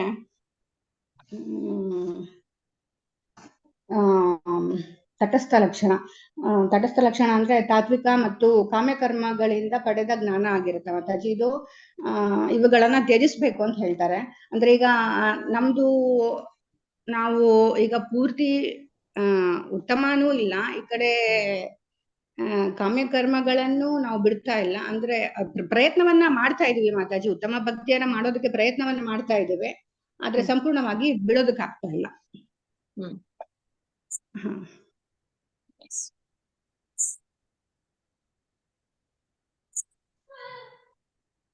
ಆದ್ರೆ ಕೃಷ್ಣ ಪ್ರಜ್ಞೆಯಲ್ಲಿ ನಾವು ಮುಂದುವರಿಬೇಕು ಅಂತ ಅಂದ್ರೆ ಇವನ್ನೆಲ್ಲ ಬಿಡಬೇಕು, ಶುದ್ಧ ಭಕ್ತಿಯನ್ನ ಮಾಡ್ಬೇಕು. ನಮ್ಮ ಇಂದ್ರಿಯಗಳನ್ನ ಏನಿದೆ ಅದನ್ನ ಪೂರ್ತಿ ಅಂದ್ರೆ ಶುದ್ಧವಾಗಿ ಭಗವನ್ ಇಂದ್ರಿಯಗಳ ಒಡೆಯನಾದ ಭಗವಂತನಿಗೆ ನಮ್ಮ ಇಂದ್ರಿಯಗಳ ಒಡೆಯನಾದ ಭಗವಂತನಿಗೆ ನಾವು ಭಕ್ತಿ ಸೇವೆಯನ್ನ ಮಾಡಿದಾಗ ನಾವು ಇದರಿಂದ ಈ ಕಲುಷಿತದಿಂದ ಹೊರಗಡೆ ಬರ್ಬೇಕು. ಹರೇ ಕೃಷ್ಣ. ಓಕೆ, ಇದು ಉಷಾ ಮಾತಾಜಿ ಅವ್ರ ಟೀಮು. ನಿಮ್ ಟೀಮಲ್ಲಿ ಯಾರ್ಯಾರಿದ್ರು ಮಾತಾಜಿ? ಮಾತಾಜಿ ನಂಗೊಂದು 4 ಹೆಸರು ನೆನಪಿದೆ. ಸುನೀತಾ ಮಾತಾಜಿ, ಜ್ಯೋತಿಶ್ರೀ ಮಾತಾಜಿ, ಲಕ್ಷ್ಮೀ ಮಾತಾಜಿ, ನಾನು ಮತ್ತೆ ಇನ್ನು 3 ನನ್ಗೆ ನೆನಪಿಲ್ಲ ಮಾತಾಜಿ. ಸೊ ನೆಕ್ಸ್ಟ್ 4 ಟೀಮ್ ಹೇಳ್ತೇನೆ ಮಾತಾಜಿ. ಹರೇ ಕೃಷ್ಣ. ಹರೇ ಕೃಷ್ಣ ಮಾತಾಜಿ. ಇನ್ನೊಂದು ಟೀಮ್ ಇಂದ ಯಾರು? ಕುಂದಲತಾ ಹರೇ ಕೃಷ್ಣ ಮಾತಾಜಿ. ಜ್ಯೋತಿಶ್ರೀ. ಹರೇ ಕೃಷ್ಣ ಮಾತಾಜಿ. ನಮ್ಮ ಟೀಮಲ್ಲಿ ಇದ್ದಿದ್ದು ಆಕ್ಚುಲಿ ನಾನ್ ಜ್ಯೋತಿಶ್ರೀ, ಲಕ್ಷ್ಮಿ, ನಿತ್ಯ ಜಹಿನಿ, ಮಾಧವಿ ದೇವಿದಾಸಿ, ರಾಜು ತೆಂಬಡ್, ಸುನೀತಾ ಜೆ, ಕುಂದಲತಾ, ಲಕ್ಷ್ಮಿ, ಲತಾಮಣಿ, CN. ಇಷ್ಟು ಜನ ಇದ್ವಿ. ರೂಮ್ ನಂಬರ್ 2 ಅಲ್ಲ ಮಾತಾಜಿ ನಿಮ್ದು? Room number 1 Mataji. 1 ಹೌದು. ಈಗ ಹೇಳಿದ್ರಲ್ವಾ ಉಷಾ ಪ್ರಕಾಶ್, ಅವ್ರು ಗೊತ್ತಿಲ್ಲ ಅಂತ ಹೇಳಿದ್ರಲ್ವಾ. ಇನ್ನ 3 ಮೆಂಬರ್ಸ್ ಗೊತ್ತಿಲ್ಲ ಅಂತ ಹೇಳಿದ್ರಲ್ಲ ನೇಮ್. ಏನಾದ್ರು ಆಡ್ ಮಾಡೋದಿದ್ಯಾ ನಿಮ್ಗೆ ನಿಮ್ ಗ್ರೂಪ್ ಇಂದ? ಇಲ್ಲ ಮಾತಾಜಿ ಅಷ್ಟೇ. ಇಲ್ಲ ಅಲ್ಲ? ಓಕೆ. ಹೆಸರು ಇನ್ನೊಂದು ಗ್ರೂಪ್ ಯಾವುದು? ಇನ್ನೊಂದು 2ನೇ ಗ್ರೂಪ್ ಇಂದ ಯಾರು? 3 ಆಯ್ತು, 4 ಆಯ್ತು, ರೂಮ್ ನಂಬರ್ 1 ಆಯ್ತು. ರೂಮ್ ನಂಬರ್ 2 ಯಾರು? ಹ್ಯಾಂಡ್ ರೈಸ್ ಮಾಡಿ. 2 ಅಲ್ಲಿರೋರು. ಹರೇ ಕೃಷ್ಣ ಮಾತಾಜಿ. ಹೆಸರು ಹೇಳಿ ಮಾತಾಜಿ. ಆಶ್ರಯ ಮಾತಾಜಿ. ಹಾ ಮಾತಾಜಿ, ನೀವು ರೂಮ್ ನಂಬರ್ 2 ನಾ? ಹೌದು ಮಾತಾಜಿ. ಓಕೆ, ಸೊ ಧನ್ಯವಾದಗಳು. ಯಾರು ಇವರು? ಜ್ಯೋತಿ ಮಾತಾಜಿ. ಹರೇ ಕೃಷ್ಣ. ಹೇಳಿ ಆಶ್ರಯ ಮಾತಾಜಿ. ನಮ್ಗೆ ಅದೇ ಮೊದ್ಲನೇ ಕ್ವಶನ್ ಹೇಳ್ಬೋದು ಮಾತಾಜಿ. ಅಂದ್ರೆ ನಮ್ಮದೇ ವೈಯಕ್ತಿಕವಾದ ಒಂದು ಉದಾಹರಣೆಯನ್ನು ಕೊಡ್ಬೋದು. ಯಾಕಂದ್ರೆ ಈಗ ನಾವು ಮಂಗಳಾರತಿ, ಜಪ ಇದನ್ನೆಲ್ಲ ಮಾಡ್ತೇವೆ, ಆದ್ರೆ ಭಗವಂತನಿಗೆ ಭೋಗ ಇಡುವಾಗ ಸತಿ ಹೋಯ್ತು. ಹರೇ ಕೃಷ್ಣ ಮಾತಾಜಿ, ಕೇಳ್ತಾ ಉಂಟಾ? ಭಗವಂತ ಭೋಗ ಇಡುವಾಗ ನಾವಂದ್ರೆ ಕಾಂಪ್ರಮೈಸ್ ಮಾಡ್ತೇವೆ. ಅಂದ್ರೆ ನಾವು ನಮ್ಗೆ ಶಾಪ್ ಉಂಟು, ಹಾಗೆ ನಮ್ಗೆ ಶಾಪಿಗೆ ಹೋಗ್ಲಿಕ್ಕೆ 3 ಹೊತ್ತು ಸಹ ಭಗವಂತನಿಗೆ ಆಫರ್ ಇಡ್ಲಿಕ್ಕೆ ಆಗುದಿಲ್ಲ. ಅದಕ್ಕೆ ನಾವು ಮಧ್ಯಾಹ್ನದನ್ನು ಸಹ ಬೆಳಿಗ್ಗೆ ಮಾಡಿ ಭಗವಂತನಿಗೆ ಅರ್ಪಣೆ ಮಾಡ್ತೇವೆ. ಇದರಲ್ಲಿ ನಮ್ದು ಸ್ವಾರ್ಥ ಉಂಟು, ಯಾಕೆಂದ್ರೆ ನಮ್ಗೆ ಮಧ್ಯಾಹ್ನ ಇಡ್ಲಿಕ್ಕೆ ಆಗ್ತಾ ಇಲ್ಲ. ಅದಕ್ಕೆ ನಾವು ಅದನ್ನು ಸ್ವಲ್ಪ ಬೇಗವೇ ಮಾಡಿ ಆ ಭೋಗವನ್ನು ಇಡ್ತೇವೆ. ಆಕ್ಚುಲಿ ಅದು ಹಾಗೆ ಮಾಡ್ಬಾರ್ದು. ಭಗವಂತನಿಗೆ ಡ್ಯೂಟಿ ಇದ್ಮೇಲೆ 3 ಹೊತ್ತು ಸಹ ಅದನ್ನು ನಾವು ಕ್ರಮ ಪ್ರಕಾರ ಮಾಡ್ಬೇಕು. ಹಾಗೆ ಅದು ಒಂದು ನಮ್ಗೆ ಆಗ್ತಾ ಇಲ್ಲ. ಅಂದ್ರೆ ನಮ್ಮ ಸ್ವಾರ್ಥ ಇದರಲ್ಲಿ ಮಿಕ್ಸ್ ಆಗಿದೆ. ಅಂತ ಒಂದು ಭಕ್ತಿ ಇರಬಾರ್ದು, ಯಾಕೆಂದ್ರೆ ನಾವು ಅದಕ್ಕೋಸ್ಕರವೇ ಡೆಡಿಕೇಟ್ ಆಗಿ ಇರ್ಬೇಕು ಭಕ್ತಿಯಲ್ಲಿ. ಹಾಗೆ ಅದೊಂದು ಹೇಳ್ಬೋದು ಮಾತಾಜಿ. ಮತ್ತೆ ಉತ್ತಮ ಸ್ವರೂಪ ಲಕ್ಷಣ ಮತ್ತೆ ಇದು ತಟಸ್ಥ ಲಕ್ಷಣ ಅಂತ ಕೇಳಿದ್ರೆ, ಅದರಲ್ಲಿ ಅನ್ನಾಭಿಲಾಷಿತ ಶೂನ್ಯ ಜ್ಞಾನ ಕರ್ಮ ಅನಾವೃತಂ ಅನುಕೂಲೇನ ಶೀಲನಂ ಭಕ್ತಿರುತ್ತಮಂ. ಅದರಲ್ಲಿ ಮೊದಲನೇದ್ದು ಅಂತ ಹೇಳಿದ್ರೆ ನಾವು ಭಗವಂತನನ್ನು ಮೆಚ್ಚಿಸ್ಲಿಕ್ಕಾಗಿ ನಾವು ಮಾಡುವಂತ ಭಕ್ತಿ, ಕೃಷ್ಣನಿಗಾಗಿಯೇ ಮಾಡುವ ಭಕ್ತಿ ಇರ್ಬೇಕು. ಅದರಲ್ಲಿ ನಾವು ಈಗ ಸ್ವಾರ್ಥವನ್ನು ಇಟ್ಕೊಳ್ಬಾರ್ದು. ಯಾವುದೇ ಸ್ವಾರ್ಥ ಆಗ್ಲಿ ನಮ್ಮ ಅನುಕೂಲಕ್ಕಾಗಿ ಮಾಡುವಂತ ಭಕ್ತಿ ಅಲ್ಲ, ಅದು ಪ್ಯೂರ್ ಆಗಿರ್ಬೇಕು. ಅದಕ್ಕೆ ನಾವು ಉದಾಹರಣೆ ಅಂತ ಹೇಳಿದ್ರೆ, ಈಗ ಗೋಪಿಯರು ಮಾತಾಜಿ, ಬ್ರಜದಲ್ಲಿರುವ ಗೋಪಿಯರು ಭಗವಂತನಿಗೆ ತಲೆನೋವಾಗ್ತದೆ. ಆವಾಗ ಅವರು ಬೇರೆ ನಾರದ ಮುನಿಗಳು ಕೇಳ್ತಾರೆ, ಭಗವಂತನಿಗೆ ತಲೆನೋವು ಉಂಟು, ನೀವು ಅವರಿಗೆ ಸ್ವಲ್ಪ ನಿಮ್ಮ ಪಾದದ ಧೂಳಿಯನ್ನು ಕೊಡಿ ಅಂತೇಳಿ. ಅವ್ರು ಇಲ್ಲ ನಾವೆಲ್ಲ ನರಕಕ್ಕೆ ಹೋಗ್ತೇವೆ ಅಂತೇಳಿ ದ್ವಾರಕದ ರಾಣಿಯರೆಲ್ಲ ಹೇಳ್ತಾರೆ. ಆದ್ರೆ ಗೋಪಿಯರು ಅವರಲ್ಲಿ ಯಾವುದೇ ಸ್ವಾರ್ಥ ಭಾವನೆ ಇಲ್ಲ. ಭಗವಂತನಿಗೆ ತಲೆನೋವು ಕಡಿಮೆ ಆಗ್ತದೆ ಅಂತ ಹೇಳಿದ್ರೆ ಅವರು ಅವರ ಪಾದದ ಧೂಳಿಯನ್ನು ಕೊಡ್ತಾರೆ. ಕೊಟ್ಟು ಅವರ ಭಗವಂತ ತಲೆನೋವನ್ನು ಗುಣ ಮಾಡ್ತಾರೆ. ಇದು ಪ್ಯೂರ್ ಡಿವೋಷನಲ್ ಸರ್ವಿಸ್. ನಾವಾದ್ರೆ ಇದ್ ಮಾಡ್ತೇವೆ, ಹೌದಾ ನಾವು ಪಾಪಿಗಳು, ನಮ್ಮದೆಂತ ಪಾದಧೂಳಿ ಕೊಡುದಂತೇಳಿ ನಾವು ಥಿಂಕ್ ಮಾಡ್ತೇವೆ. ಅಂದ್ರೆ ಗೋಪಿಯರು ಆ ಲೆವೆಲ್ ಅಲ್ಲಿ ಇದ್ದಾರೆ, ಅವರಿಗೆ ಯಾವುದೇ ಭೌತಿಕದ ಇಚ್ಛೆ ಆಗಲಿ ಯಾವುದೇ ಇರ್ಲಿಲ್ಲ ಅಂತ. ಮತ್ತೊಂದು ತಟಸ್ಥ ಭಕ್ತಿಯಲ್ಲಿ ಇದು ಸ್ವರೂಪ ಲಕ್ಷಣದಲ್ಲಿ ಇದು ಪ್ರವೃತ್ತಿಯ ಮಾರ್ಗ. ಅಂದ್ರೆ ನಾವು ಅದನ್ನು ಅನುಸರಿಸ್ಬೇಕು. ಯಾಕಂದ್ರೆ ನಮ್ಮ ಪೂರ್ವ ಆಚಾರ್ಯರು ಹೇಳಿದಾಗ ನಾವು ಅನುಸರಿಸ್ಬೇಕು. ಈಗ ಪ್ರಭುಪಾದ ಹೇಳ್ತಾರೆ 16 ಮಾಲೆ ಜಪವನ್ನು ಮಾಡ್ಬೇಕು, ಬೆಳಿಗ್ಗೆ ಎದ್ದು ಮಂಗಲಾರತಿ ಮಾಡ್ಬೇಕು, ಪ್ರತಿಯೊಂದು ಭಗವಂತನಿಗೆ ಮಧ್ಯಾಹ್ನದ್ದು ಭೋಗ, ಸಂಜೆಯದ್ದು ಶಯನಾರ್ತಿ, ಪ್ರತಿಯೊಂದು ಸ್ಟೆಪ್ ಬೈ ಸ್ಟೆಪ್ ನಮ್ಮ ಇಸ್ಕಾನ್ ನಲ್ಲಿ ಒಂದು ಇದನ್ನೇ ರೂಲ್ಸ್ ಅನ್ನೇ ಕೊಟ್ಟಿದ್ದಾರೆ. ಅದನ್ನು ನಾವು ಕ್ರಮ ಪ್ರಕಾರವಾಗಿ ಫಾಲೋ ಮಾಡ್ಬೇಕು. ಅದು ಪ್ರವೃತ್ತಿ ಮಾರ್ಗದಲ್ಲಿ ಬರ್ತದೆ. ಮತ್ತೆ ನಿವೃತ್ತಿ ಅಂತ ಹೇಳಿದ್ರೆ ಈಗ ಕೆಲವರು ತಮ್ಮ ಒಂದು ಸ್ವಾರ್ಥಕ್ಕಾಗಿ ಮಾಯಾ ಮಂತ್ರವಾದಿಗಳ ಹಿಂದೆ ಹೋಗಿ ಯಾವುದೇ ನಿರಾಕಾರವಾದಿಗಳು ಇಂಥವರೆಲ್ಲ ಮಾಡುವಂತ ಭಕ್ತಿ, ಇದೆಲ್ಲ ಮಿಶ್ರ ಭಕ್ತಿ. ಇದರಲ್ಲಿ ಯಾವುದೇ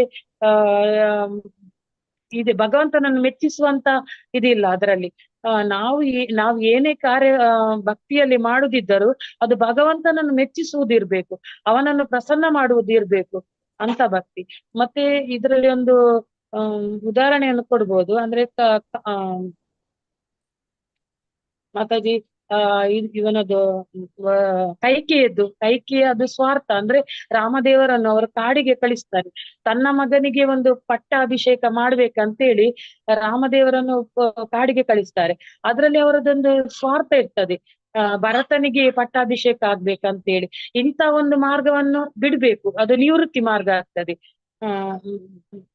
ಅಂತ ಹೇಳ್ಬೋದು ಮಾತಾಜಿ. ಇಷ್ಟೇ, ತಪ್ಪಾದ್ರೆ ಕ್ಷಮೆ ಕೊಡಿ ಮಾತಾಜಿ. ಹರೇ ಕೃಷ್ಣ.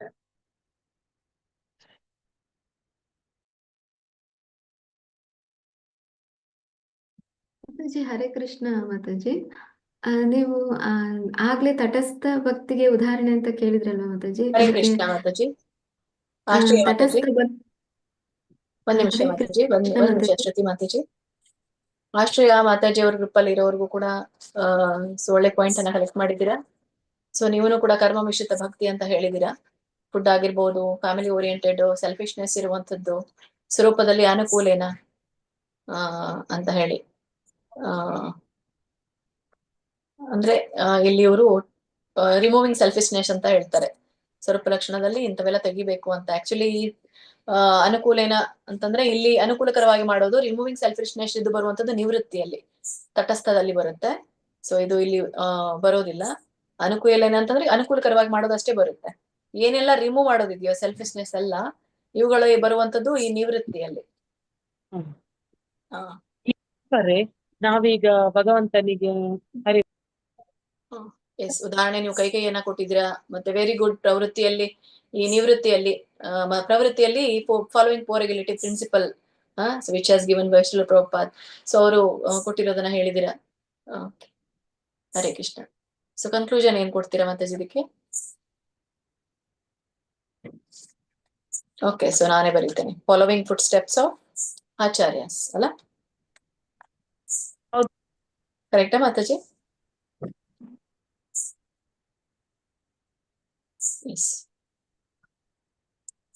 ಓಕೆ, ಧನ್ಯವಾದಗಳು ಆಶ್ರಯ ಮಾತಾಜಿ ಅವರಿಗೆ ಮತ್ತೆ ಅವರ ಗುಂಪಿನವರಿಗೆ ಧನ್ಯವಾದಗಳು. ಹರೇ ಕೃಷ್ಣ. ಹರೇ ಕೃಷ್ಣ. ಹರೇ ಕೃಷ್ಣ. ಹರೇ ಕೃಷ್ಣ. ಹೇಳಿ ಶ್ರುತಿ ಮಾತಾಜಿ, ಏನು ಹೇಳ್ತಾ ಇದ್ರಿ? ಹರೇ ಕೃಷ್ಣ ಮಾತಾಜಿ.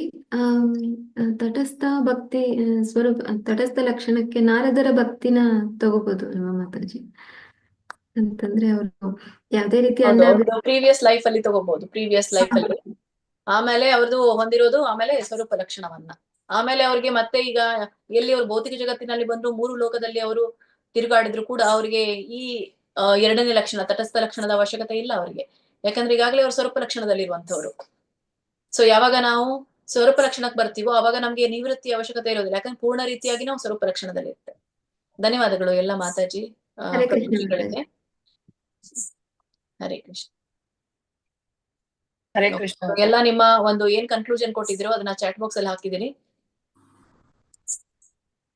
ಹರೇ ನನ್ನ ಹತ್ರ ಸೇವ್ ಇಲ್ಲ, ನಾನು ಆಕ್ಚುಲಿ ಅದನ್ನ ಡಾಕ್ಯುಮೆಂಟ್ ಅಲ್ಲಿ ತಗೋಬೇಕಿತ್ತು, ಬಟ್ ಇದ್ರಲ್ಲಿ ಹಾಕಿದೀನಿ. ಯಾರಾದ್ರೂ ಸ್ಕ್ರೀನ್ ಶಾಟ್ ತಗೊಳ್ಳಿ ಅದನ್ನ, ನೀವು ಹೇಳಿರೋದನ್ನ. ಹರೇ ಕೃಷ್ಣ. ಸೊ ಮುಂದಿನ ಒಂದು ಈಗ ಶ್ರೀಲ ಪ್ರಭುಪಾದ್ ಅವರು ಇದ್ರ ಕುರಿತಾಗಿ ಏನ್ ಹೇಳ್ತಾರೆ ಅನ್ನೋದನ್ನ ನೋಡೋಣ. ಮಾತಾಜಿ ಕೆಲವರು ಅಟೆಂಡೆನ್ಸ್ ಲಿಂಕ್ ಹೇಳ್ತಾ ಇದಾರೆ, ಆಗ್ಬೋದಾ ಮಾತಾಜಿ? ಓಕೆ, ಹಾಕಿ. ನೆಟ್ವರ್ಕ್ ಸಮಸ್ಯೆ ಇತ್ತು ಅಂತ ಕೇಳ್ತಾ ಇದ್ದಾರೆ. ಹಾಕಿ ಹಾಕಿ. ಥ್ಯಾಂಕ್ ಯು ಮಾತಾಜಿ. ಹರೇ ಕೃಷ್ಣ. ನಿಮ್ಮ ಗುಂಪಿನ ಚಟುವಟಿಕೆಯಲ್ಲಿ ಎಲ್ಲರೂ ಕೂಡ ಸಕ್ರಿಯವಾಗಿ ಭಾಗವಹಿಸಿದ್ರಿ. ಸೊ ಎಲ್ರಿಗೂ ಕೂಡ ಧನ್ಯವಾದಗಳು. ಸೊ ಚೆನ್ನಾಗಿ ಪಾಯಿಂಟ್ ಅನ್ನ ಕಲೆಕ್ಟ್ ಮಾಡಿದ್ದೀರಾ. ಸೊ ಇನ್ನ ಮುಂದಿನ ಒಂದು ಕೇಸ್ ಸ್ಟಡಿಯಲ್ಲಿಯೂ ಕೂಡ ಭಕ್ತಿಯ ಕುರಿತಾಗಿ ಇನ್ನೂ ಚೆನ್ನಾಗಿ ಪಾಯಿಂಟ್ ಕಲೆಕ್ಟ್ ಮಾಡ್ಕೊಳ್ತೀರಾ ಅಂತ ಅನ್ಕೊಳ್ತೀನಿ. ಯಾಕಂದ್ರೆ ಮುಂಚೆನೆ ನಿಮ್ಗೆ ಸಮಯ ಕೊಟ್ಟಿರಲಾಗಿರತ್ತೆ. ಪ್ರಶ್ನೆಗಳನ್ನ ಮೊದಲು ಅರ್ಥ ಮಾಡ್ಕೊಳ್ಳಿ, ಆಮೇಲೆ ನಿಮ್ಗೆ ನಾನು ಏನ್ ಕಲೆಕ್ಟ್ ಮಾಡ್ಬೇಕು, ಏನ್ ಬರಿಬೇಕು ಅನ್ನೋದು ಗೊತ್ತಾಗುತ್ತೆ. ಯಾಕಂದ್ರೆ ನೀವು ಇಲ್ಲಿರೋದು 29-28 ಜನ. ಸೊ ಎಲ್ರದ್ದು ಕೂಡ ಬೇರೆ ಬೇರೆ ಅಭಿಪ್ರಾಯಗಳಿರುತ್ತೆ. ಯಾಕಂದ್ರೆ ನೀವು ಗ್ರಹಿಸಿರುವ ಪ್ರಕಾರ ಬೇರೆ ಬೇರೆ ಅಂಶಗಳನ್ನ ನೀವು ಕಲೆ ಹಾಕ್ಬಹುದು ಅಂತ ಅನ್ಕೊಳ್ತೀನಿ. ಈಗೂ ಏನು ಕಡಿಮೆ ಇಲ್ಲ, ಚೆನ್ನಾಗಿ ಮಾಡಿದಿರಾ. ಸೊ ಇನ್ನೂ ಕೂಡ ಇನ್ವಾಲ್ವ್ಮೆಂಟ್ ಇದ್ರೆ ಇನ್ನೂ ಚೆನ್ನಾಗಿ ನೀವು ಪಾಯಿಂಟ್ಸ್ ಅನ್ನ ಕೊಡ್ಬಹುದು. ಹರೇ ಕೃಷ್ಣ. ಶ್ರೀಲ ಪ್ರಭುಪಾದ್ ಅವ್ರು ಏನ್ ಹೇಳ್ತಾರೆ ನೋಡೋಣ. ಯಾರಾದ್ರೂ ಮಾತಾಜಿ ಪ್ರಭುಜಿಗಳು ಓದಿ. ಹರೇ ಕೃಷ್ಣ. ಹರೇ ಕೃಷ್ಣ. ಗುಂಪಿನ ಚಟುವಟಿಕೆ ಹೇಳಿ ಪ್ರಭುಜಿ. ಗುಂಪಿನ ಚಟುವಟಿಕೆ ಉತ್ತಮ ಭಕ್ತಿ ಪ್ರಕರಣ ಅಧ್ಯಯನ. ವಾಸ್ತವವಾಗಿ ಕೃಷ್ಣನ ಪ್ರಜ್ಞೆಯನ್ನು ಶ್ರವಣ, ಕೀರ್ತನ, ಸ್ಮರಣೆಗಳ ಮೇಲೆಯೇ ನೆಲೆಗೊಳಿಸಬಹುದು. ಶ್ರೀಮದ್ ಭಾಗವತದಲ್ಲಿ ಅಂತಹ 9 ವಿಧಾನಗಳನ್ನು ಹೇಳಿದೆ. ಆ 9ರ ಹೊರತಾಗಿ ಮಾಡಿದ್ದೆಲ್ಲವೂ ಕೃಷ್ಣನ ಪ್ರಜ್ಞೆಗೆ ಅನುಕೂಲಕರವಲ್ಲ. ಆದ್ದರಿಂದ ನಾವು ಪತನಗೊಳ್ಳದಂತೆ ಸದಾ ಎಚ್ಚರದಿಂದ ಇರಬೇಕು.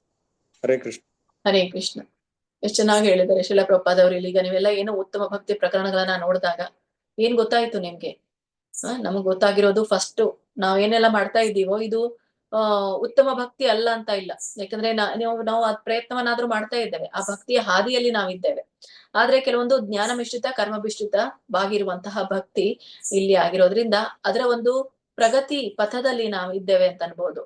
ಮತ್ತೆ ಈ ಒಂದು ಪ್ರಕರಣವನ್ನ ನೋಡಿದಾಗ ನಮ್ಗೆ ಈ ಒಂದು ಸ್ವರೂಪ ಮತ್ತೆ ತಟಸ್ಥ ಲಕ್ಷಣಗಳ ಕುರಿತಾಗಿ ನಾವು ತಿಳ್ಕೊಂಡಾಗ, ಸ್ವರೂಪ ಲಕ್ಷಣವನ್ನ ನಾವು ನೋಡಿದಾಗ ಇಲ್ಲಿ ಅನುಕೂಲನ ಕೃಷ್ಣನು ಅನುಶೀಲನಂ ಅಂತ ಹೇಳ್ತೀವಿ. ಸೊ ಇಲ್ಲಿ ನಾವು ಗುರು ಪರಂಪರೆಯ ಹಾದಿಯಲ್ಲಿ ಶ್ರೀಲ ಪ್ರಭುಪಾದ್ ಅವರ ಒಂದು ಮಾರ್ಗದರ್ಶನದಲ್ಲಿ ಮತ್ತೆ ಶ್ರೀಲ ರೂಪ ಗೋಸ್ವಾಮಿ ಅವರ ಹೆಜ್ಜೆ ಜಾಡಿನಲ್ಲಿ ನಾವು ನಡೆದಾಗ ನಾವೆಲ್ಲರೂ ಕೂಡ ರೂಪಾನುಗ್ರಹ ಆಗ್ತೀವಿ. ಹಾಗಾಗಿ ಕೃಷ್ಣ ಪ್ರಜ್ಞೆಯಲ್ಲಿ ನಾವು ನವವಿಧ ಭಕ್ತಿಯನ್ನ ಆಚರಿಸಬೇಕು. ಈಗೆಲ್ಲರೂ ಕೂಡ ಈ ನವವಿಧ ಭಕ್ತಿಯಲ್ಲಿ 3 ಆಚರಿಸಿದ್ದು ಕೂಡ ಅದು ಶ್ರೇಷ್ಠವಾಗಿರುವಂತದ್ದು ಶ್ರವಣ, ಕೀರ್ತನ ಮತ್ತೆ ಸ್ಮರಣ. ಸೊ ಇವುಗಳ ಮೇಲೆ ನಾವು ನೆಲೆಗೊಂಡಾಗ ನಮ್ಮ ಪ್ರಜ್ಞೆಯೂ ಕೂಡ ಜಾಗೃತ ಆಗುತ್ತೆ. ಯಾಕಂದ್ರೆ ಈಗಾಗಲೇ ನಮ್ಮ ಪ್ರಜ್ಞೆ ಅನ್ನುವಂಥದ್ದು ಸೂಕ್ತವಾಗಿರುವಂತದ್ದು ಮಲಗಿಕೊಂಡಿದೆ. ನಾವು ಹೇಗೆ ರಾತ್ರಿ ಮಲಗ್ತೀವೋ, ರಾತ್ರಿ ನಾವು ಮಲಗಿದ್ದು ನಮ್ಗೆ ಅಲ್ಲಿ ಏನಾಗಿರೋದು ನಮ್ಗೆ ಗೊತ್ತಿರೋದಿಲ್ಲ. ಹಾಗೆ ಈಗ ನಾವು ಇಲ್ಲಿ ಬಂದಿರ್ತಿದೀವಿ ಭೌತಿಕ ಜಗತ್ತಿನಲ್ಲಿ, ಆದ್ರೆ ಆಧ್ಯಾತ್ಮಿಕ ಲೋಕದ ಪ್ರಜ್ಞೆ ನಮಗಿಲ್ಲ.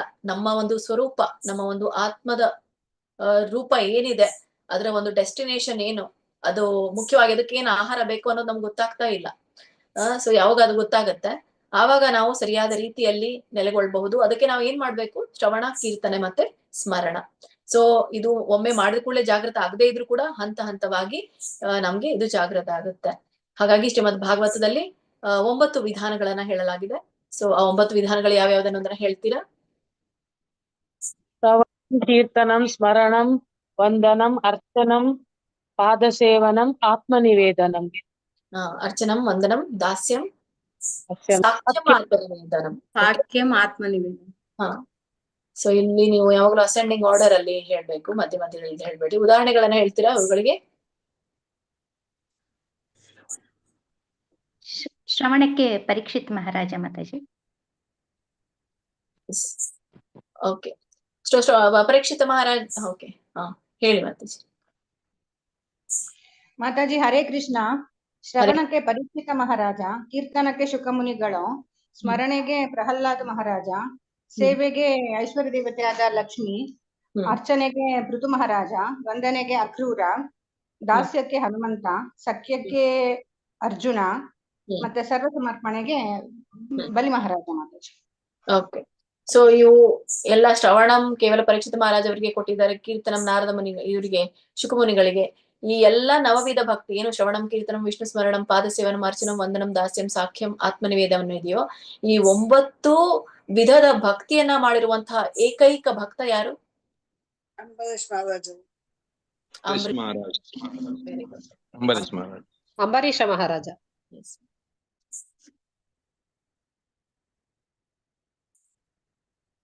ಸೊ ಇಲ್ಲಿಗೆ ಇವತ್ತಿನ ತರಗತಿಯ ಮುಕ್ತಾಯದ ಹಂತಕ್ಕೆ ನಾವು ಬಂದಿದ್ದೀವಿ.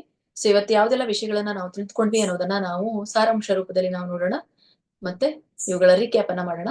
ಶುದ್ಧ ಭಕ್ತಿ ಸೇವೆಯ ವ್ಯಾಖ್ಯಾನವನ್ನ ನಾವು ತಿಳಿದುಕೊಂಡ್ವಿ. ಸಿದ್ಧ ಭಕ್ತಿ ಸೇವೆಯಲ್ಲಿ ಎಷ್ಟು ಲಕ್ಷಣಗಳಿದೆ? 5 ಲಕ್ಷಣಗಳಿರೋದನ್ನ ನಾವು ತಿಳಿದುಕೊಂಡ್ವಿ. ಈ 5 ಲಕ್ಷಣಗಳನ್ನ 2 ಲಕ್ಷಣಗಳನ್ನಾಗಿ ಮುಖ್ಯ ಲಕ್ಷಣಗಳನ್ನಾಗಿ ವಿಂಗಡಣೆ ಮಾಡಲಾಗಿದೆ. ಅದೇ ತಟಸ್ಥ, ಸ್ವರೂಪ ಮತ್ತೆ ತಟಸ್ಥ. ಸ್ವರೂಪ ಲಕ್ಷಣಗಳು 3 ಸ್ವರೂಪ ಲಕ್ಷಣಗಳನ್ನ ನಾವು ಕಾಣ್ತೀವಿ. ತಟಸ್ಥದಲ್ಲಿ 2 ಲಕ್ಷಣಗಳನ್ನ ನಾವು ಕಾಣ್ತೇವೆ. ಸೊ ಸ್ವರೂಪ ಅಂತಂದ್ರೆ ಇದು ಶಾಶ್ವತವಾಗಿರುವಂತವು, ಇವುಗಳು ಪ್ರಮುಖವಾಗಿರುವಂತಹ ಲಕ್ಷಣಗಳು. ತಟಸ್ಥ ಲಕ್ಷಣಗಳು ಈಗ ನಾವು ಐಹಿಕ ಜಗತ್ತಿನಲ್ಲಿ ಈ ಲಕ್ಷಣಗಳನ್ನ ನಾವು ಹೊಂದಿರಲೇಬೇಕಾಗಿರುವಂತದ್ದು, ಅದೇ ಪ್ರವೃತ್ತಿ ಮತ್ತೆ ನಿವೃತ್ತಿ. ಸೊ ಇವುಗಳನ್ನ ಉಲ್ಲೇಖಿಸಿ ನಾವು ತಿಳಿದುಕೊಂಡ್ವಿ. ಆಮೇಲೆ ಶುದ್ಧ ಭಕ್ತಿ ಅಂದ್ರೆ ಯಾವುದು, ಮಿಶ್ರ ಭಕ್ತಿ ಅಂದ್ರೆ ಯಾವುದು ಅನ್ನೋದನ್ನ ನಾವು ತಿಳಿದುಕೊಂಡ್ವಿ. ಸೊ ಅವುಗಳ ಉದಾಹರಣೆಗಳೊಂದಿಗೆ ನಾವು ಚರ್ಚೆಯನ್ನ ಮಾಡಿದ್ವಿ. ಮತ್ತೆ ಯಾವ್ದೆಲ್ಲ ವಿಷಯಗಳನ್ನ ನಾವು ತಿಳಿದುಕೊಂಡ್ವಿ ಇವತ್ತು?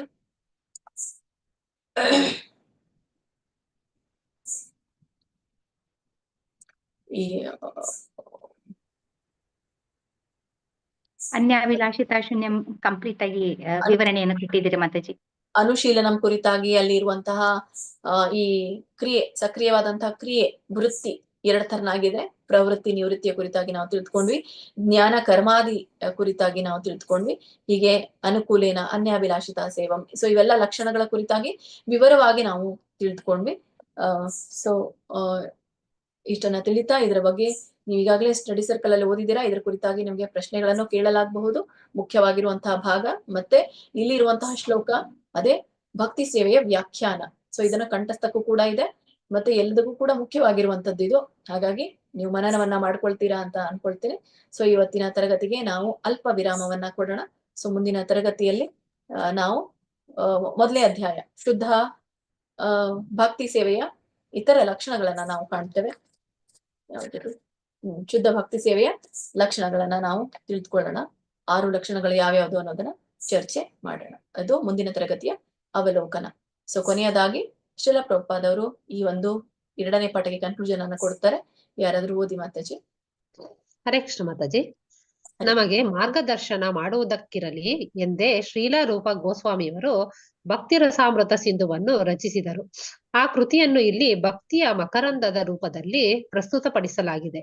ಕೃಷ್ಣ ಭಗ್ನ ಆಂದೋಲನದಲ್ಲಿ ತೊಡಗಿಕೊಂಡಿರುವ ಜನ ಈ ಕೃತಿಯ ಲಾಭ ಪಡೆದು ಭದ್ರವಾಗಿ ಕೃಷ್ಣ ಪ್ರಜ್ಞೆಯಲ್ಲಿ ನೆಲೆಸುವುದಾಗಲಿ ಎಂಬುದೊಂದೇ ನಮ್ಮ ಆಶಯ. ಹರೇ ಕೃಷ್ಣ.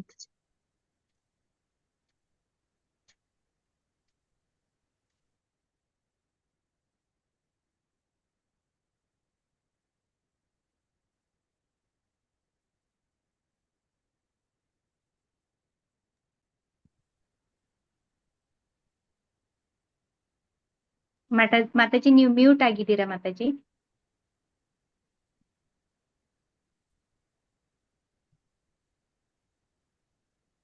ಹರೇ ಕೃಷ್ಣ. ಧನ್ಯವಾದಗಳು ಮಾತಾಜಿ. ಇಲ್ಲಿ ಶ್ರೀಲ ರೂಪ ಗೋಸ್ವಾಮಿ ಅವರು ನಮ್ಗೆ ಯಾಕೋಸ್ಕರ ಭಕ್ತಿ ರಸಾಮೃತ ಸಿಂಧುವನ್ನ ಕೊಟ್ರು? ನಮ್ಗೆ ಒಂದು ಒಳ್ಳೆ ಮಾರ್ಗದರ್ಶನ ಸಿಗ್ಲಿ ಅನ್ನೋಕೋಸ್ಕರ. ಯಾಕೆಂದ್ರೆ ನಮ್ಗೆ ಇನ್ನೂ ಕೂಡ ಈ ಲಕ್ಷಣಗಳು ಗೊತ್ತಿಲ್ಲ. ಆ ಲಕ್ಷಣಗಳ ತಿಳಿಸ್ಲಿಕ್ಕೆ ಅನ್ನೋಕೋಸ್ಕರ ಭಕ್ತಿಯ ಮಕರಂದವನ್ನ ಸವಿಲಿಕ್ಕೆ ನಮ್ಗೆ ಇದನ್ನ ಪ್ರಸ್ತುತಪಡಿಸಿದ್ರು. ಸೊ ಯಾವ ಒಂದು ಪ್ಲಾಟ್ಫಾರ್ಮ್, ಅದೇ ಕೃಷ್ಣ ಪ್ರಜ್ಞಾ ಆಂದೋಲನದ ಒಂದು ಪ್ಲಾಟ್ಫಾರ್ಮ್ ನ ಮೂಲಕ ಸೊ ಈ ಒಂದು ಕೃತಿಯ ಲಾಭವನ್ನ ನಾವು ಪಡಿಲಿಕ್ಕೆ ಸಾಧ್ಯ ಆಗ್ತಾ ಇದೆ. ಹೀಗೆ ಈ ಲಾಭ ಪಡೆದು ನಾವು ಈ ಒಂದು ಕೃಷ್ಣ ಪ್ರಜ್ಞೆಯಲ್ಲಿ ಭದ್ರವಾಗಿ ನೆಲೆಯೂರ್ಲಿ ಅನ್ನೋಕೋಸ್ಕರನೇ ಈ ಒಂದು ಭಕ್ತಿ ರಸಾಮೃತ ಸಿಂಧುವನ್ನ ಪ್ರಸ್ತುತಪಡಿಸಿರುವಂತದ್ದು ಅಂತ ಹೇಳ್ತಾ ಇವತ್ತಿನ ತರಗತಿಗೆ ವಿರಾಮವನ್ನ ಕೊಡೋಣ. ಹರೇ ಕೃಷ್ಣ ಕೃಷ್ಣ ಕೃಷ್ಣ ಹರೇ ಹರೇ, ಹರೇ ರಾಮ ರಾಮ ರಾಮ ಹರೇ ಹರೇ. ವಾಂಛಾ ಕಲ್ಪತರುಭ್ಯಶ್ಚ ಕೃಪಾ ಸಿಂಧುಭ್ಯ ಏವ ಚ ಪತಿತಾನಾಂ ವೈಷ್ಣವೇಭ್ಯೋ ನಮೋ ನಮಃ. ಅನಂತ ಕೋಟಿ ವೈಷ್ಣವ ವೃಂದ ಕೀ ಜೈ. ಶ್ರೀಲ ಪ್ರಭುಪಾದ ಕೀ ಜೈ. ಧನ್ಯವಾದಗಳು ಮಾತಾಜಿ. ಹರೇ ಕೃಷ್ಣ. ಹರೇ ಕೃಷ್ಣ ಮಾತಾಜಿ ಅಟೆಂಡೆನ್ಸ್ ಆಗ್ತದಾ? ಈಗಾಗಲೇ ನಿಮ್ಗೆ ಕಷ್ಟ ಇದನ್ನ ಶ್ಲೋಕ ಕಂಠಸ್ಥಗಳನ್ನ ನಿಮ್ಮ ಗ್ರೂಪ್ ಅಲ್ಲಿ ನಾನು ಕಳ್ಸಿದ್ದೇನೆ. ಇದು ಜನವರಿ 1st ವೀಕ್ ಅಲ್ಲಿ ನಿಮ್ಮ ಲೀಡರ್ಸ್ ಯಾರಿದ್ದಾರೋ ಶ್ಲೋಕ ಕಂಠಸ್ಥ ಪರೀಕ್ಷೆಯ ಲೀಡರ್ಸ್ ಗಳಿಗೆ ತಗೊಳ್ಳಿಕ್ಕೆ ನೀವು ಇನ್ಫಾರ್ಮ್ ಮಾಡಿ. ನನಗೆ ಯಾರಿದ್ದಾರೆ ಗೊತ್ತಿಲ್ಲ. ಸೊ ಹಾಗಾಗಿ ಯಾಕಂದ್ರೆ ಯಾಕೆ ಹೀಗೆ ಮಾಡಿ ಅಂತ ಹೇಳ್ತೀನಿ ಅಂದ್ರೆ, ನಿಮ್ಗೆ ಮತ್ತೆ ಯಾವುದು ಇದು ಓಪನ್ ಬುಕ್ ಅಸೈನ್ಮೆಂಟ್ ಬರುತ್ತೆ, ಮತ್ತೆ ಕ್ಲೋಸ್ಡ್ ಬುಕ್ ಕ್ವೆಶನ್ಸ್ ಬರುತ್ತೆ, ಪ್ರಾಕ್ಟೀಸ್ ಕ್ವೆಶನ್ಸ್. ಹಾಗಾಗಿ ನಿಮ್ಗೆ ಮತ್ತೆ ಎಲ್ಲ ಒಮ್ಮೆನೆ ಕೊಟ್ಬಿಟ್ರೆ ನಿಮ್ಗೆ ಸ್ವಲ್ಪ ಹೆವಿ ಆಗ್ಬಿಡುತ್ತೆ. ಹಾಗಾಗಿ ಮುಂಚೆನೆ ನೀವೆಲ್ಲರೂ ಏನ್ ಮಾಡಿ ಕ್ಲಿಯರ್ ಮಾಡ್ಕೊಂಡ್ಬಿಡಿ ಇದನ್ನ, ಯಾವುದು ಕಂಠಸ್ಥಾನ. ಹರೇ ಕೃಷ್ಣ ಮಾತಾಜಿ.